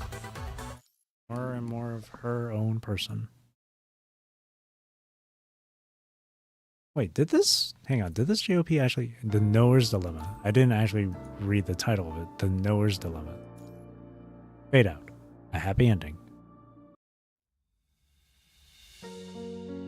Helena's studio.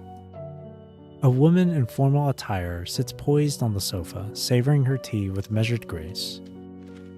Helena picks up a small stack of manuscripts from her desk and hands them to the woman on the sofa.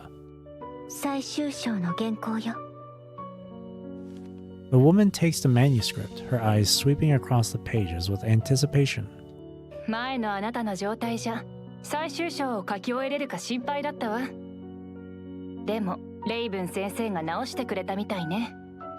あの人はプロだって言ったでしょ。 Helena refills her teacup, then takes a seat across from her editor. そうね。今の私は多くの感情を好みを持って体験したの。 The editor smiles cheekily, though her eyes remain fixed on the manuscript as she continues with what sounds like gentle chiding. 原稿を上げてくれるなら何だって大歓迎。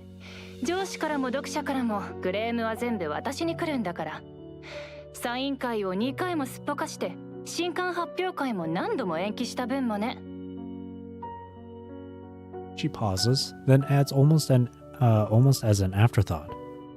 みんなあなたのことを心配してたのよ。 Helena can now easily recognize the roundabout way her editor shows concern. ありがとう。 The editor's reading slows to a crawl. Her fingers hover over the page, refusing to turn it. After a long pause, she seems to steel herself. 知ってる？レイブン先生、この町を出ていくらしいわよ。見送りに行かなくてもいいの？東駅、夜9時頃の列車よ。今ならまだ間に合うわ。私、どんな顔をしていけばいいのか、何を言えばいいのかもわからない。そんなのどうでもいいじゃない。会えばわかるわよ。Helena rises from her seat and begins absent-mindedly gathering the scattered documents on her desk. The editor says nothing more, returning her attention to the manuscripts in her hands. An uncomfortable silence settles over the room. The silence lingers for a moment before Helena softly speaks. 少し外の空気を吸ってくる。私のことは気にしないで。いってらっしゃい。An indescribable sense of vertigo washes over Helena as she stumbles out of the studio. Run, girl. Go tell him how you feel. The weekend streets teem with bustling pedestrians. Helena finds herself swept into the dazzling, vibrant flow of people, yet feels completely out of place among them. A powerful urge swells within her, an almost physical force compelling her to move. Conversations from the people around her reach Helena's ears. 記念日を覚えてくれてたなんて。こんな大切な日を忘れるわけないだろ。Wouldn't miss such an important day. 今朝の列車に間に合ってよかった。I この商 missed. 談を逃したら次のチャンスはいつになるかわからないからな。 Those words are getting highlighted or bolded. 先方が提案を受けてくれるといいけど。Don't miss this chance. できる限りのことをしたわ。大事なのは後悔を残さないことよ。Don't have regrets. 寄ってらっしゃい、見てらっしゃい。見逃しちゃダメだよ。 Don't miss your chance. Don't miss out. Leave no regrets. Don't miss out. Leave no regrets. Don't miss out. Leave no regrets. Don't miss out. Leave no regrets. Go, girl. Run. Helena gazes around the passersby in a daze. It feels as though everyone wants to tell her something and everyone's eyes are locked on hers. But when she looks more carefully, she realizes it's all in her head. 自分の心に気づいたなら、勇気を出して相手に伝えなさい。たとえ望む結果にならなくても、後悔だけは残さないように。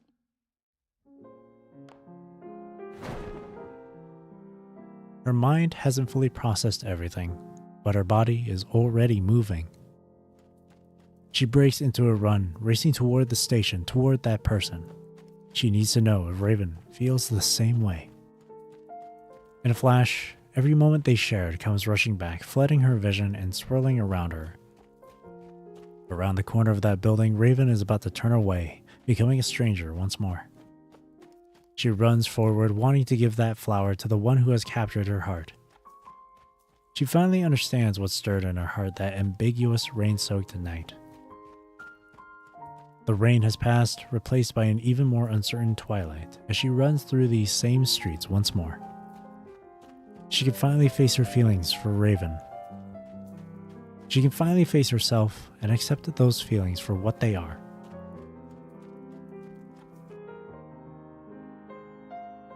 The station. This station has been running for over a century, its multiple renovations and expansions creating a unique blend of classical charm and modern functionality. Suitcase in hand, you stand on the platform, eyes fixed on a pocket watch.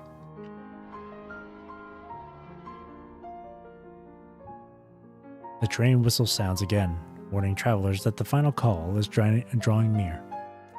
A train attendant making rounds on the platform notices you hesitating. お客様、まもなく列車のドアが閉まります。お急ぎください。Sorry, I bumped into my desk. I'm good.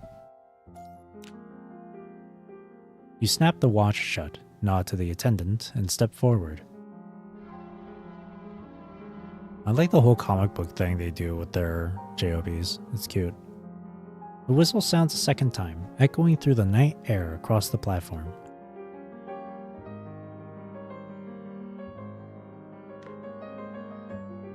Helena's footsteps echo through the empty hall of the quiet station on this off-season night. The train whistle blares through the station, drowning out her footsteps. Hurry! どこにいるの? Quick, no regrets. Seeing Helena standing there at a loss, a staff member at the front desk calls out to her. お客様、お手伝いできることはございますか? ホームに行かないと。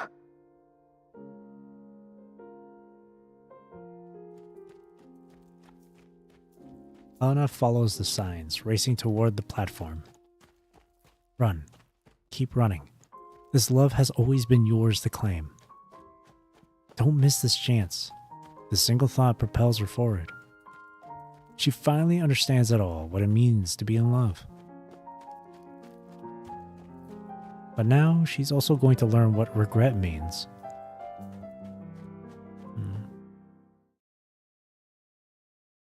Can she make it? 間に合わなかった。 Oh, but what if Raven stayed behind? What if Raven didn't take the train, though, in this one? Helena reaches the platform, only to find the tracks completely empty. In the distance, the massive clock hanging overhead shows its hands resting precisely on the number 12. She is 5 minutes too late.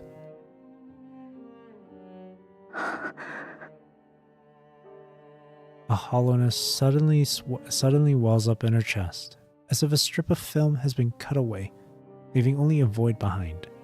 An emotion called regret begins to consume Helena.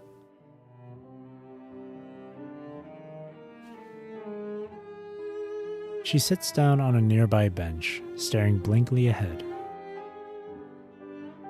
The tracks are silent. All that remains on the platform is the sound of her breathing. The station announcements crackle through the speakers once more, but Helena no longer has the will to listen. 私はいつも何もつかめない。 A sound drifts from somewhere impossibly distant, lingering at the edge of her awareness. Did you miss your train too? Aww. Helena's head snaps up, but she doesn't dare turn to look. She's afraid this is all just an illusion, a trick of her mind. Helena?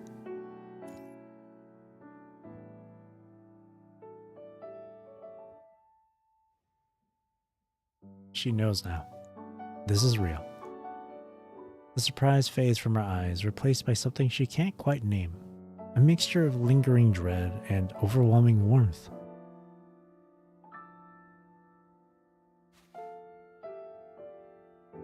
Helena turns to look.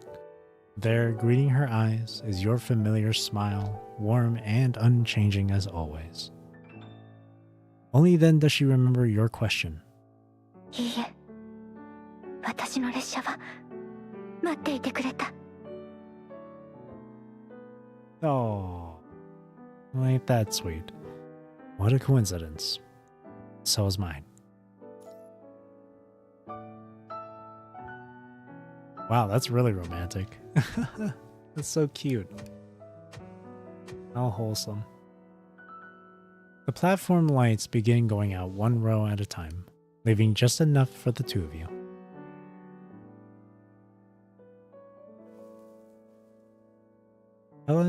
Helena takes in the familiar weight of your coat, the familiar voice, the familiar scent, the familiar, gentle presence.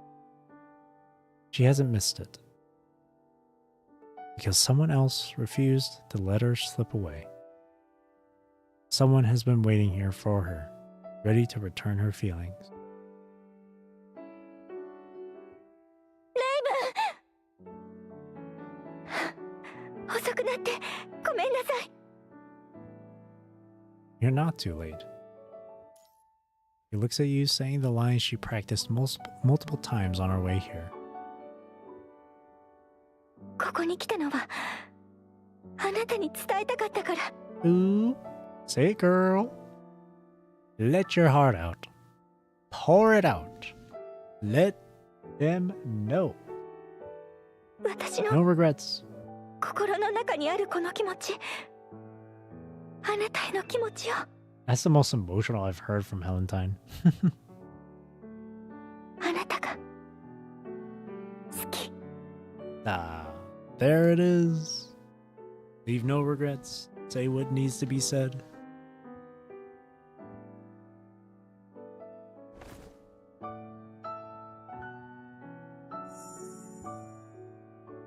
Before all hope is lost, the one she loves answers her heart. At last, she has seized her happiness. The lovers embrace on the platform. The lovers embrace on the platform. Good. And scene. Good job, people. The moment the director calls cut, people from all directions flood onto the platform set.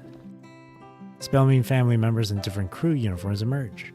Script supervisors, camera operators, focus pullers, lighting technicians, sound engineers. Excitement fills everyone's faces as the maid in the front wheels over a cart with a cake.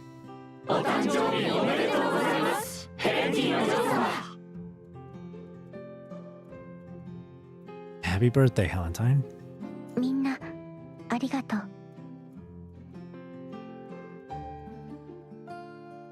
I forgot this entire thing was for her birthday too. That was the beginning. That was the entire point that was the entire reason why we were at her manor. It's for her birthday. After leaving Helentine's mind, you two hand over the damaged videotape to a former film producer who happens to be attending Helentine's birthday party, hoping it can be restored.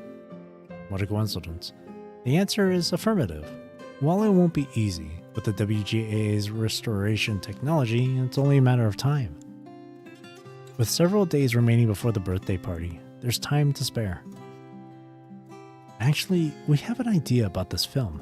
昔スワンおばさまはこの映画のラストを取りきれなくて後悔を残した。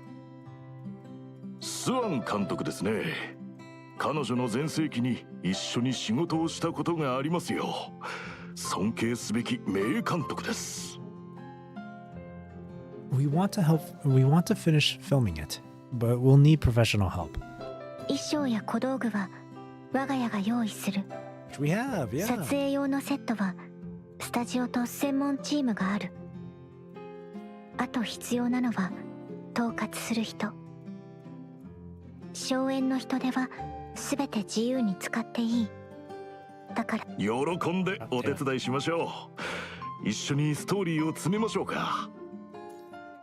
荘園の人手はすべて自由に使っていい。だから。 Okay, there.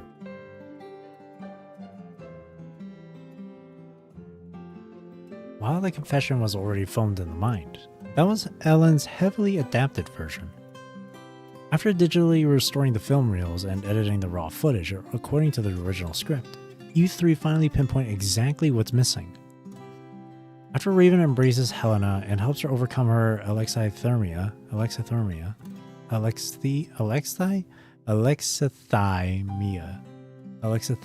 there we go. That took a while. Helena spends all her time avoiding her own feelings and avoiding Raven. Raven assumes this is Helena's choice. With her treatment complete, Raven gradually withdraws from her life until the hospital assigns the doctor to a new post. The story cuts off right at the moment Helena chases after Raven. Swan never filmed the rest after her breakdown. 駅のセットは一家の撮影スタジオに全部残ってる。これがスタジオで撮られた最後の映画だったから、ずっとそのまま保管していたの。それなら準備にかかる手間をかなり省けますな。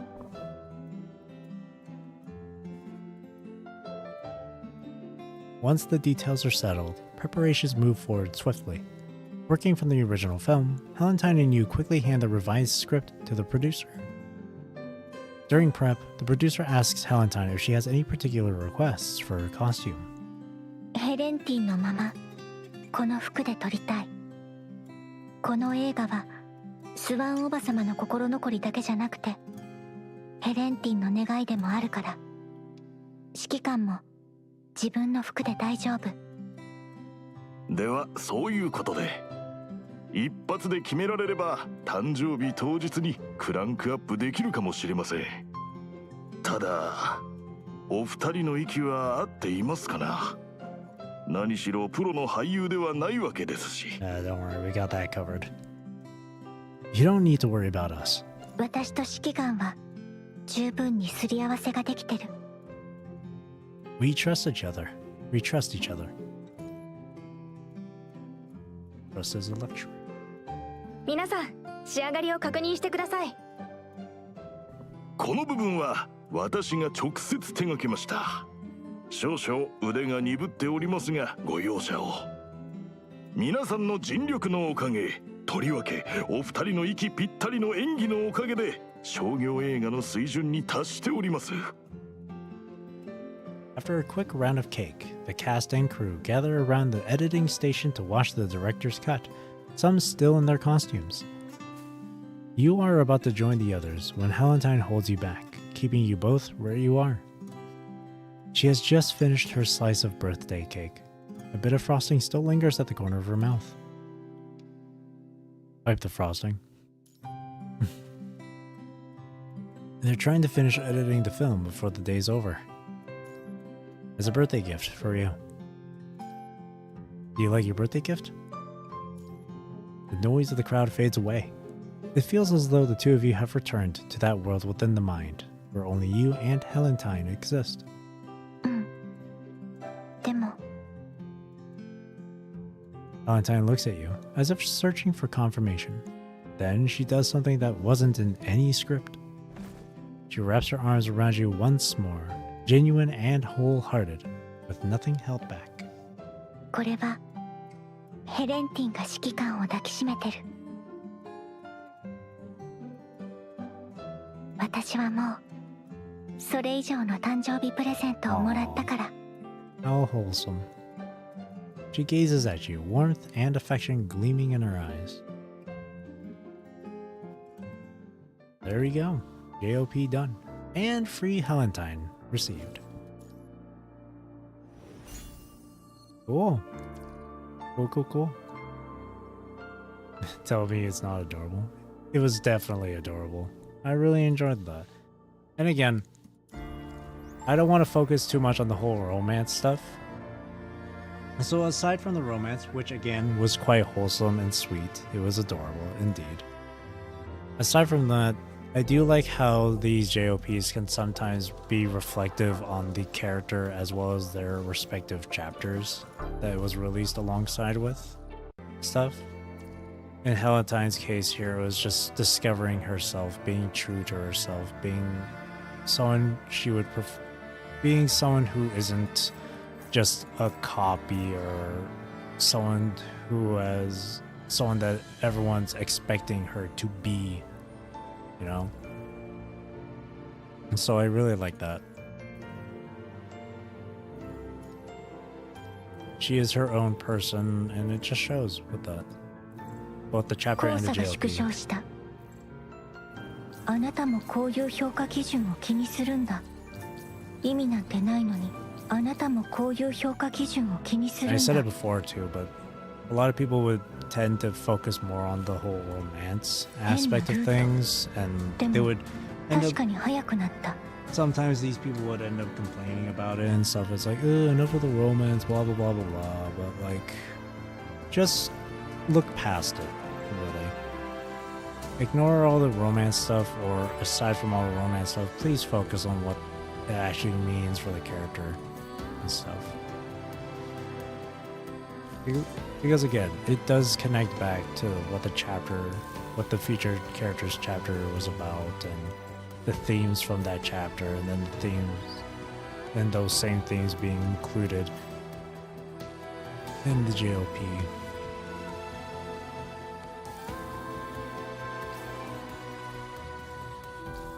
Because me not paying attention to all the romance stuff, or just like leaving it on the side, you pay attention to more stuff You get to see and understand more stuff.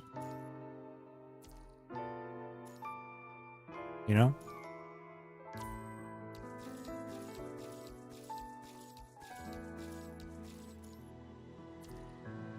Like if you're going to be painting a picture, you don't want to be using the same color over and over and over. That sort of thing. You know?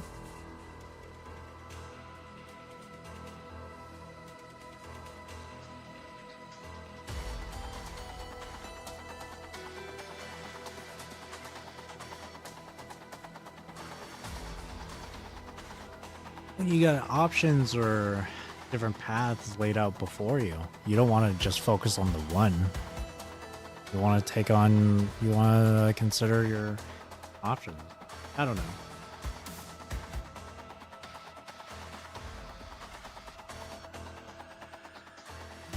I think, okay, yeah, no, I think a better way to properly explain this would be like looking at a painting.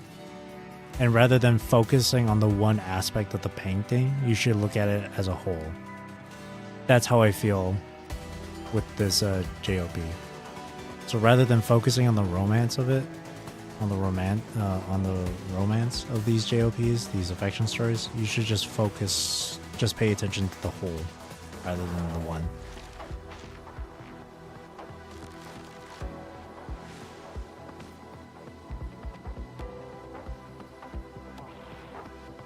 You know? That's probably the best way I could explain it. But a lot of people tend to focus on the one thing and not the broad spectrum of it, I guess.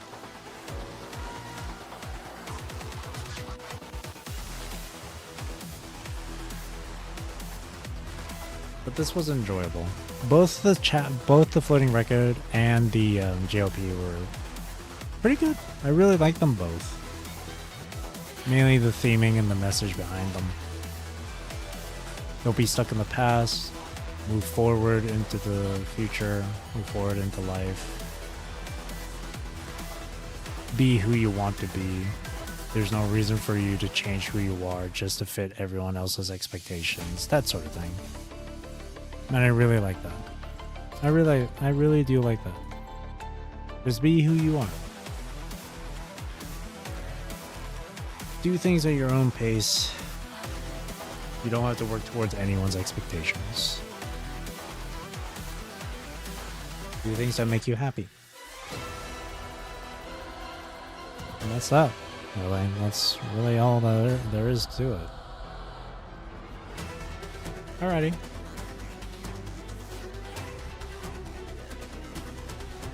Really enjoys the story and nothing else. Or lore. Yeah. Pretty much that. Don't let anyone else dictate on how you should feel about certain things in this game. You are the only judge. You should decide for yourself whether you like something or not. Alright, hang on. You mentioned that they uploaded something on their YouTube.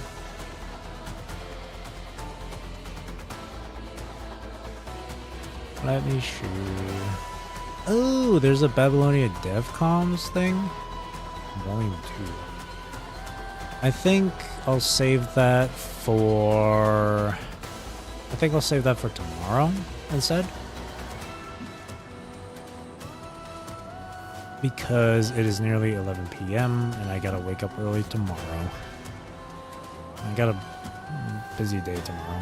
So alongside waking up tomorrow, I also got to spend time with family tomorrow, and then I'll be streaming again tomorrow. And I'll stream both. I think tomorrow will be Kuro Saturday, so it's going to be WUA and PGR. So for WUA, I'll just play through like the events, whatever resets are available. I think TOA and Whimpering Wastes have been reset, so I'll do those. Do the events, maybe a side quest here and there. And then afterwards I'll switch over to PGR and then resets here on PGR. As well as I'll watch that DevsCom too tomorrow. But yeah. Anyway, overall final thoughts here. Floating record 16 of Solitude and Stillness. I really enjoyed it. I like the theme and message behind, being stuck in the past versus moving forward and discovering yourself, being who you want to be, what it means to be human. And then the JoP also adopting that similar sort of thing going into it, but this time more along the side of emotion and whatnot. Either way, they were both really enjoyable. So I'm quite content with this one. Yeah, I'm really happy with this one. I'm really excited and looking forward to the next part of the story with Kat and Yuna. I think that one's going to be exciting, but we'll wait and see. So, with that being said, that'll be it for me for tonight. Thank you for watching, thank you for chilling with me, thank you for chatting with me. I really do appreciate it. I hope you have a great rest of your day or night, wherever you are in the world. Take care, stay safe, drink plenty of water, hope you enjoyed the stream, and I'll see you tomorrow for Kudo Saturday. This time, I'm not actually tired. Hopefully tomorrow, I won't be as tired as well. I'll get myself coffee again, just to be sure. Again, thank you for watching, and again, I hope you enjoyed the stream. See you tomorrow then. Thank you. Bye-bye.